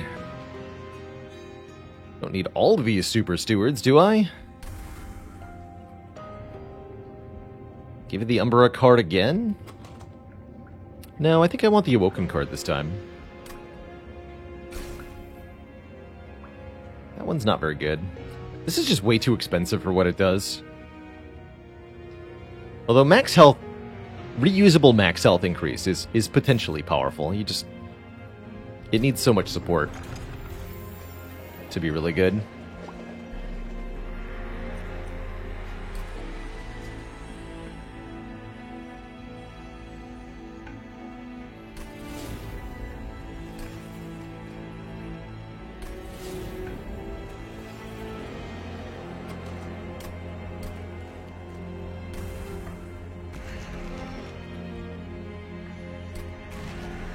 Yeah, that's a pretty formidable unit.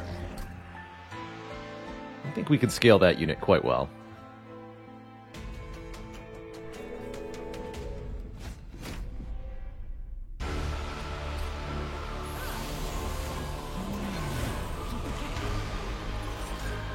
Excellent turn one.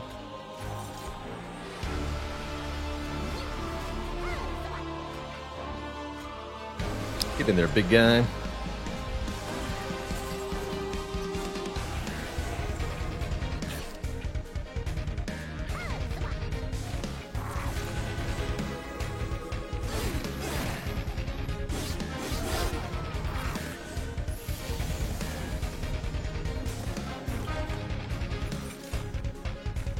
Boom.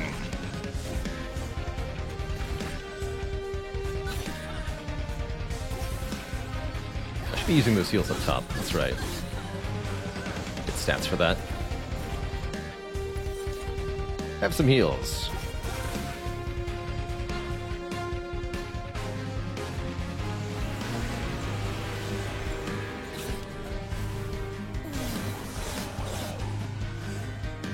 Newt, thanks for 3 months. It's our 3-month anniversary. Things go so fast.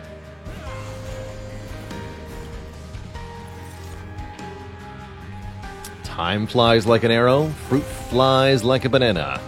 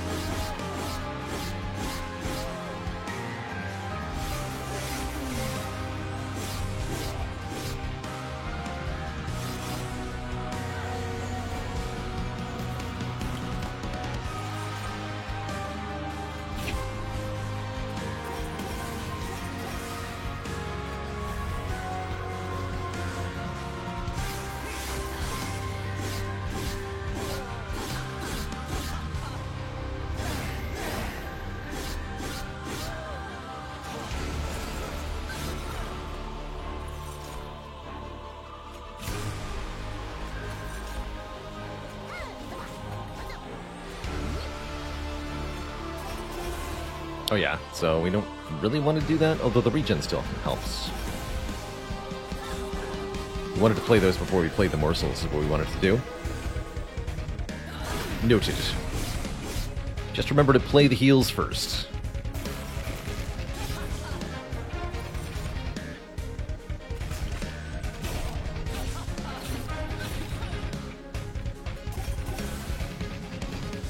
Yeah, and the stewards pretty much do all the work here.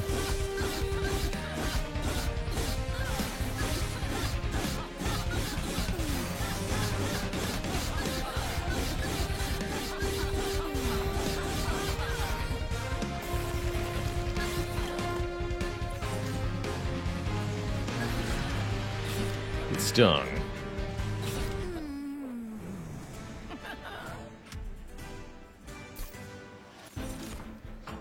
Ooh, Awoken Rail Spike, really strong. I also like Wretch here for its ability to get more morsels into our hand. For the Crucible Warden. I think I'm going to take the Rail Spike. Very breakable card in particular.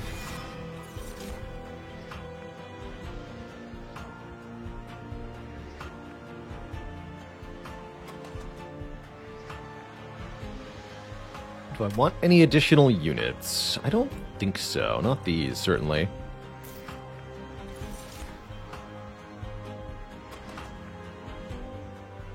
Don't need capacity. Both card draw and energy are decent. I'm going to take the card draw. Maybe go energy second. Depends on the artifacts we find. Not much use for a Merchant of Steel. Hellvent actually looks great here because I would love another Packed Morsels. We also get money and an Umbra unit instead of removing 2. We can go to this Unstable Vortex, perhaps.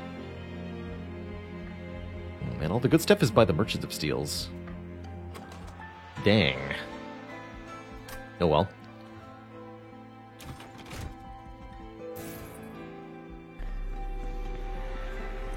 Another 30 magic power. I could put 30 magic power on this Glimmer. Tempting, actually. Is there anything we would want to make intrinsic? Awoken Rail Spike, only if I had the turn 1 energy, but I don't currently. Oh, that could be a nice companion for the Crucible Warden up top, automatically making morsels each turn. But then what use is there for double packed morsels? Also, they will eat my Cultivate procs. No, forget those. They're no good. Keep doing spikes. Keep doing morsels. Yeah, Morsel Maker is also fun until you draw it first and then you can't play your other unit, and that's not great either. That's not so great.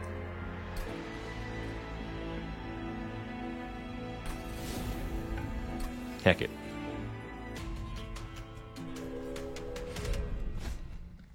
Spell Shield, you say?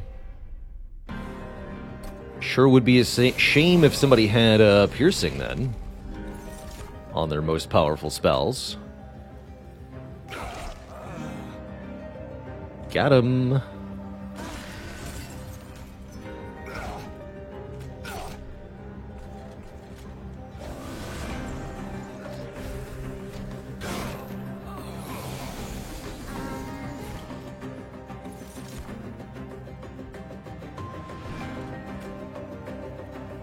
That one's not piercing.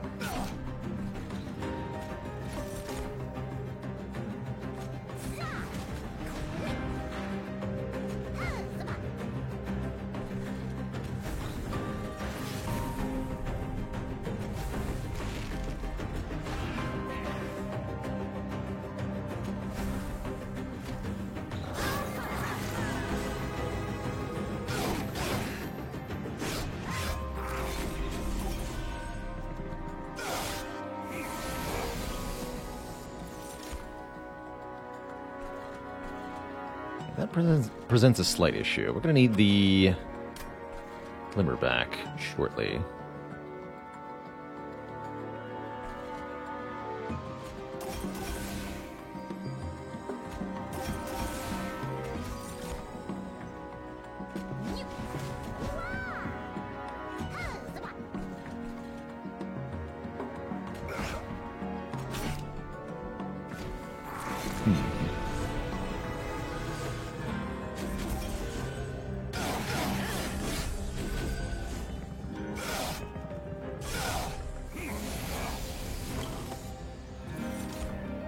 There's regular Glimmer. That's good enough here.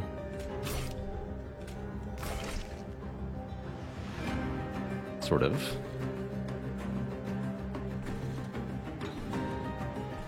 Still not able to kill this guy, but hopefully we can kill him next turn. Guaranteed we can, because we have a Sting. Okay, no problem then.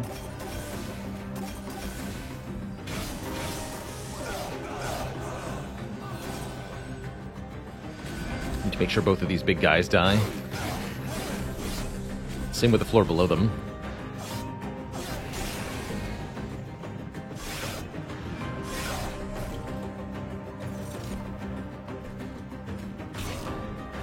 Actually, this guy doesn't die either. Ouch, my pyre. Unless, no, we can just buff. Cultivate gets there.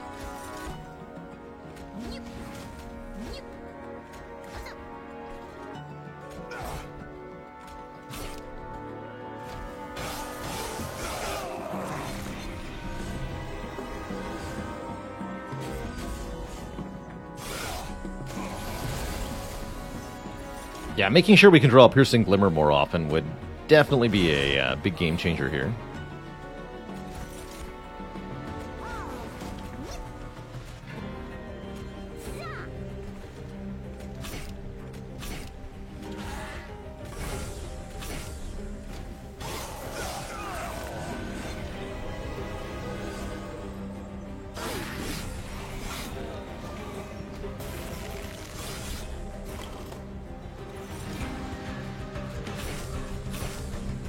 Get him, Plink. Boom. Easy. Oops.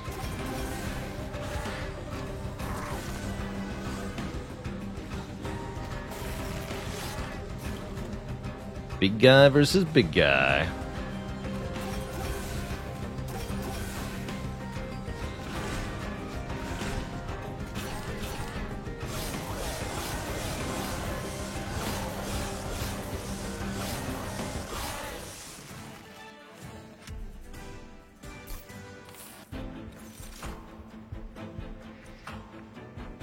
Do more Cultivate with Awake. It's expensive, though. Nah. Sacrifice a unit to gain morsels is okay. Ember Cache can be pretty cool, although you have to get somewhat late into a fight before it's actually good. I often really do like it. Let's grab one. Basically creates 3 little mini adrenaline cards, which are all very good. Partner moves are good. Merchant of Magic, theoretically good. I guess we're going to go this way, then. Cannibalize could be a reason to keep stewards around. Or it could be a reason to not take Cannibalize in the first place. I like it with the Melting Remnant clan, where you want to kill your own units.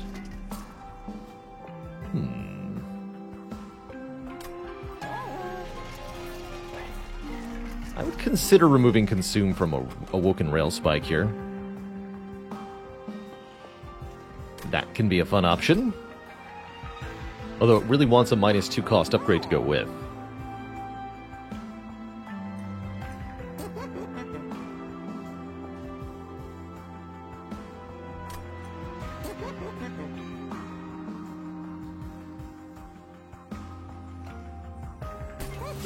Discounting Restores is a good idea. Discounting Focus Growth is also a good idea. Let's make this one the free one for now.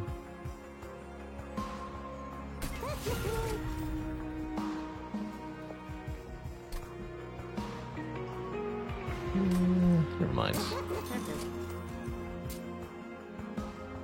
This'll do.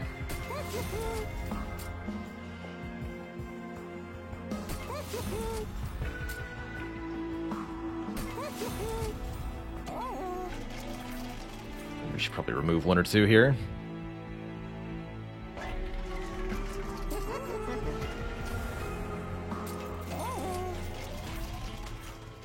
Moving on. Spikes. Spikes will eat my damage shield. Am I okay with that? I think I'm okay with that. Find out how okay I am with all of that.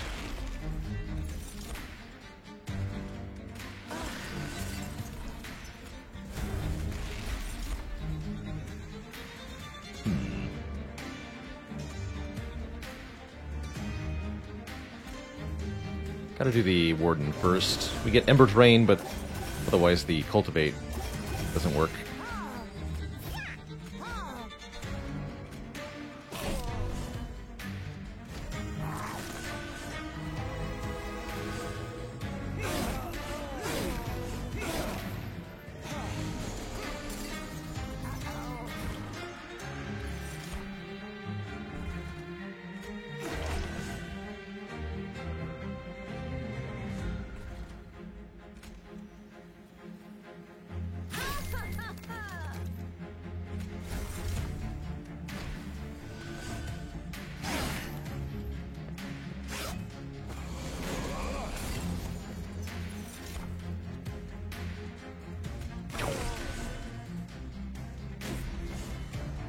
Glimmer says, easy peasy.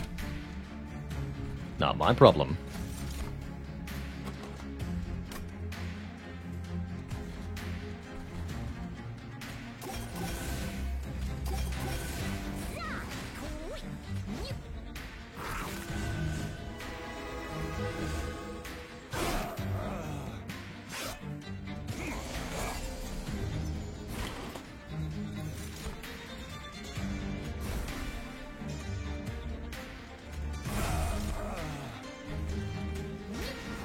Got him.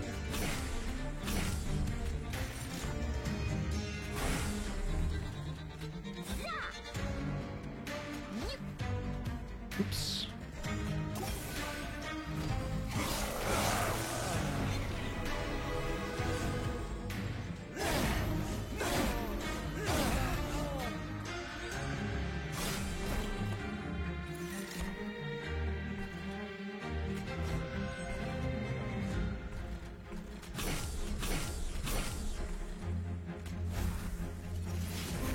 Huzzah!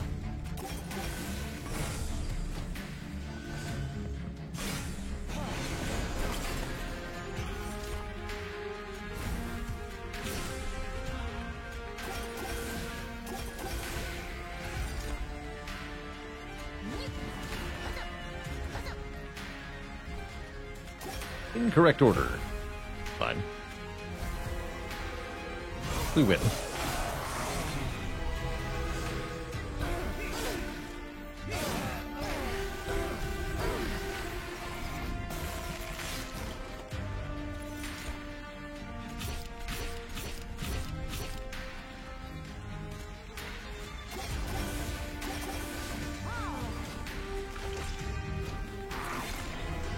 Easy peasy.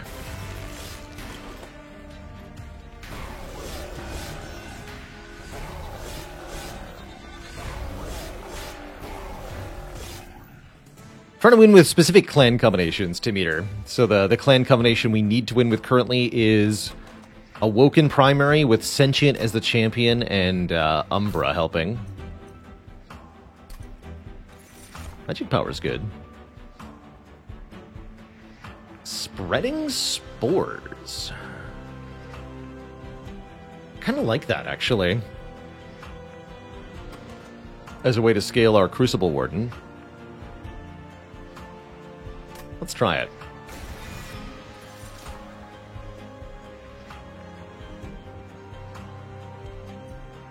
And more ways to get morsels are welcome, too. I guess with the X-Cost cards, Pyrogro's not bad. I hadn't thought about that for long enough. Deeply tempted to duplicate Glimmer, but I really want to remove more cards.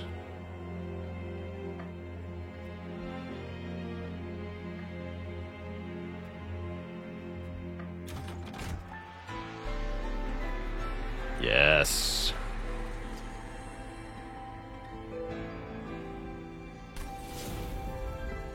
Could make the spores intrinsic. I don't know if that's good, though. Probably not.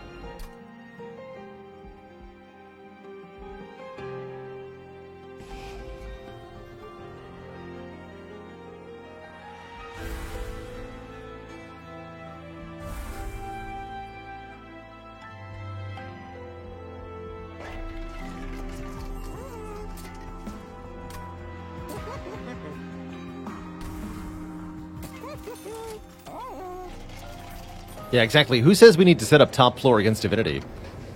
There's no obligation to do so. Get the Boondog's Favor, or purge another card. I'm down for yet another purge here. Lose the last unupgraded Plink. And then we're down to precious few cards indeed. Have a Plink, friend.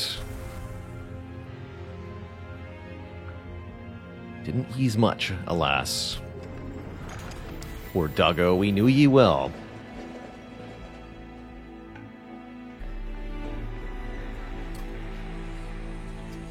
Okay, going into Arcus. How do we feel here? Are we going to be okay? I think we're going to be okay. Surely we'll be fine.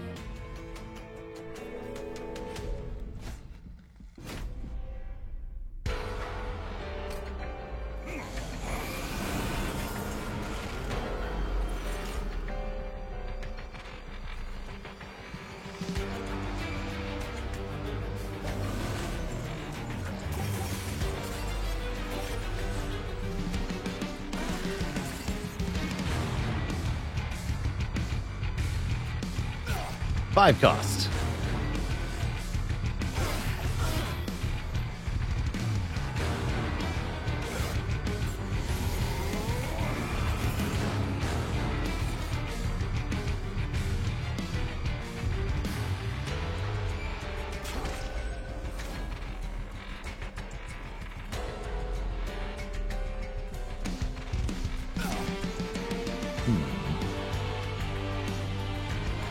Stats.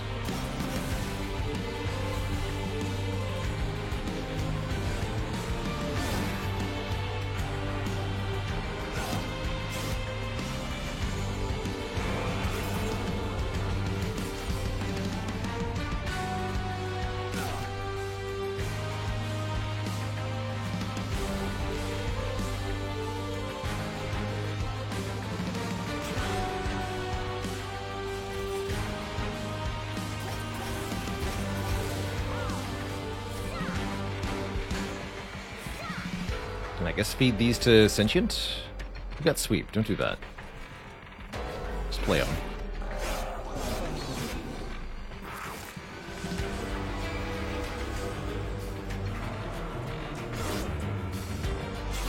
Okay, so far nothing is really threatening me. These two at the bottom is some of the toughest stuff we have so far.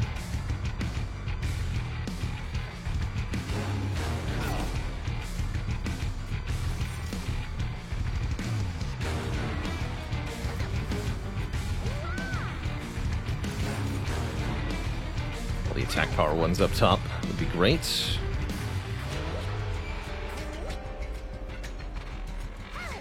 And on the bottom. Oops.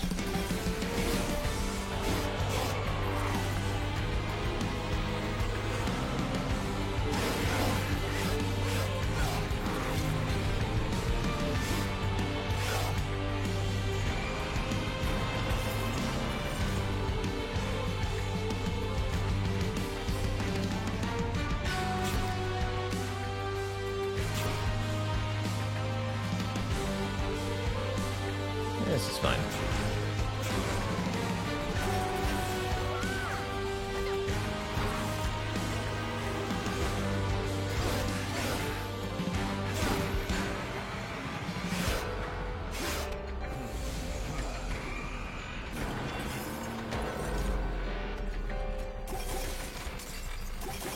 Spread, my children. Go far and wide.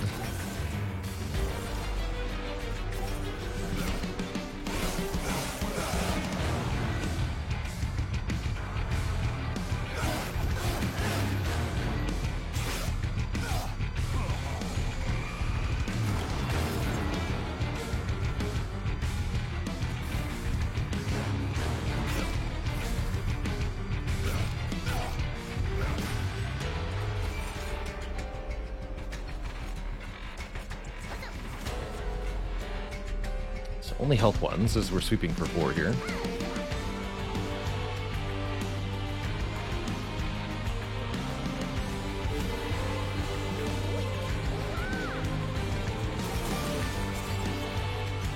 guy actually lives.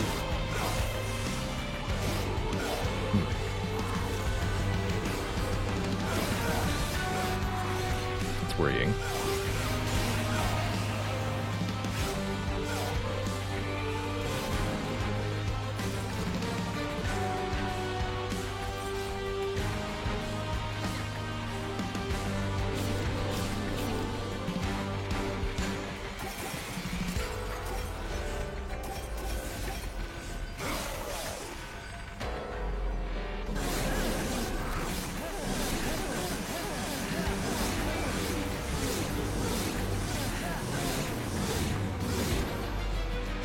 Offering Monument, that's right. Offering Monument, Glugsider, 2 of the event cards. A few other things.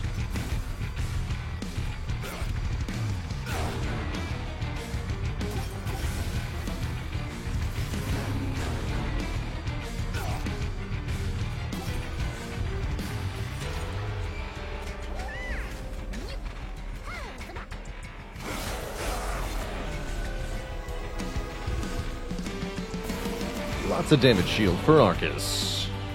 GG.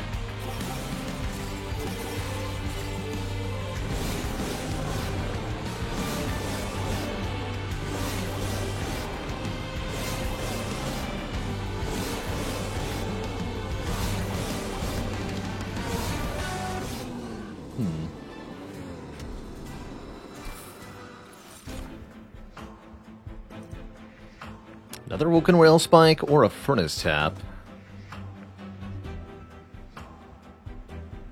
Having more multi-strike could be crucial for Crucible Warden. Take it. And are we taking card draw energy or what? I'm thinking energy here. Got some 4-cost stuff.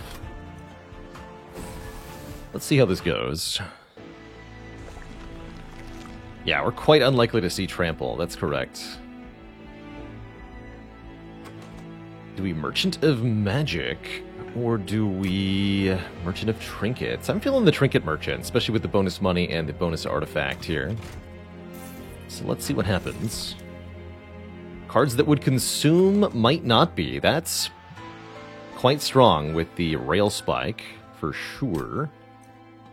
I'll take that. And I'll take this.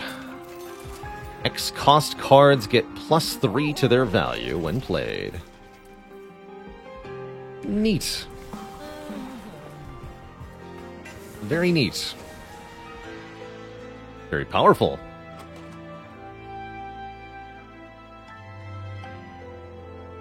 Two times X +3? That's pretty good. And we took bonus energy? Oh yeah, we're happy with the choices we just made. Quite thoroughly, going Merchant of Magic last. Awesome.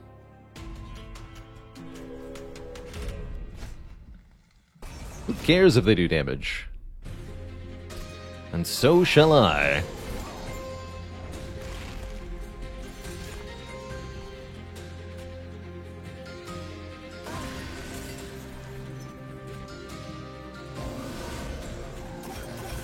Our stats aren't that relevant anymore.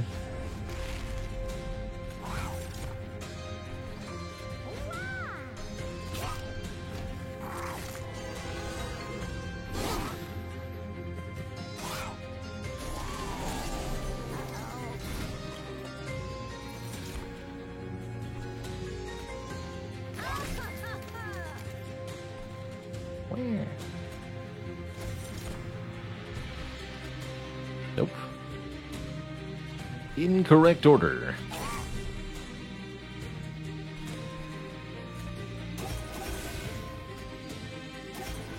There we go.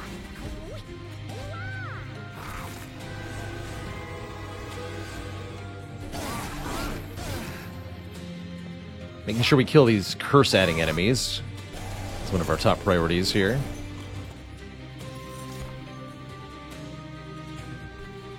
This is an issue, though.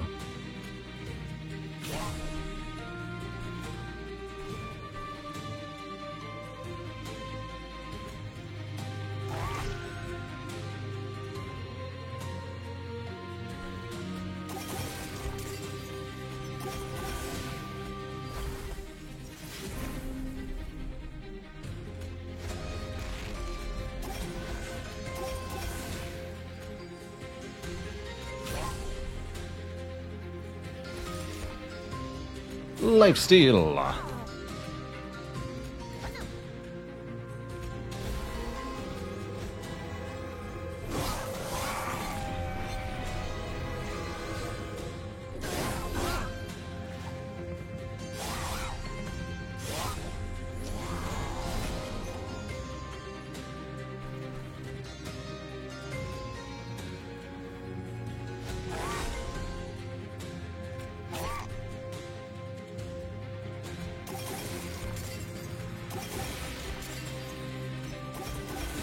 There we go.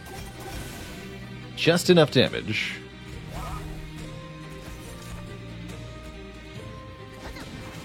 He's died of spikes, right? Put him down here.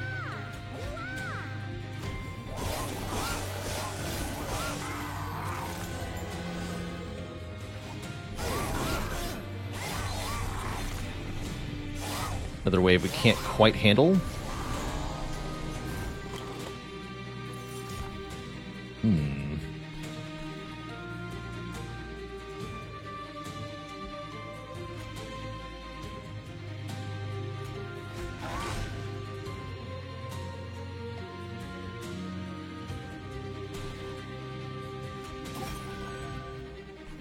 Concerning.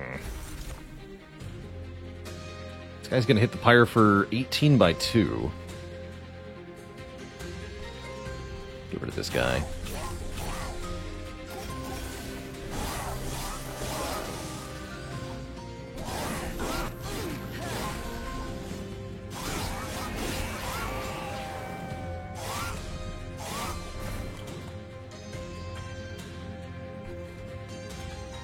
Time to add multi-strike, I guess.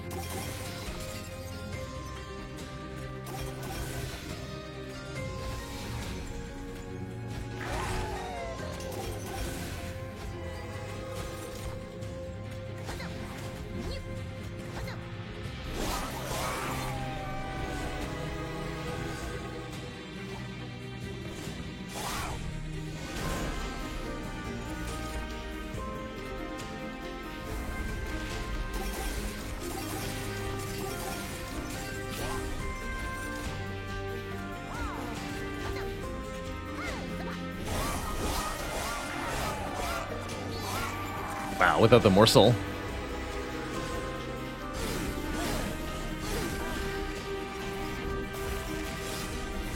Wouldn't have been enough.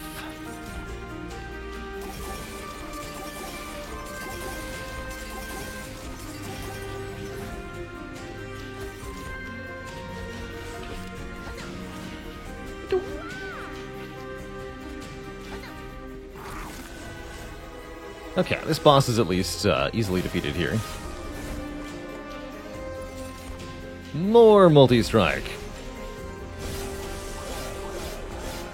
Now we're talking.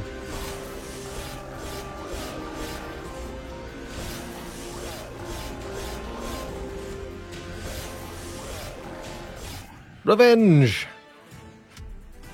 Revenge.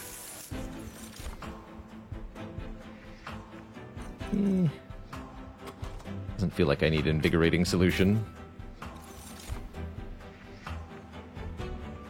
Or any of these.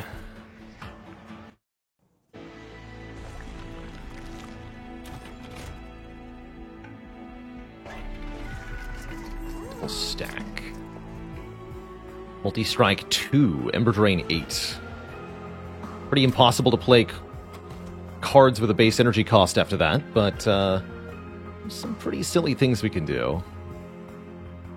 Probably gonna dupe this Awoken Rail Spike, huh?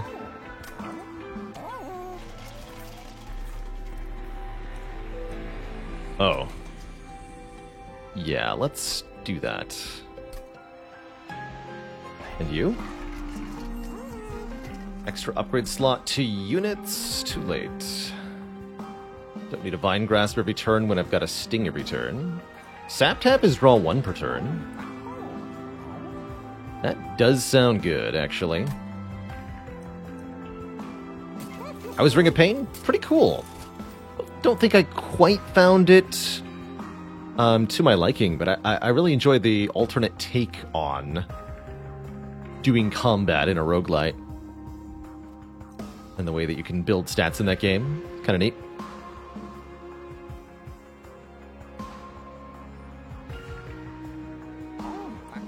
Chain of Gems is okay. Chain of Gems is okay.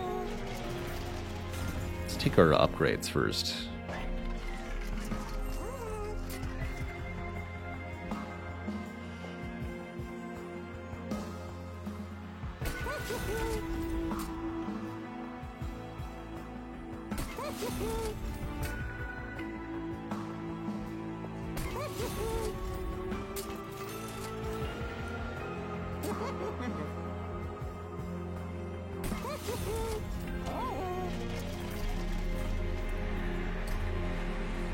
Unlimited power.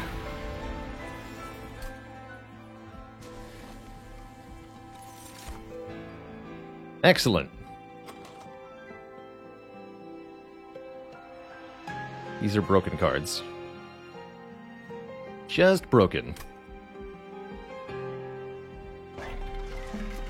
Can't afford the Chain of Gems anymore, so it's purge time. See you later, unupgraded Restore.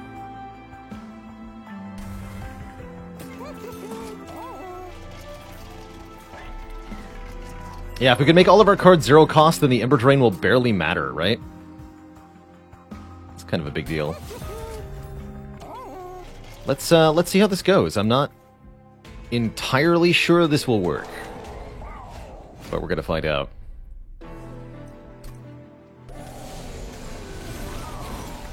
Spikes are gonna dunk a lot of units on the bottom floor, at least. Furnace Tap turn 1 is definitely too early. Let's not do it then.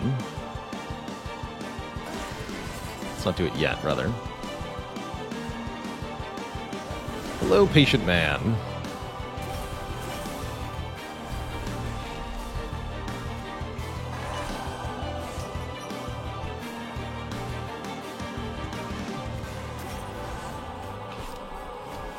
I should play that on... Actually, no, that would have made him stronger.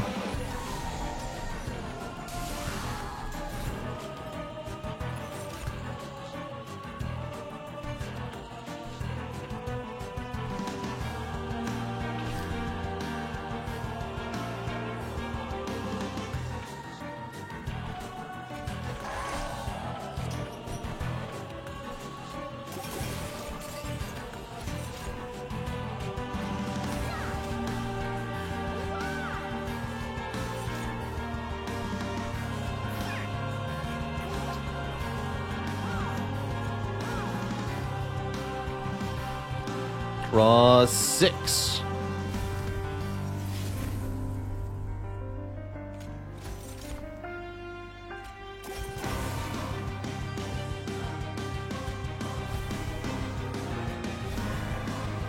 Draw 4.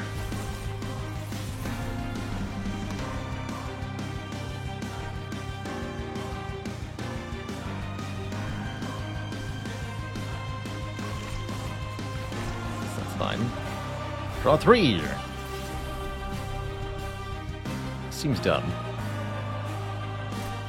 I like it.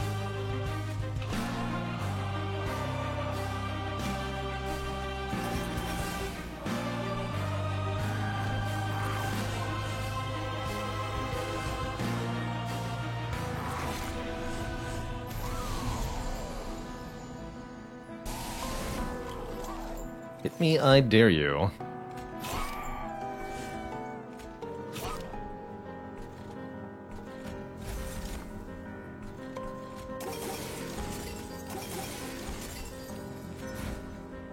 Yeah, I'm playing this Furnace Tap.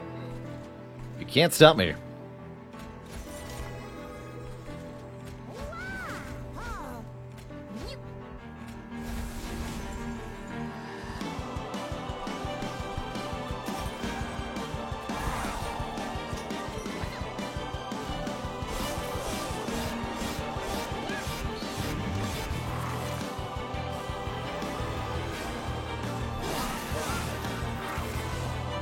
Furnace Tap got deleted. Okay.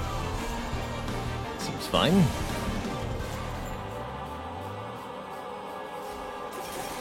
All of my all of my cards are free. I do mean all of them, apparently.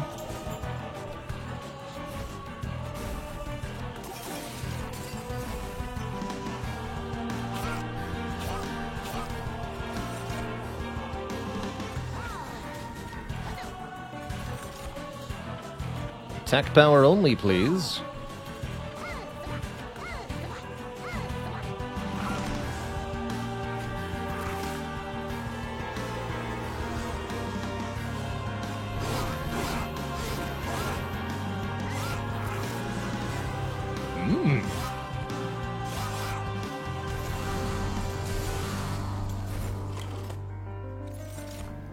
The rail spikes are already gone, though, huh? They are.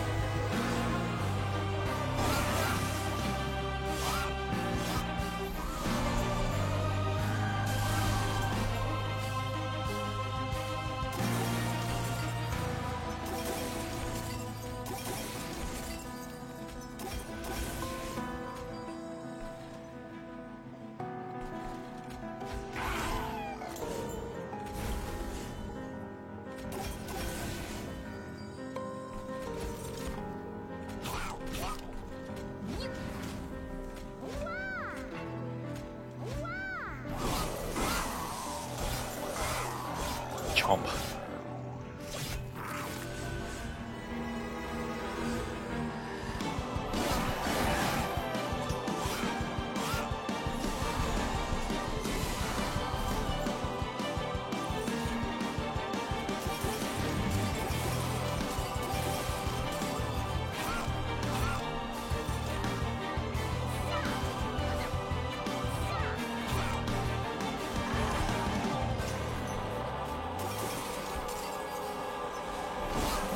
Oh, spikes and regen.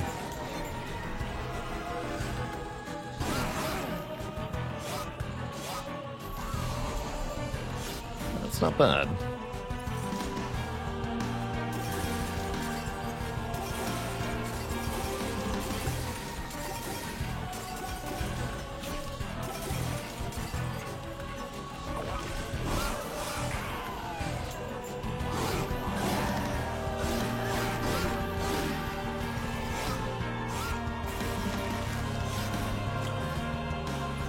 It's all spores, always has been.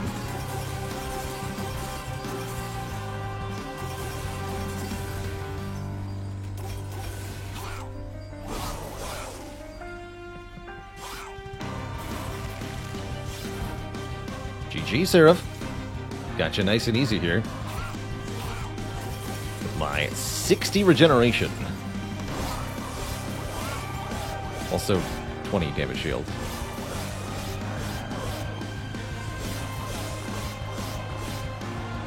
Not as overpowered as our last run, but it certainly seems like it might be enough. Just one more fight to go.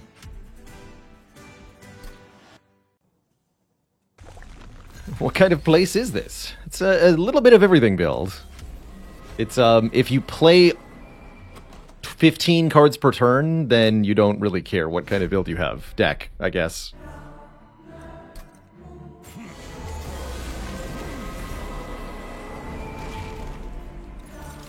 Oh, I got turn 1 Awoken Rail Spike. That's kind of cool. This is the non-piercing Glimmer. Sentient, I think in the middle floor is the right play to take advantage of the double spike damage to Divinity. Won't make a huge difference, 40 more per turn, but it does seem like it could be a difference. We could stack Spreading Spores on the Sentient if we really wanted to. I don't feel like that's correct. We're mostly looking to cultivate. I don't feel like that's right.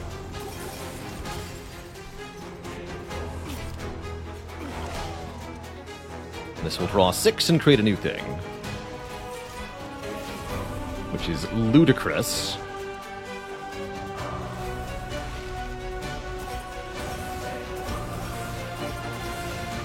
Oh yeah, but what about sweep up top?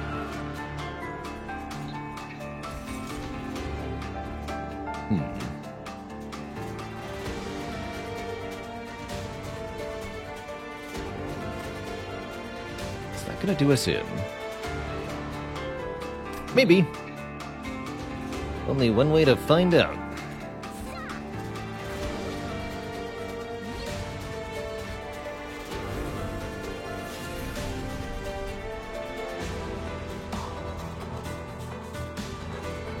Don't want to play yet.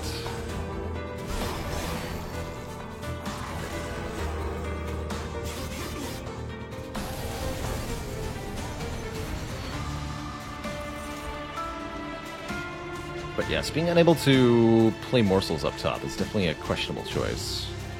Let's see how it plays out. I think we can handle this fight reasonably well.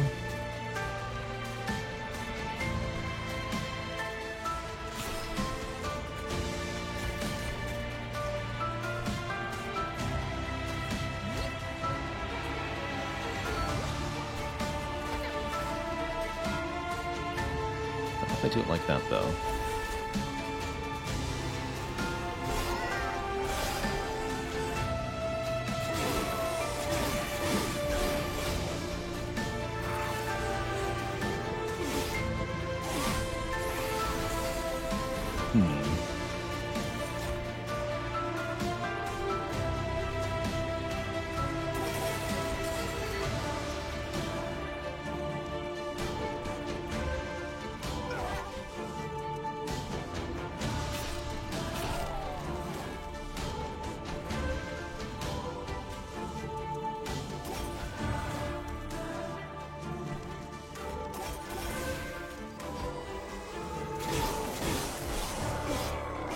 We're only able to get +2/+2 per heal here now, huh? Might not be enough scaling.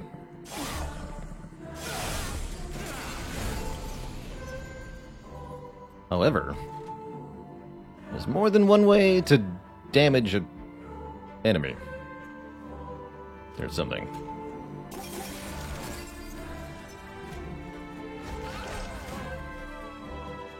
There's our furnace tap. Okay, that's going to help a lot.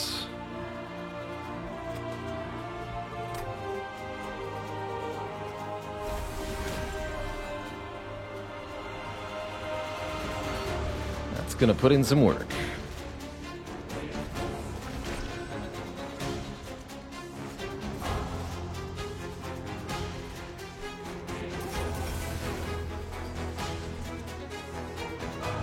Didn't get preserved, huh?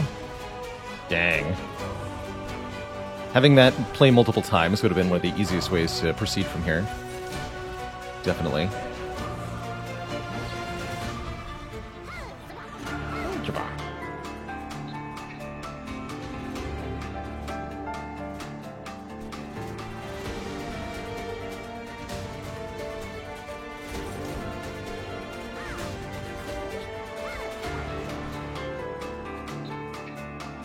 The fact that both of these are still here is crazy, though.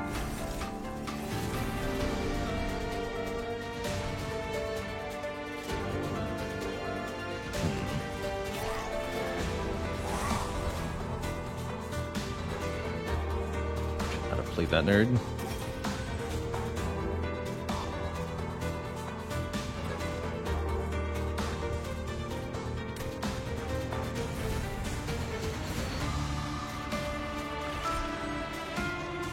Better. Okay, good. This enemy will be an issue.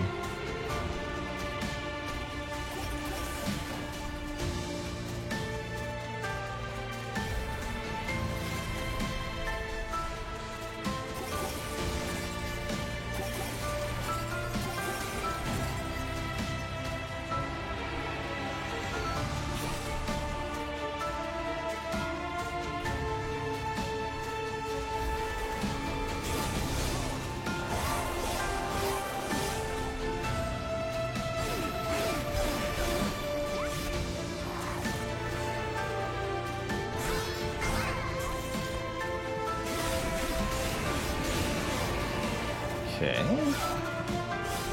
Mini boss, how do I kill you? Great question. How do you do it?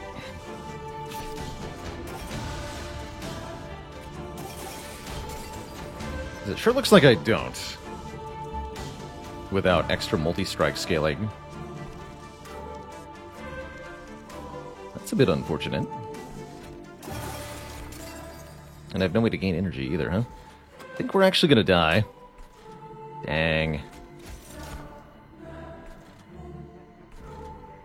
I mean, we needed to go Crucible Warden on the middle floor, maybe.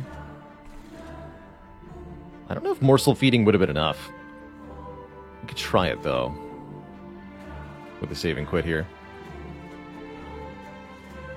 But I'm pretty sure without Furnace Tap getting preserved, we don't get to win this. Let's try it.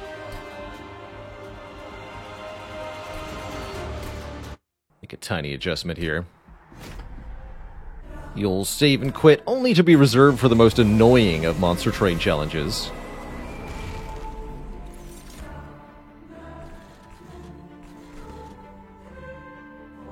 If I felt like throwing an hour of my own time away made for an interesting challenge, then by all means I would do it all again from the beginning, but no.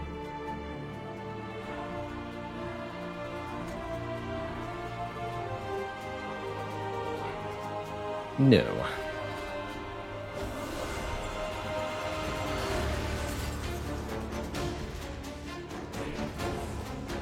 Are we sure we don't want to put the spikes on, Sentient here? Really sure.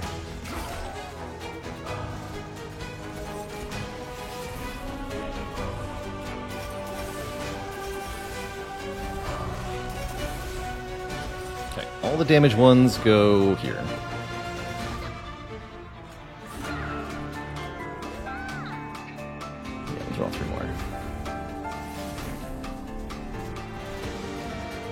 Even knowing what's on docket, it's fine. Don't play this? I don't think so. What if playing different cards in different order could mean preserving the Furnace Tap?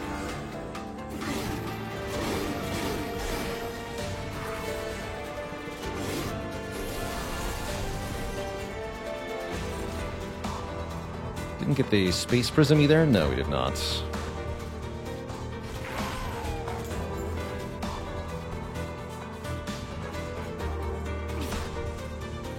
I remember redrawing this already.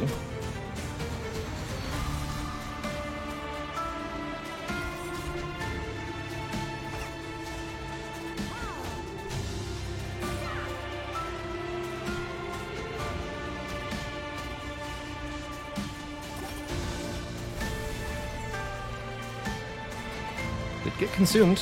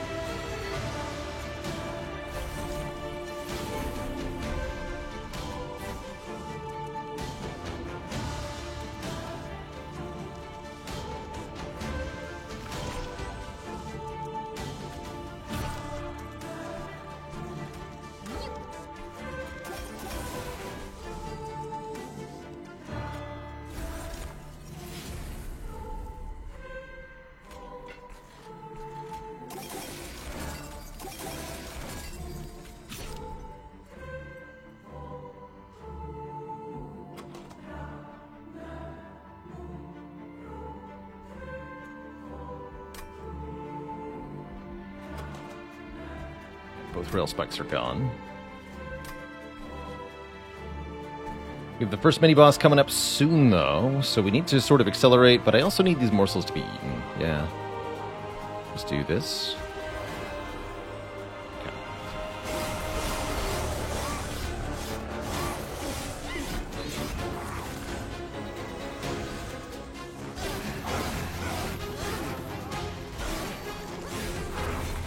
These guys are a bit tough, too.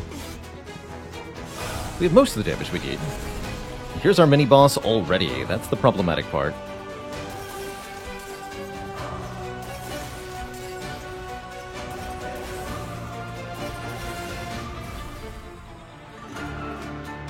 Guess a Piercing Glimmer helps. We're already doing better than before. That part's true.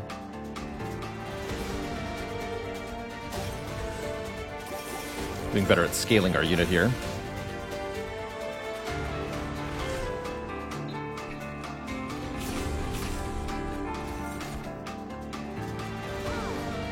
For better or for worse.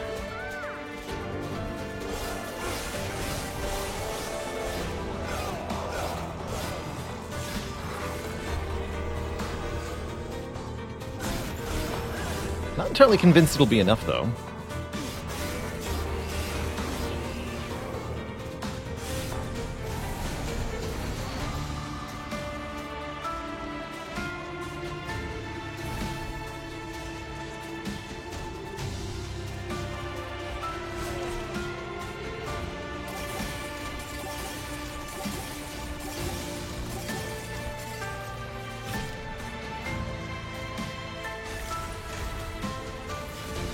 It's working!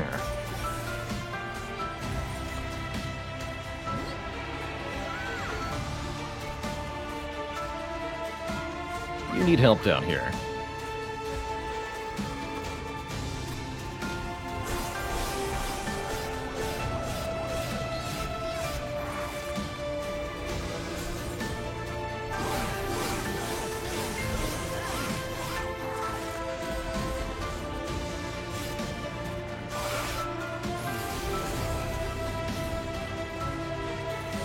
Still looking pretty grim.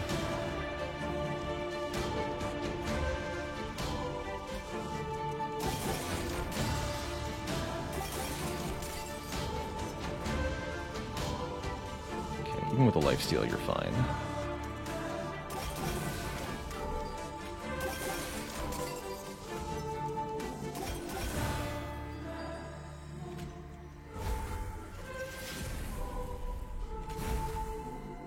There's Piercing Glimmer. I think we have to play that down here. These two are fine.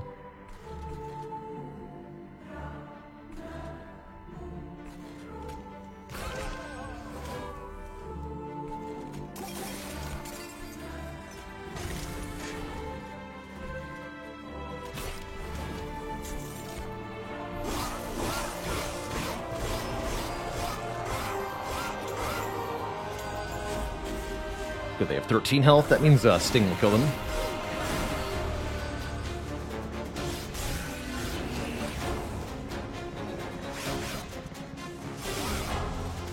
There's the second mini-boss. Even more health than the first one. It's not looking good, and I can only kill one of these guys.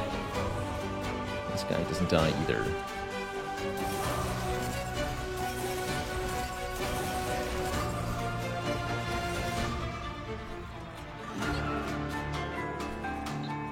Oops.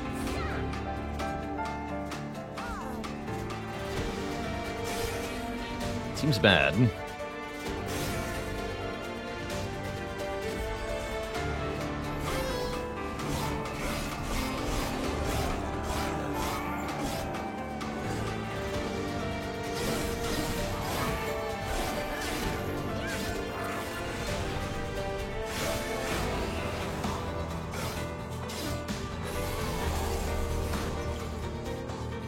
Although if we can kill this guy, I think we'll make it.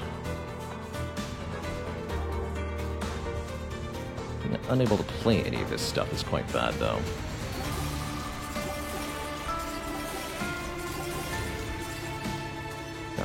Not having a heal is bad, too.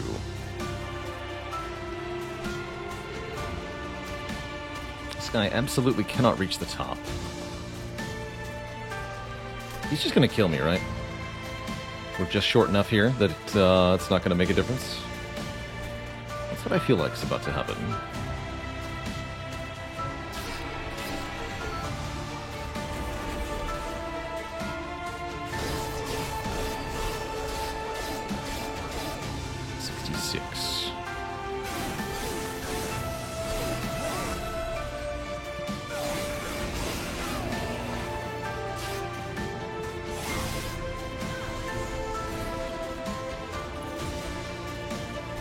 Oh, so close.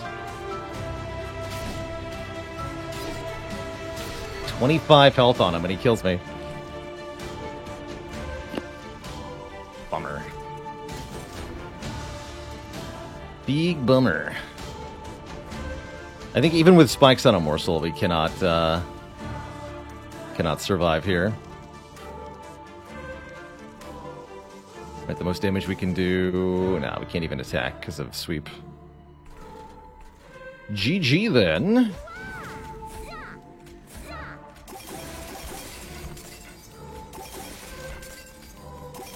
You may kill me with your double-digit hit points left, sir.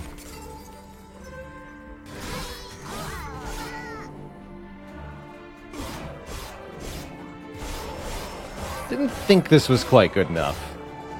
Only we'd gotten the, again, the Ember... Stupid card. If Furnace Tap had just saved off the wings, it would be fine. But it didn't, so we're dead. GG. GG, Twitch chat. Well, we got one of the two combos done. That ain't too bad. That ain't too bad. Well, Twitch chat, that's all the weekend time I've got for us today, alas. It was really cool checking out Ring of Pain. And getting another crown crossed off the list was good, too. We're going to be back at it on Tuesday with some more Spire Ironclad runs and more roguelites as usual. But for now, I am off for the weekend, my friends. See you later, Domal, Allison Ruderi, Zizivivification, Crypt Rat Daddy, Barry the Chopstick, Timothy Veg, Dasty Enoch, American Fart Association, and everybody else. Thank you so much for watching. Till next time, my friends, stay cozy and have a good one. Toodaloo.